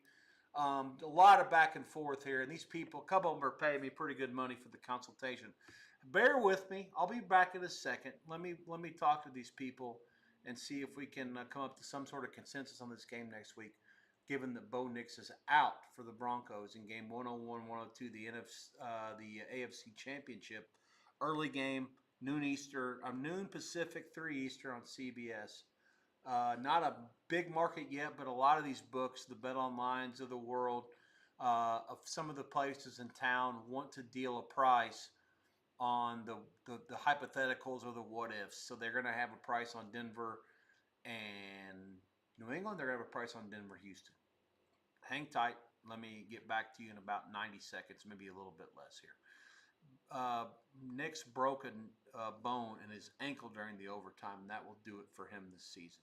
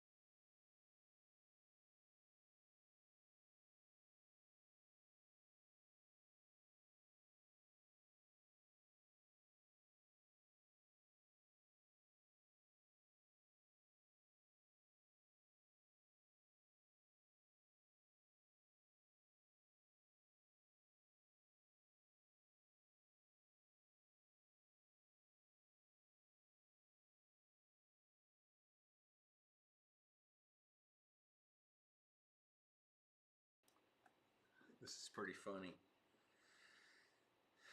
He says, what is Denver, New England with Stidham pick -1? I said, I'm more anti-New England and Denver both than anyone, so might not be the right guy to ask. That said, I'm asking 3 others for help and will advise. Let's call it 3 either way. Regardless of who wins any tomorrow at Denver, I think any or Houston 2.5 closer, but that ain't no idiot. He said, I asked someone else who's no idiot, and they gave me New England -2.75. And that's why I said, well, sir, I'd like to think that you have a fairly decent set of skills to work with off of now.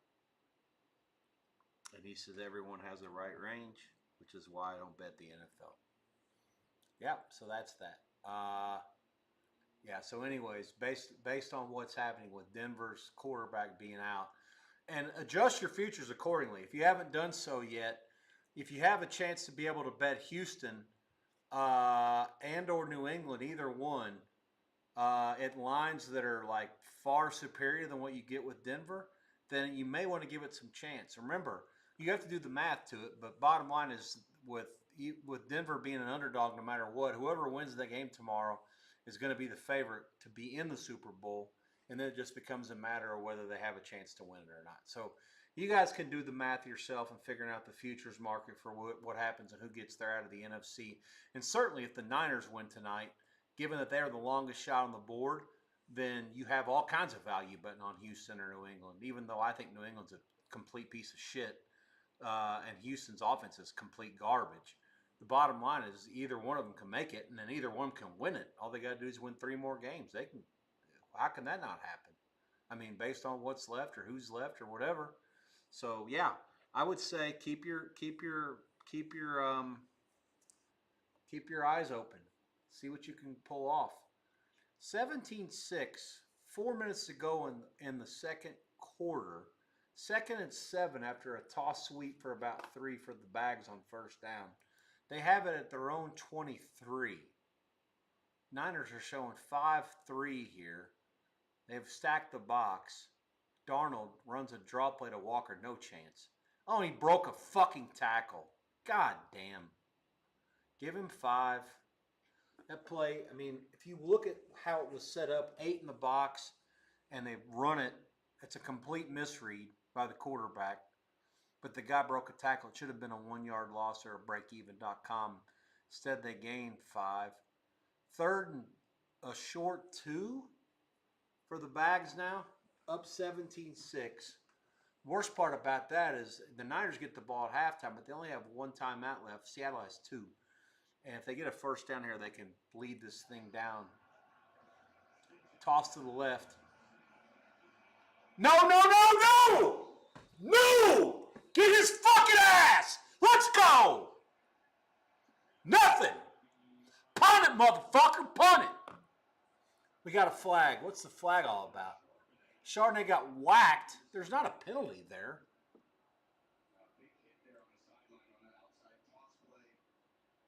His right leg is hurt and he seems to be semi-concussed, but that's not there's no penalty there.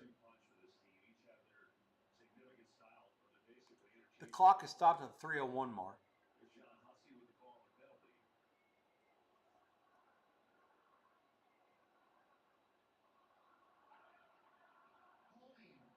You fucking kidding me?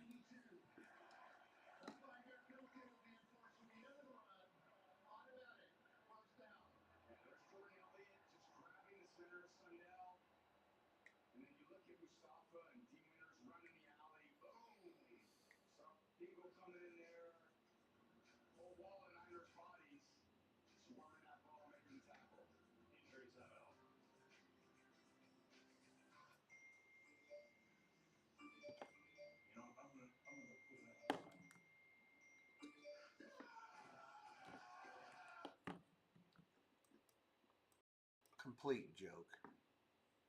Defensive holding on the fucking nose tackle. You gotta be fucking shitting me with this. 17-6. Bags have it now. There's a 5-yard automatic first down. They still have it in their own territory. Hang tight. I'm going back and forth here with some people about this game next week with Denver and New England and Denver and Houston. Hang tight. Be right back. I'm still here. I'll actually mute myself, but I'll leave the video on.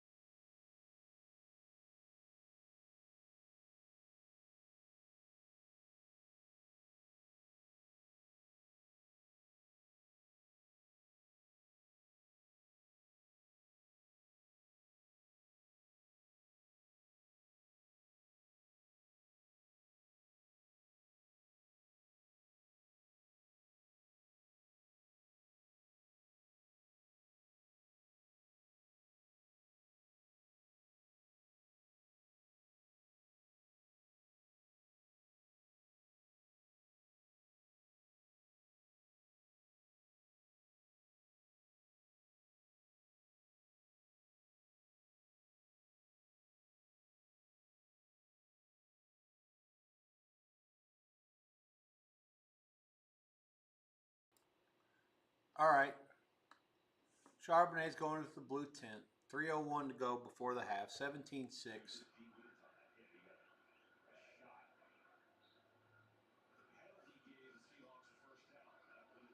They'll have it at their own 34, and the clock continues to run now inside of 3 minutes to go in the half.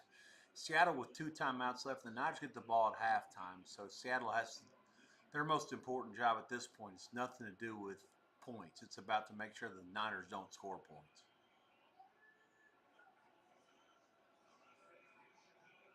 Shaheem, oh my God, he's got a convoy.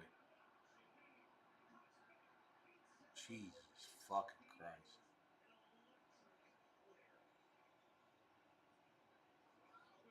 That's a great call.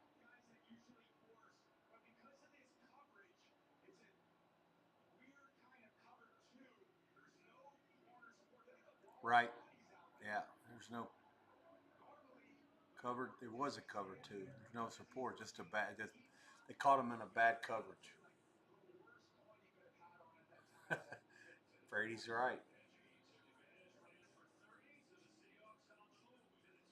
2 minute warning. They'll have it at the Frisco 35. 2 minute timeout. Heads up for a live price. Looks like 15, 15 and a half total between 48 and 49.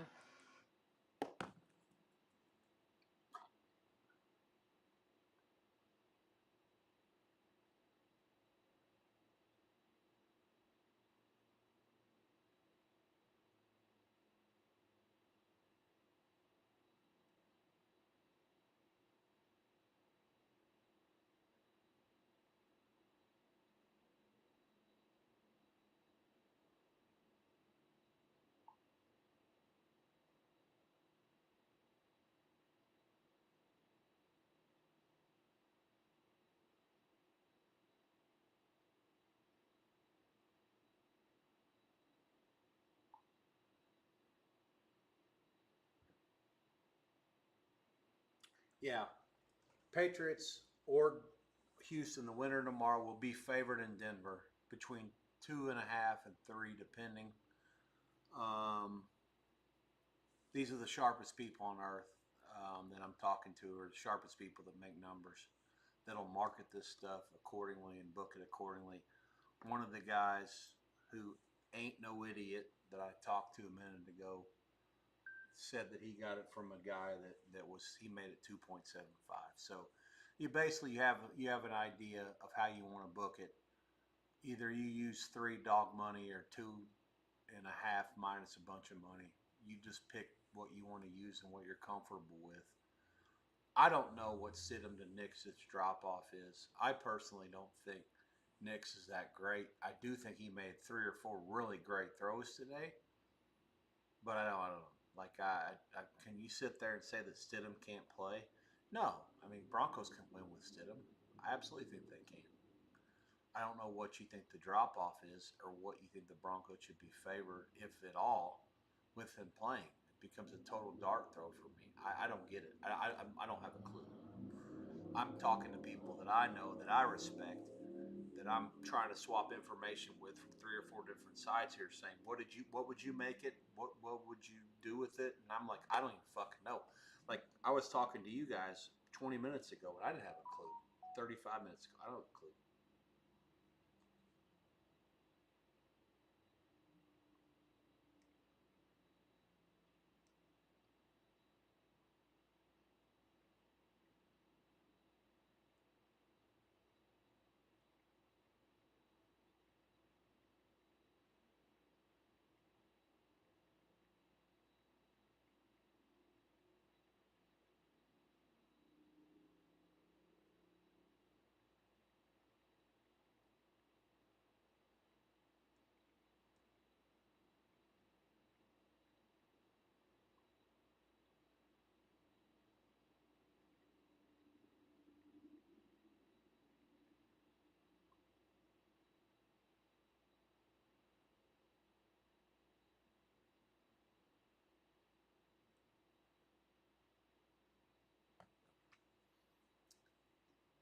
Broncos are plus 200 to win the AFC at Caesars right now, which tells you that whoever they think is going to be there, that's like a 4.5 or more point dog.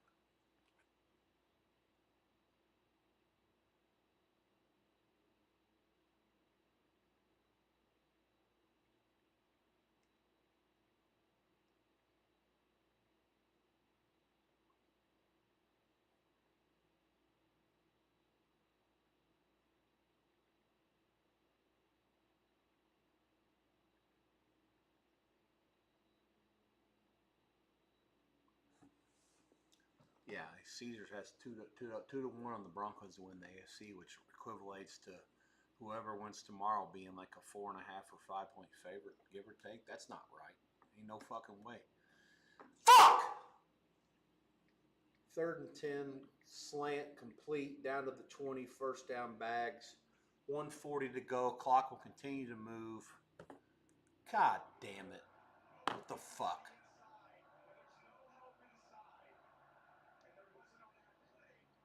Bobo. Fucking honky. Get out of here with this fucking nonsense. The absolute last receiver you expect to ever catch a fucking pass in this game. His prop is probably like 1.5 fucking yards. Motion left from one of the H-backs. Bangs it up the middle, down to the 10. Really close to a first down. 1 minute to go in the half. Clock continues to move. 17-6 Seattle has scored one offensive touchdown off a short field, one field goal off a short field, and one touchdown on the kickoff return. And now it's 2nd-and-1, even fucking better. 17-6. Power play. Walker down to the 6, first down. 2 timeouts left. They're doing their right job with it. 34 seconds left. They call their first one, 1st and goal at the 6. 17-6.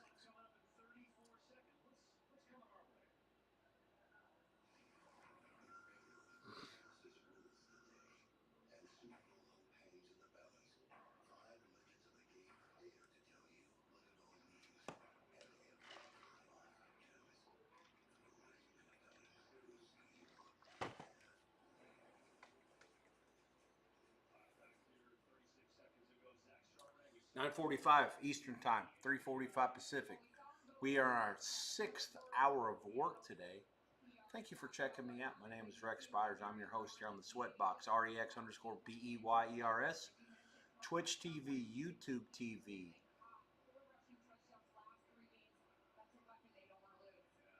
First and goal, 36 seconds left. Live price, 17.5, 49.5. As we prepare for this one, I have live plays in the chat. You'll see them 16.5, 19.5, and 17. Darnold gives it to the back, beats a tackle, breaks a tackle, strolls into the end zone. Borderline untouched, 31 seconds left. The only good thing about that is the Niners might get a field goal out of this mess. 23-6. They have 1 timeout left. 31 seconds to get the ball to start the second half. That's the only good thing. This was the first drive where the Seattle took the ball and really imposed their will, which makes me not want to have anything to do with the Niners at halftime or actually live anymore. I think I'm done with this. They're going to have to find a way to score, get momentum, score again. If we can get this thing to 24-16 before they get the ball back, then yeah, there's something to say. Maybe we'll be back in it. 80-yard touchdown drive, 31 seconds left before halftime. Seattle 24, Niners 6. This is their largest lead of the game.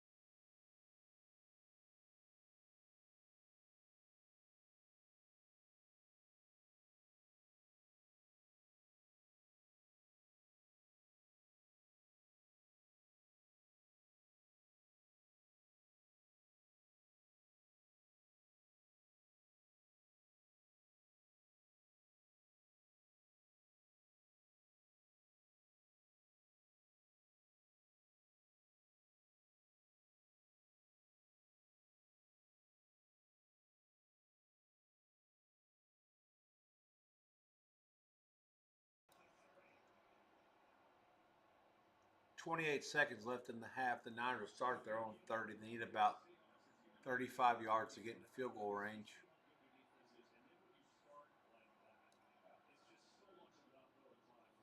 As things stand, it's 9:48 Eastern, 6:48 Pacific. I will take a small break once the halftime prices come. I will be back actually early in the third. I'm not going to take a chance of this game getting out of hand and me missing you guys for the rest of the night. So let's maybe take about a 15-minute break a little after the half and check in shortly after the third quarter starts, and then we'll go from there. We'll play it by ear. As long as the Niners can get back in it, that's what I need, obviously. See. If not, then we call it. Purdy dumps incomplete to McCaffrey. 23 seconds left. Be second and 10.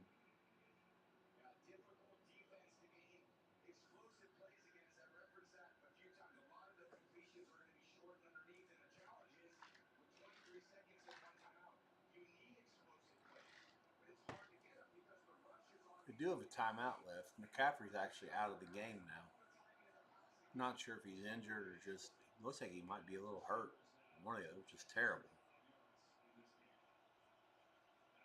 I can't have these motherfuckers anymore. Purdy scrambles. He's got a first down. He doesn't get out of bounds. Oh, he does. Or do they call timeout?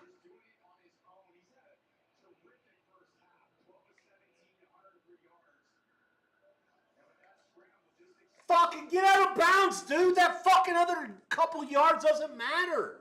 What the fuck is he fucking doing? Get out of bounds. Get out of bounds. 13 just fucked the whole thing up. Motherfucker.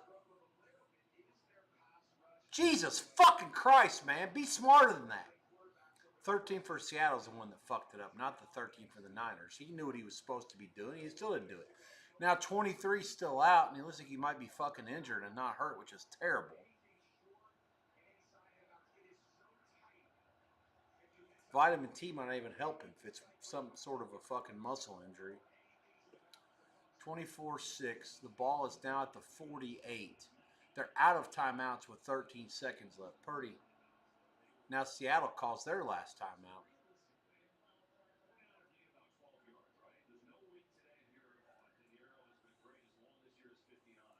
Burkhardt and Brady are talking about how many yards they need. They say thinking 12. That's probably right.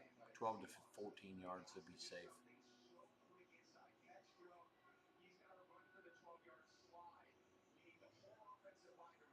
That last timeout, I can't begin to describe how important that is. He has to get out of bounds there. What the fuck is he fucking doing? Gosh damn. The bottom line is points here are so big to be able to come over the top of them after they score a touchdown. Even if you get a field goal here, it's so huge. You get the ball at halftime and you score out of the second half, you're right back in the fucking game, just like the Bills were earlier. Pearsall motion left, trips to the left. Purdy fires it. It's intercepted, I think, out of bounds. 7 seconds left in the first half. Got to run some kind of similar fucking play that'll probably have a similar result. The Seahawks are jumping all that shit. Their coach is too good for this, man. This is what this. Some of these teams got these coaches and some don't. Seattle has one. Seattle's coaching going to let you fucking do this stuff. They know for a fact you're not running a 25-yard out. They know for a fact you're running a 12-yard out.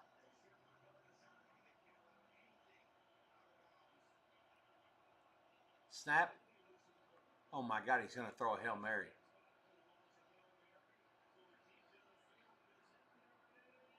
Incomplete.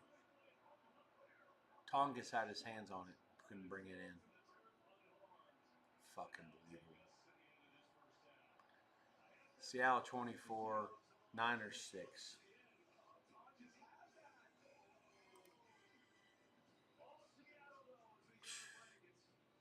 It's that kind of day. All right. I'm not even going to bother giving you the halftime right now. I'm not really interested in it too much. Expect the market coming shortly. I'm guessing the Niners will be a small favorite. not a big one. Uh, 21 flat, maybe, give or take. Let's hang tight. I'm going to mute myself. I'll hang tight for a minute here. Hang tight. Let's see if we can come up with anything or not. I doubt it. We'll see.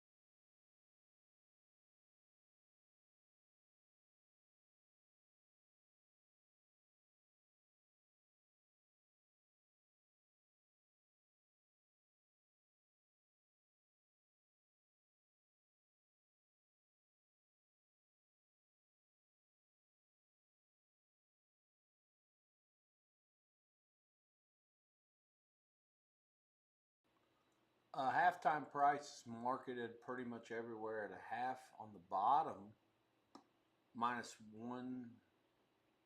Well, even money or plus gosh damn, half the dog a quarter, half the dog 20, half flat at Amapola, half flat at a couple other places, half dog money at Chris, 20 and a half over a bunch at Chris, 21 under money everywhere else.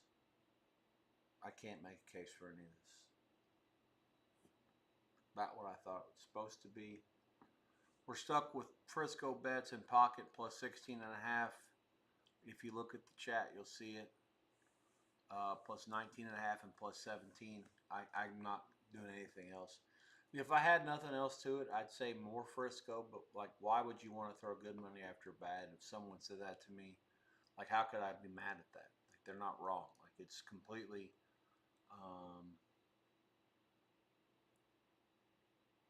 let's say one-way traffic. It's just completely,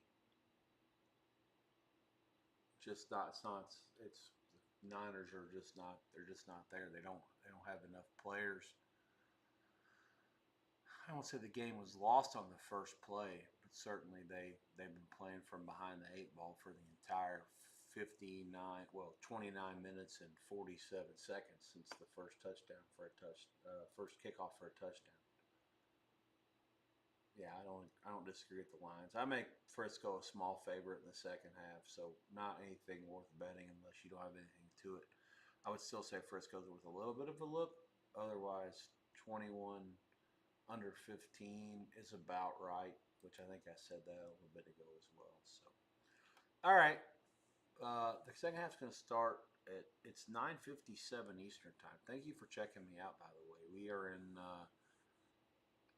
the 12th half hour of our day. Yeah, that's correct. 5.5 hours of live coverage here on the SweatBox. REX_buyers, BEYERS. YouTube and Twitch TV. Thanks a lot. We're almost to the top of the hour here. 10-ish Eastern time. I will be back shortly after the second half kick. I'm going to take about a 10 to 12 minute break. I'll put it on the chat. Look forward to catching you guys after the break. If something happens that I need you to know about before that, I'll let you do it. In the meantime, Feel free to ask any questions about the Denver game next week against New England or Houston. My thoughts on Bo Nix and or his scratch, and what we do from there. I've got a couple of people that I talk to that I respect a bunch that they hold Nix's opinion higher than I do, but I also hold Denver's opinion lower than they do. So in the end, the line ends up being close to what we think it's supposed to be to begin with. Broncos will be an underdog at home next week, no matter who they play tomorrow after the Houston New England game gets decided. Broncos will be a home dog. Write that down, jot it down, and if you have places that are letting you bet the Super Bowl prices, be sure to look for options to be able to bet. If someone's giving you a better price on Houston or New England than Denver, then you're getting way the best of it. Well, it shouldn't be by a little bit.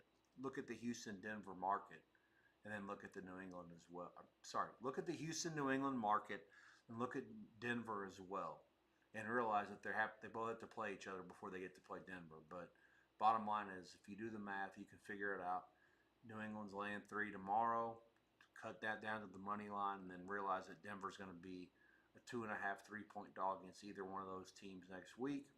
Do the math on that as well, and that'll give you a good crack at what you're supposed to do to either to win the AFC or win the Super Bowl. All right, all that being said, enough coaching. Now, top of the hour.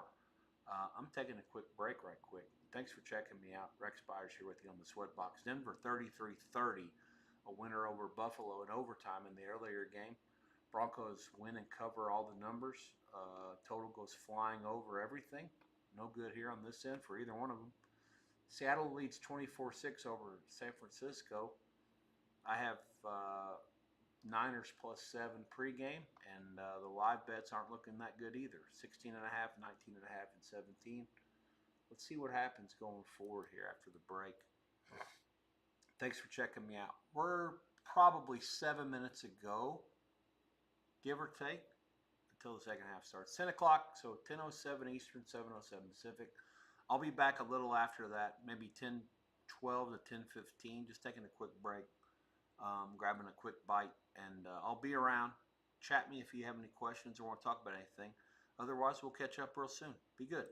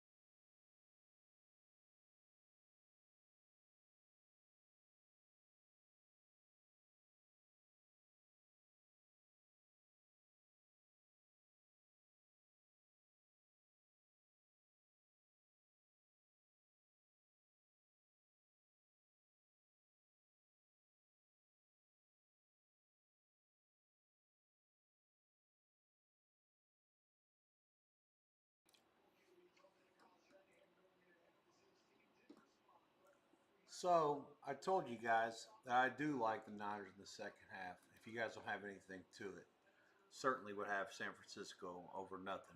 And I'm not like sitting here trying to split the atom, and I don't have to be right about it.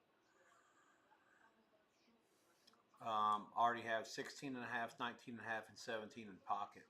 So let's see if we can do enough to scoop all those things and get it all down, make it today a winning day. McCaffrey, I realize is banged up going in. Let's see what happens with him coming out of the break. They're going to get the ball first. 24-6. They trail at halftime. Against Seattle, balls on the tee. The Niners or the Bags kick it off. Caught at the 2. Out to the 27. That's where Frisco starts.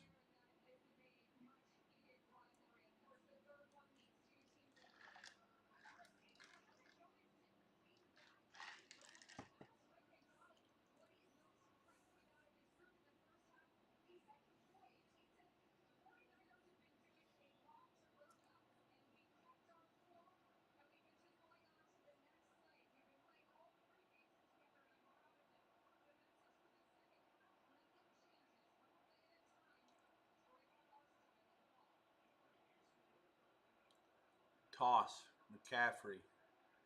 There's probably a legal motion or some formation issues with the Niners. They might have had one too many on the line. They lose a yard on the play, it might get declined. All right. So they washed it. Second and 11.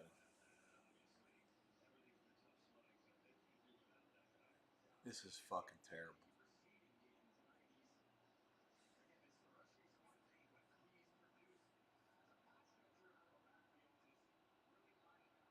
He may not be healthy. They they might not be able to give him a shot for what he's where he's fucked up. Play fake.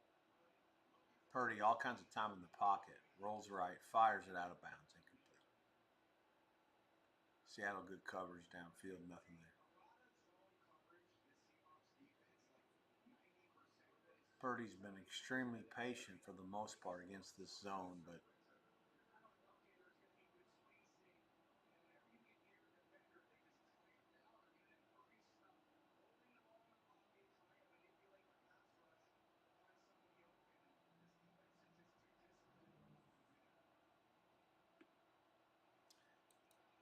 odds logic has McCaffrey questionable to return. They didn't say it before the half, only now. We'll see. There's a blitz. They don't get there. Purdy buys himself some time, fires it. Caught. Jawan Jennings, first down. Huge play for the Niners. Give them about 17. And if for whatever reason they get back in this thing, go ahead and bookmark that one. That's the play. The Bags blitz 7 off the left edge.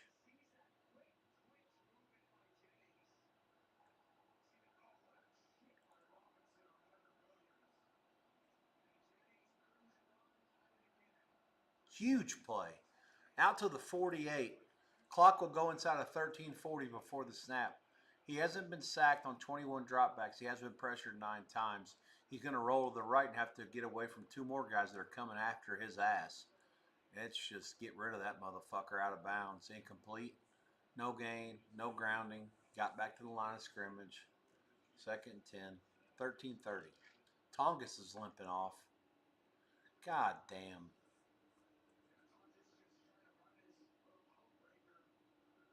Oh, fuck off. The Niners aren't going to have enough healthy receivers to finish the fucking game. He has 5 for 59 on a lost fumble, and that'll be it for him. I mean, I saw enough of that. He's tore something or hurt something bad enough to where he's probably done for the night. Draw. Good execution. They're in a situation down 24-6, probably 4-down territory already now they've crossed midfield. James has it. McCaffrey, I'm not sure what he's got going on over there. He's still in the game.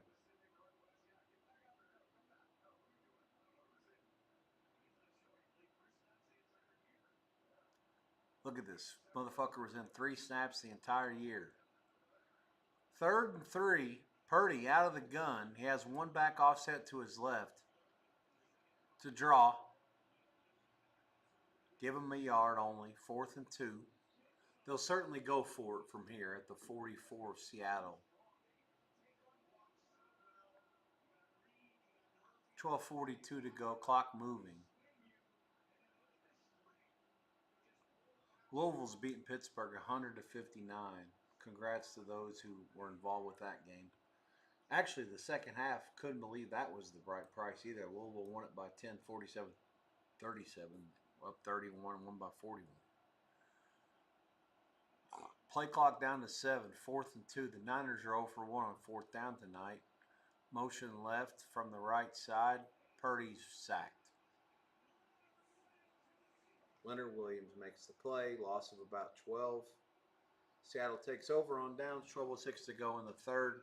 24-6 Seattle. Fuck.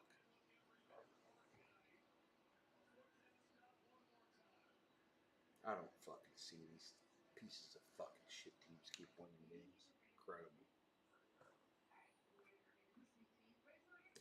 I think part of my problem is the fact that I'm so based on the fact that offensive teams are the ones that have controlled the league for so long, for the most part. And to see some of these teams that don't have an offense worth a shit or that's just like average on offense and they do it on defense winning, it's kind of got me all fucked up. I mean, I can't even consider the fact that all these home teams with these defenses that are decent and the offenses that are trash could all be playing next week. I mean, I don't even want to watch it if it's Denver against New England and Chicago against Seattle. Who the fuck wants to watch that? Get me out of here with that nonsense. Now, maybe that's part of the reason, I don't say on purpose, but handicap all 4 away teams this weekend, or certainly would, I can promise you if one of them wins, then I won't be on the other side next week. There's no way. Like in what world does anybody say, okay, I want to put money on the Bears? Or I want to put money on Denver? I mean, get out of here with that. It's completely irrational. Now, that being said, I mean, New England, I don't want to bet them either. But do I want Houston? No, not really. They're another defensive team. So the AFC, we're already stuck. With Buffalo getting beat today, we're already stuck with an AFC team that's going to be miserable to watch in Super Bowl. No matter what. But doesn't mean they can't win it. We'll see what the price is, obviously. And if Denver finds a way to get there with Stidham, there ain't no reason that they can't win it. They're good enough to beat Buffalo, even with Knicks. I'm not a Knicks guy.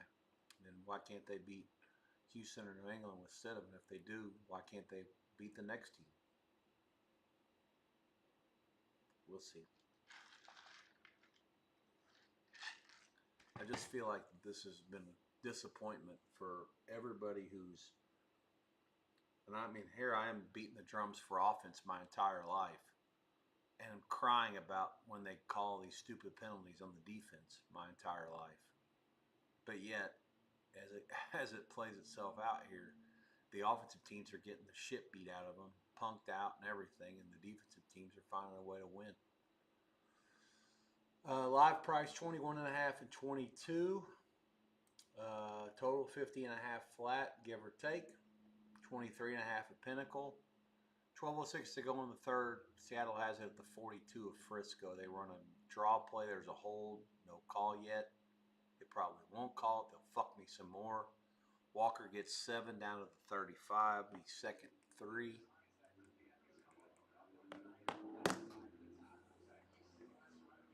In the Australian Open, with 2 chicks on ESPN2. Hey, all right, golf claps for that for sure. I know that they kicked Brad Gilbert off and Pam Shriver too. So the women had 4 different major champions, and the dudes have had like 2 for the last 5 years in a row. 11:30 to go. Clock moving. Darnold back. Fuck. Second and 3. Finds Cup over the middle. Too much time to throw it. Complete. This is like a lot of the similarities of the last match, but it's not like it's. Look at that. The fucking Niner defender saw it. He missed the ball. It's not the same thing. There's a lot of similarities. Last score they played 2 weeks ago in Frisco was 13-3 Seattle. They played in week 1. The Niners won the game. Walker off right tackle, another hold, no call. Give him 8. 2nd and 2. Clock will go down near 10 minutes to go in the third here. 24-6 Bags with the ball in field goal range.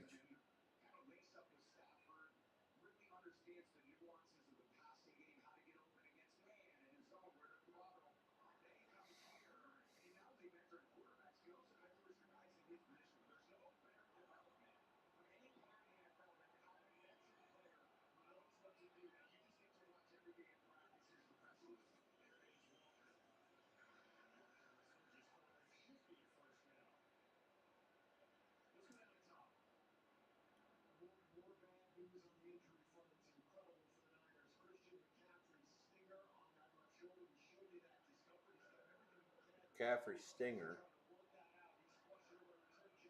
Questionable. Tonja's foot. Questionable.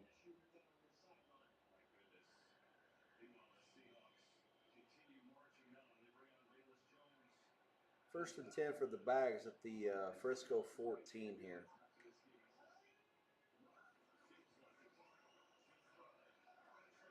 They got his ass this time. Get the ball! Get the fucking ball! Damn it.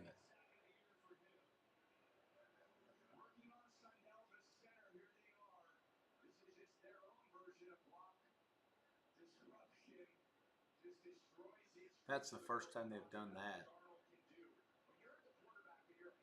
99-47 met his ass right there.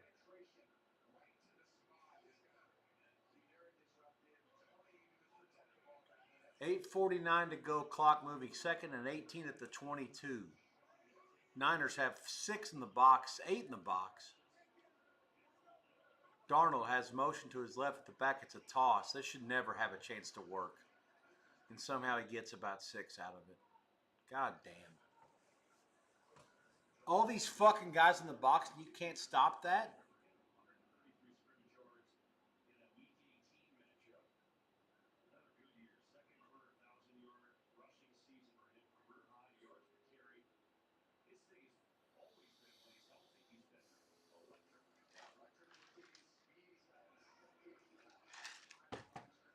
Third and 13. Clock will go inside of 8 minutes before the snap.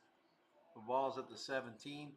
Niners are showing blitz. They have 7 that are on the line. 6 on the line. Here they come with 4 of them only. Chuck, it's a screen. All right, good work. They got about 10. Only maybe 11. It'll be 4th and 2. If I were the Seahawks, I think I would go for it here. Just based on the game situation and the fact that you're dominating their offense. Just go ahead and try to fucking ram it in their ass. I'll tell you, here's the other answer to that question. What would you want the other team to not do if you were betting against them? I have the 49ers. What would you not want them to do? And the correct answer is to go for it. I would be much happier if they kick here, and that's what they're going to do. Meyer snaps down and right down the middle. And I'll take it. As bad as things could have went there, 7:07 to go, 27-6, we're right here. We're still in this thing. How about a touchdown, maybe a stop, and then maybe another score, and let's figure it out from there.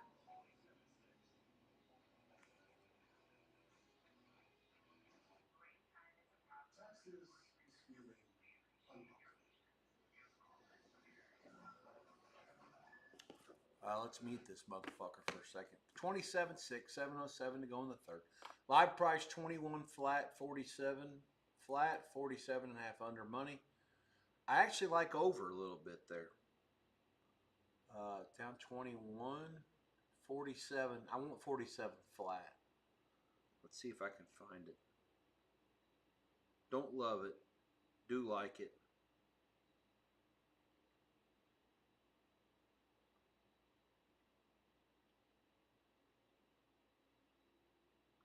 Hang tight.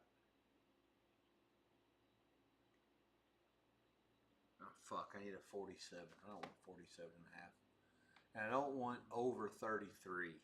Cocksucker. If you can find a 47 over minus 120,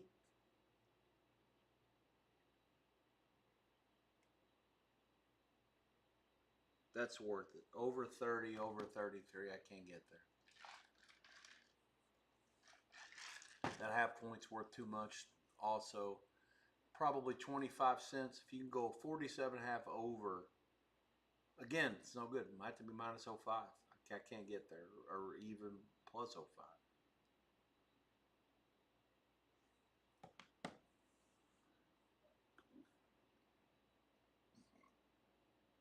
I can't get there.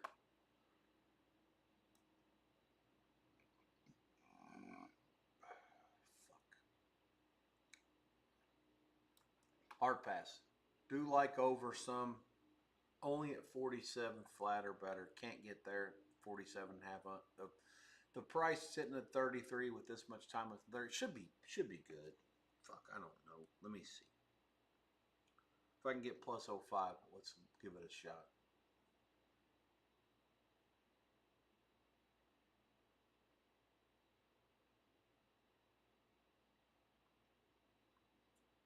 Minus 05, I can get a couple nickels. Let's go for just a little bit. Over 47 and a half, call it 1 unit small.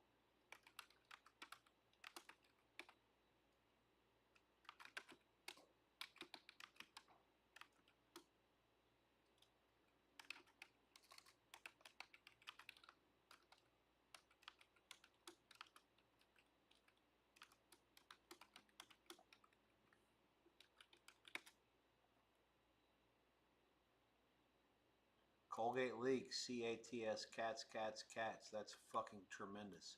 Crandon Park, what about our cats, though? Yes, what about those cats? That was awesome. This week has been a panacea for me. I had a lot of bad things happen to me personally and professionally.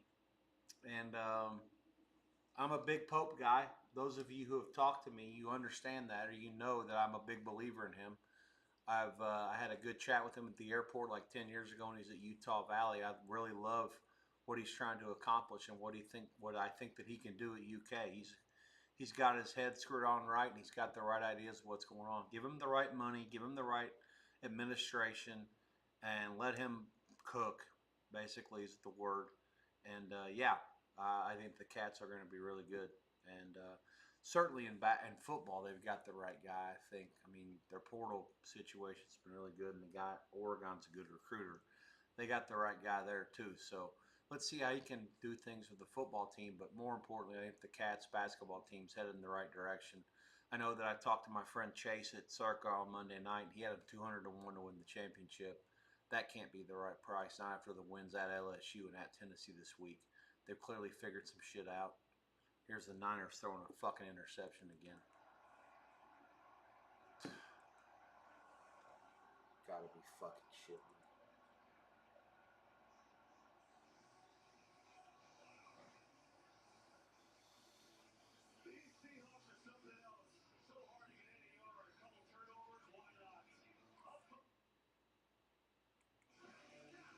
This is just one of those plays where Tonjes isn't the number one regular dude.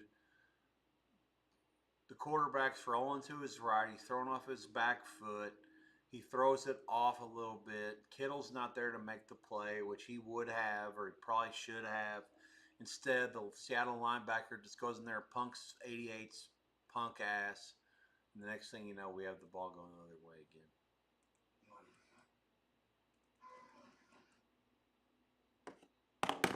Jesus fucking Christ. Live price coming shortly. 6:09 to go in the third. 27-6 is your score. Those of you who are interested in tennis, I'm not going to give you any tennis bets tonight. I will be involved with it throughout the tournament. At times, I have friends in Australia. I've made a bunch of money. I've lost a bunch of money on this tournament before. Um, I've done a lot of work going into it, so I have a clue. But I'm really more interested in talking to friends of mine that used to work in places that were more, let's call them tennis houses, or more becoming. They asked me for my football and basketball opinions, and I asked them for their tennis. Can we call it that? And so, yeah, I've had a couple of good chats with some friends about some of these matches. Well, the futures to begin with, and then from there. Obviously, ESPN too does a hell of a job of covering these matches. With when something important is happening, they go out of their way to try to show multiple matches on one feed, even without you having to have YouTube TV or some other shit. They'll show you two or four matches at once, even in the early rounds. They certainly do a good job of that. As of next week, they'll do it for sure. Svitolina and Buksa started first set. They're showing that. There was a break point there. They're showing a men's match on Laver that was, right to another break point or deuce. I will be sick enough to be able to watch some of this later tonight, especially if things go horribly awry in the football and it gets worse than what it already is now. 27-6. 24 is your live price. There's some 24.5 dog a bunch. 47.5 flat is your total as the Seahawks begin this drive up 3 touchdowns with the ball in Frisco territory after Purdy's interception. At the 47, first down. Play fake Darnold rolls right, fires caught. JSN. Give him 4 to the 43. That's it.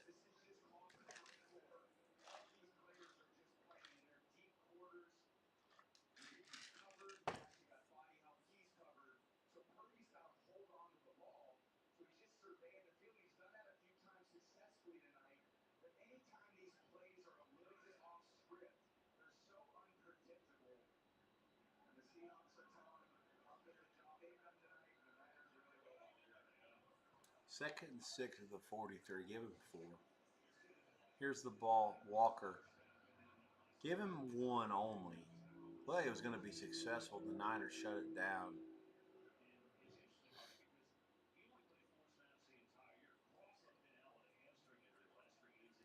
Third and 5. Big play. Get a stop here and actually erase some of the wrongdoings of the last drive. Crandon Park Don, Bears, ML Lock of the Millennium. Put a Folk in the 49ers. The fork probably belongs there.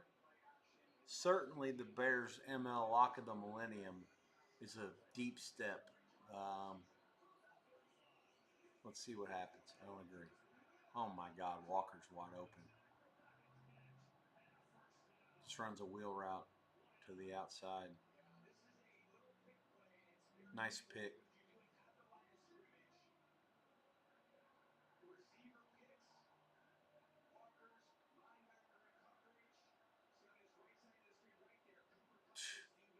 How the fuck are you supposed to stop that when they let them pick 53 like that?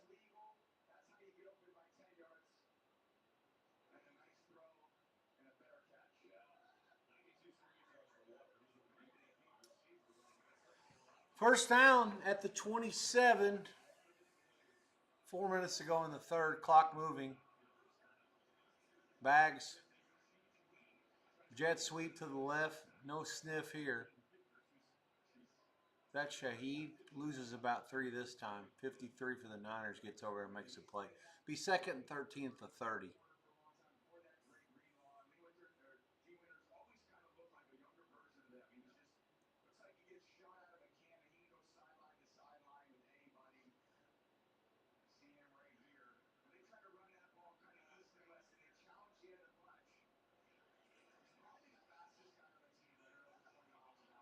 At the 30, 3:23 to go, quarter. Clock continues to move. 4-man rush. Caught by Cup. Gain of about 13, 15. First down. Seattle at the 15.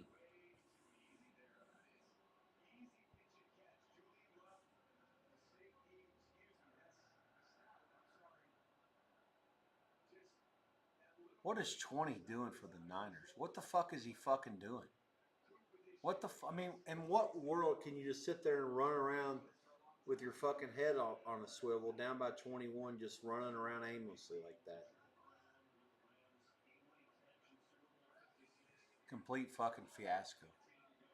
2:30 to go in the quarter. At the 15, it's first down Seattle. Up 21. We're going to have a timeout Seattle.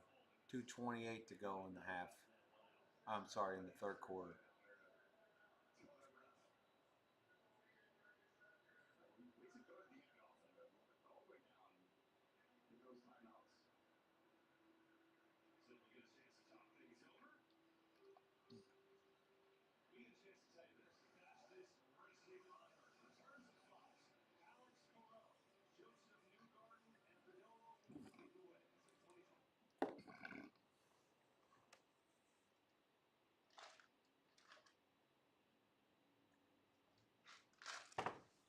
Live price 24 and a half. Dog money 25. Dog money 47. Over some, 47 and a half under some. Obviously, I still like over. I don't really want that. Need the Niners to come back and get involved. Seattle scoring points is negative EVV. 2:28 to go in the third. Ball's at the 15, first down. Give it to the back. 10-5 touchdown.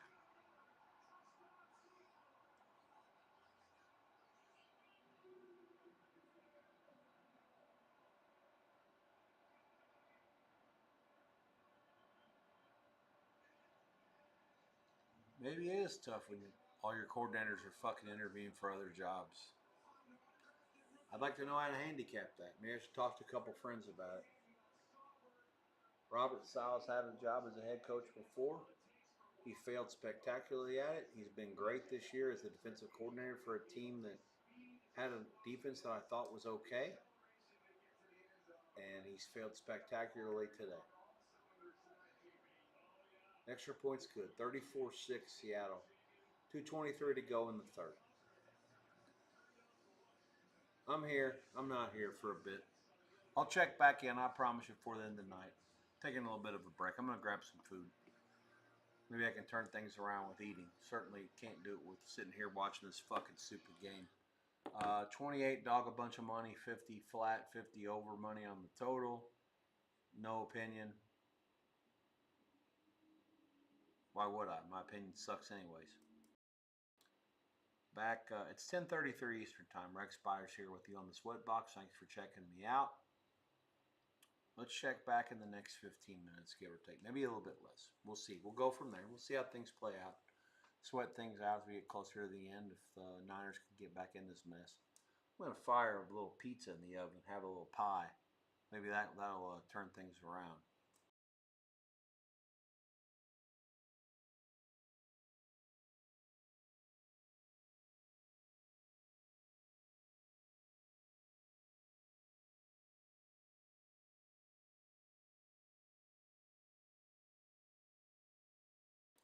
Zombified Killer, thanks for checking me out, man. I appreciate you.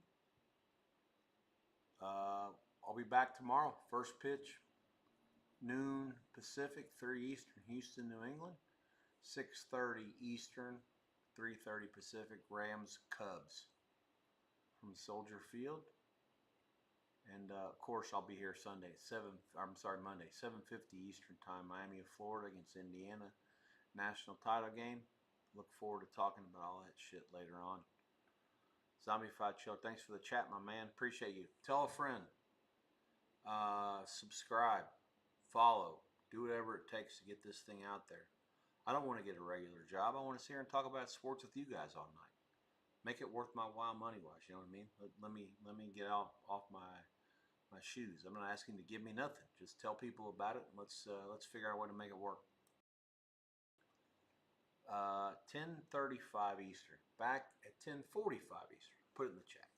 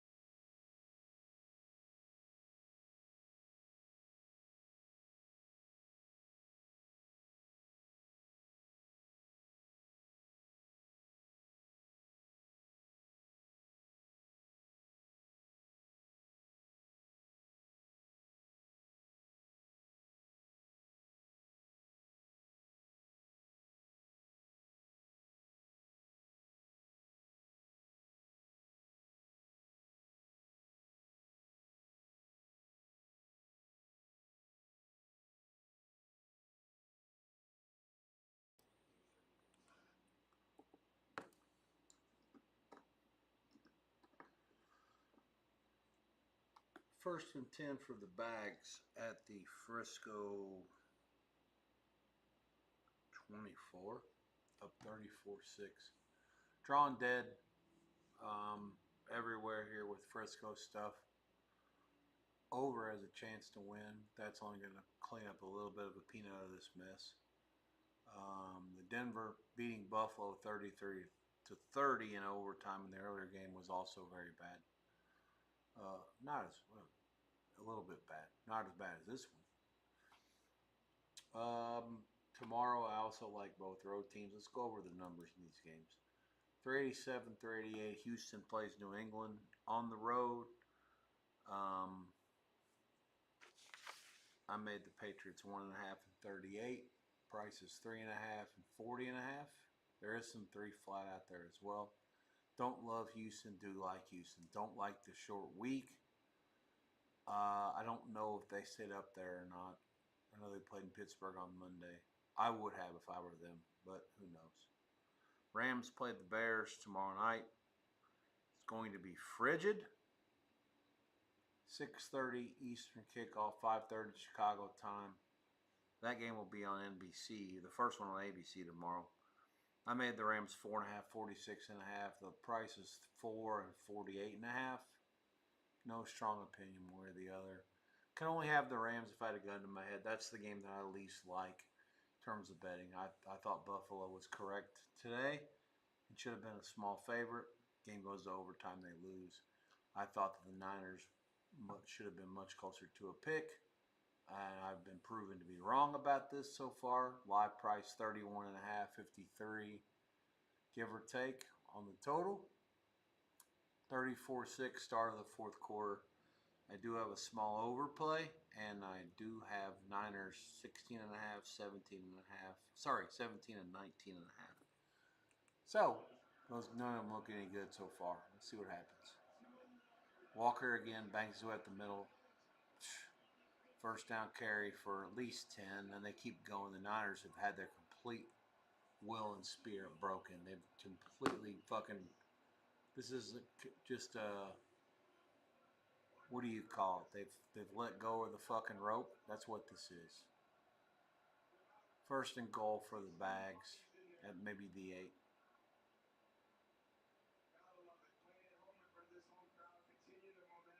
I mean, some of these teams aren't any fucking good, and they're going to continue to play.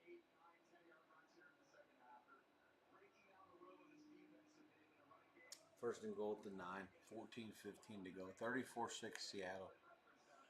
One back in the backfield by himself. They're going to give it to him again, because why fucking not? Walker. They stop him. He's going to lose 3 this time. 37-6, even if they hold him to 3. Can the Niners score 2 touchdowns and lose 37-21? It'd be awesome. Scoop all of it. I'm going to hold my breath. This hasn't gone well.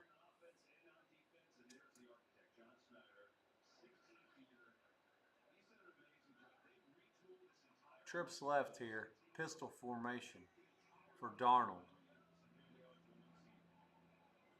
One on the play clock.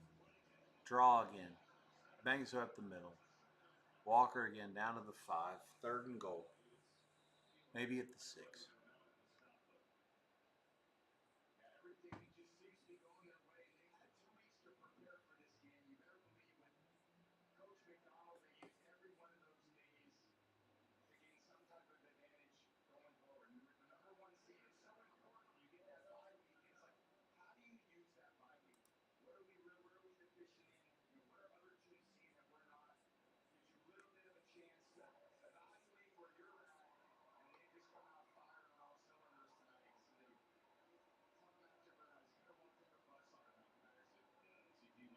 Winner's out for the Niners with an injury. Total yards this half is a complete fucking joke. 114-32. The Niners are getting the shit beat out of them. They have 32 fucking yards into the fourth quarter this half. I have to downgrade the coaches of the Niners. I hope they knew what they were doing. Wow. Power play off the right side, some motion right. A little bit of eye candy, but not enough to where they shouldn't have figured it out. Walker takes it and doesn't ever get touched. Touchdown Bags, 40-6. 12:40 left. There's not much for me to sit here and talk to you about at this point. Not much to do live and not much to do anything. I had two sides today and they were both wrong.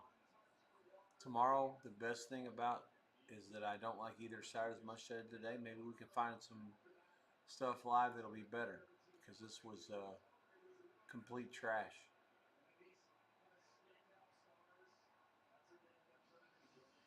I don't. Are these one seeds at these fucking buys? Do they have that much of a fucking edge? Am I missing it that much?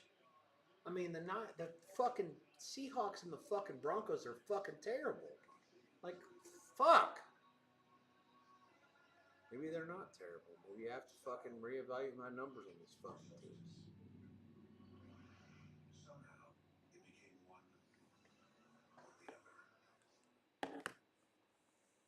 I just don't see it. I mean, I've watched those teams play all year. No, I mean, neither one of them any good.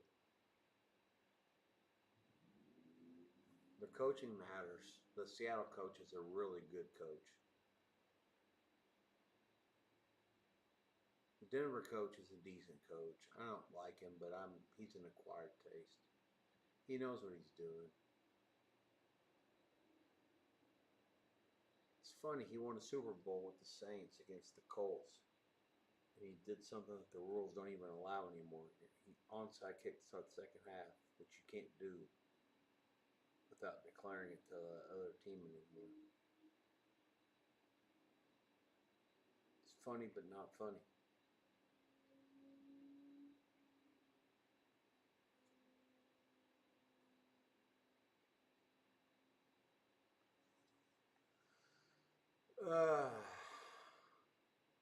Who is this? Severa was playing Zialo and Baptiste Townsend. They're showing both these two matches on ESPN2. I'll probably stay up because I'm sick and watch some of this tennis and get involved with it a little bit.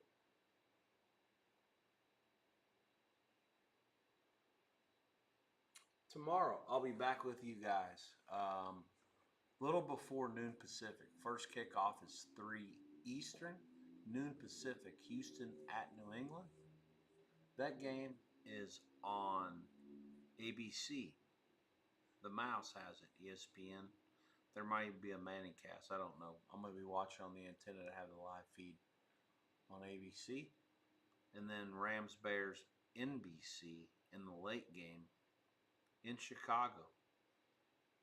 Rams laying 3.5, 4, total 48.5. Down from 51.5. Curious to see if they describe that weather from being, if it's just snow to not a lot of wind, it'll probably go back up. If not, then it'll probably stay low. We'll see. Bags, 41-6, 12:43 to go. Walker 19 for 116. There's no reason for me to stay around with you here. I'm not going to sit here and talk to you about 35, the dog 50, 54, 53.5 on the total with this shit. Forget about it. It's done. Hopefully you guys made some wiser decisions and I was able to help you at least steer you in the right direction on something here and there. Certainly not with the live tonight. Dead nut fucking losers. Can't see any way out of this one. There's no reason to try to fight out of it either. Tap out, wash the hands, and move on. I'm going to grab a big, nice meal. I like to cook at my own place here in Vegas. Why not do it again tonight? Eat well, call it a night, and get back to the drawing board first thing in the AM.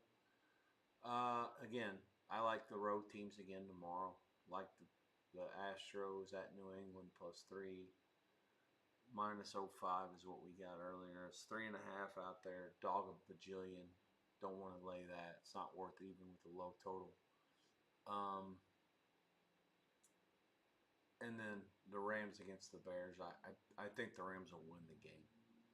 Now, covering 3.5, 4, we're starting to ask for a lot. With a total, it's in the 48.5 range. I mean, you're basically saying, okay, can the Bears score less than 23? Maybe, maybe not. I mean, who knows? I mean, all kinds of weird shit happens, and these home teams have been making things happen in a lot of these games. I don't know. I certainly had more confidence today in Buffalo outright and Frisco outright than I did with Houston and the Rams outright. Now, that being said, takes a little bit something bold to say Frisco outright when they're catching 7 and everybody else is catching 1.5, 3.5, and laying 4, 3.5 and 4. But I thought the Niners would do better than this. Disappointing. 11:15 to go. The Niners have it out at their own 45. I'll stick with you for the rest of this drive. Why not? Can watch the Knights later on.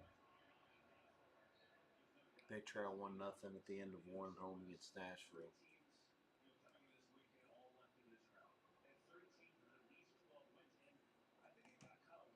I just don't get it. Those teams, some of these teams are fucking terrible. The Niners played a much tougher schedule than the Bags. Denver played nothing. Patriots played nothing. I just don't get it.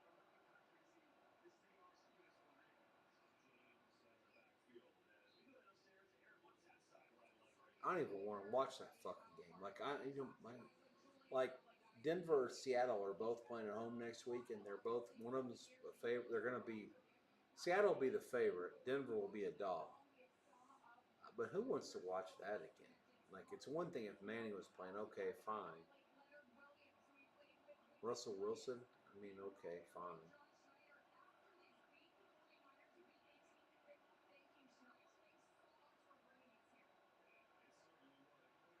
Purdy rolls left, he gets a 4-man rush. He's going to keep it. Gets about 2 yards, goes out of bounds. 9:47 left. Clock will continue to run, as is the NFL clock is these days. 41-6.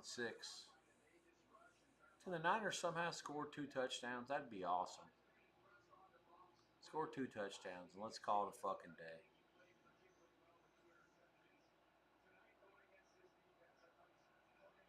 I'm going to stick with you until we figure this thing out. Let's get there.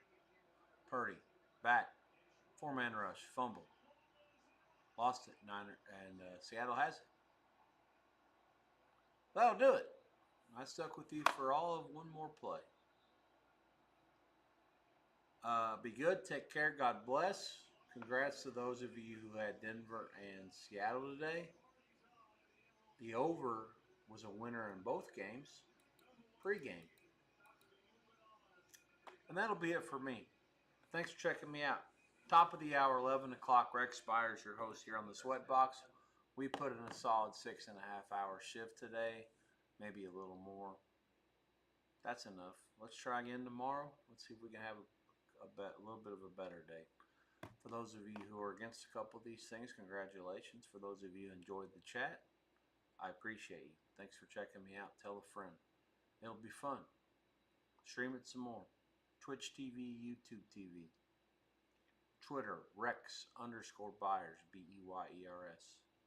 Thanks a lot. Be well. Take care. Good night, and I'll be back tomorrow a little before noon Pacific and a little before 3 Eastern for Houston against New England. Should be fun. Don't love Houston, do lean Houston. Rams Bears, don't love Rams, do lean Rams at Bears. Both road teams, just like today. 0-2. Let's see if tomorrow they can do a little better. Unfortunately, the financial implications tomorrow are not nearly as good as they would have been today. So let's fight right back. Fight right back.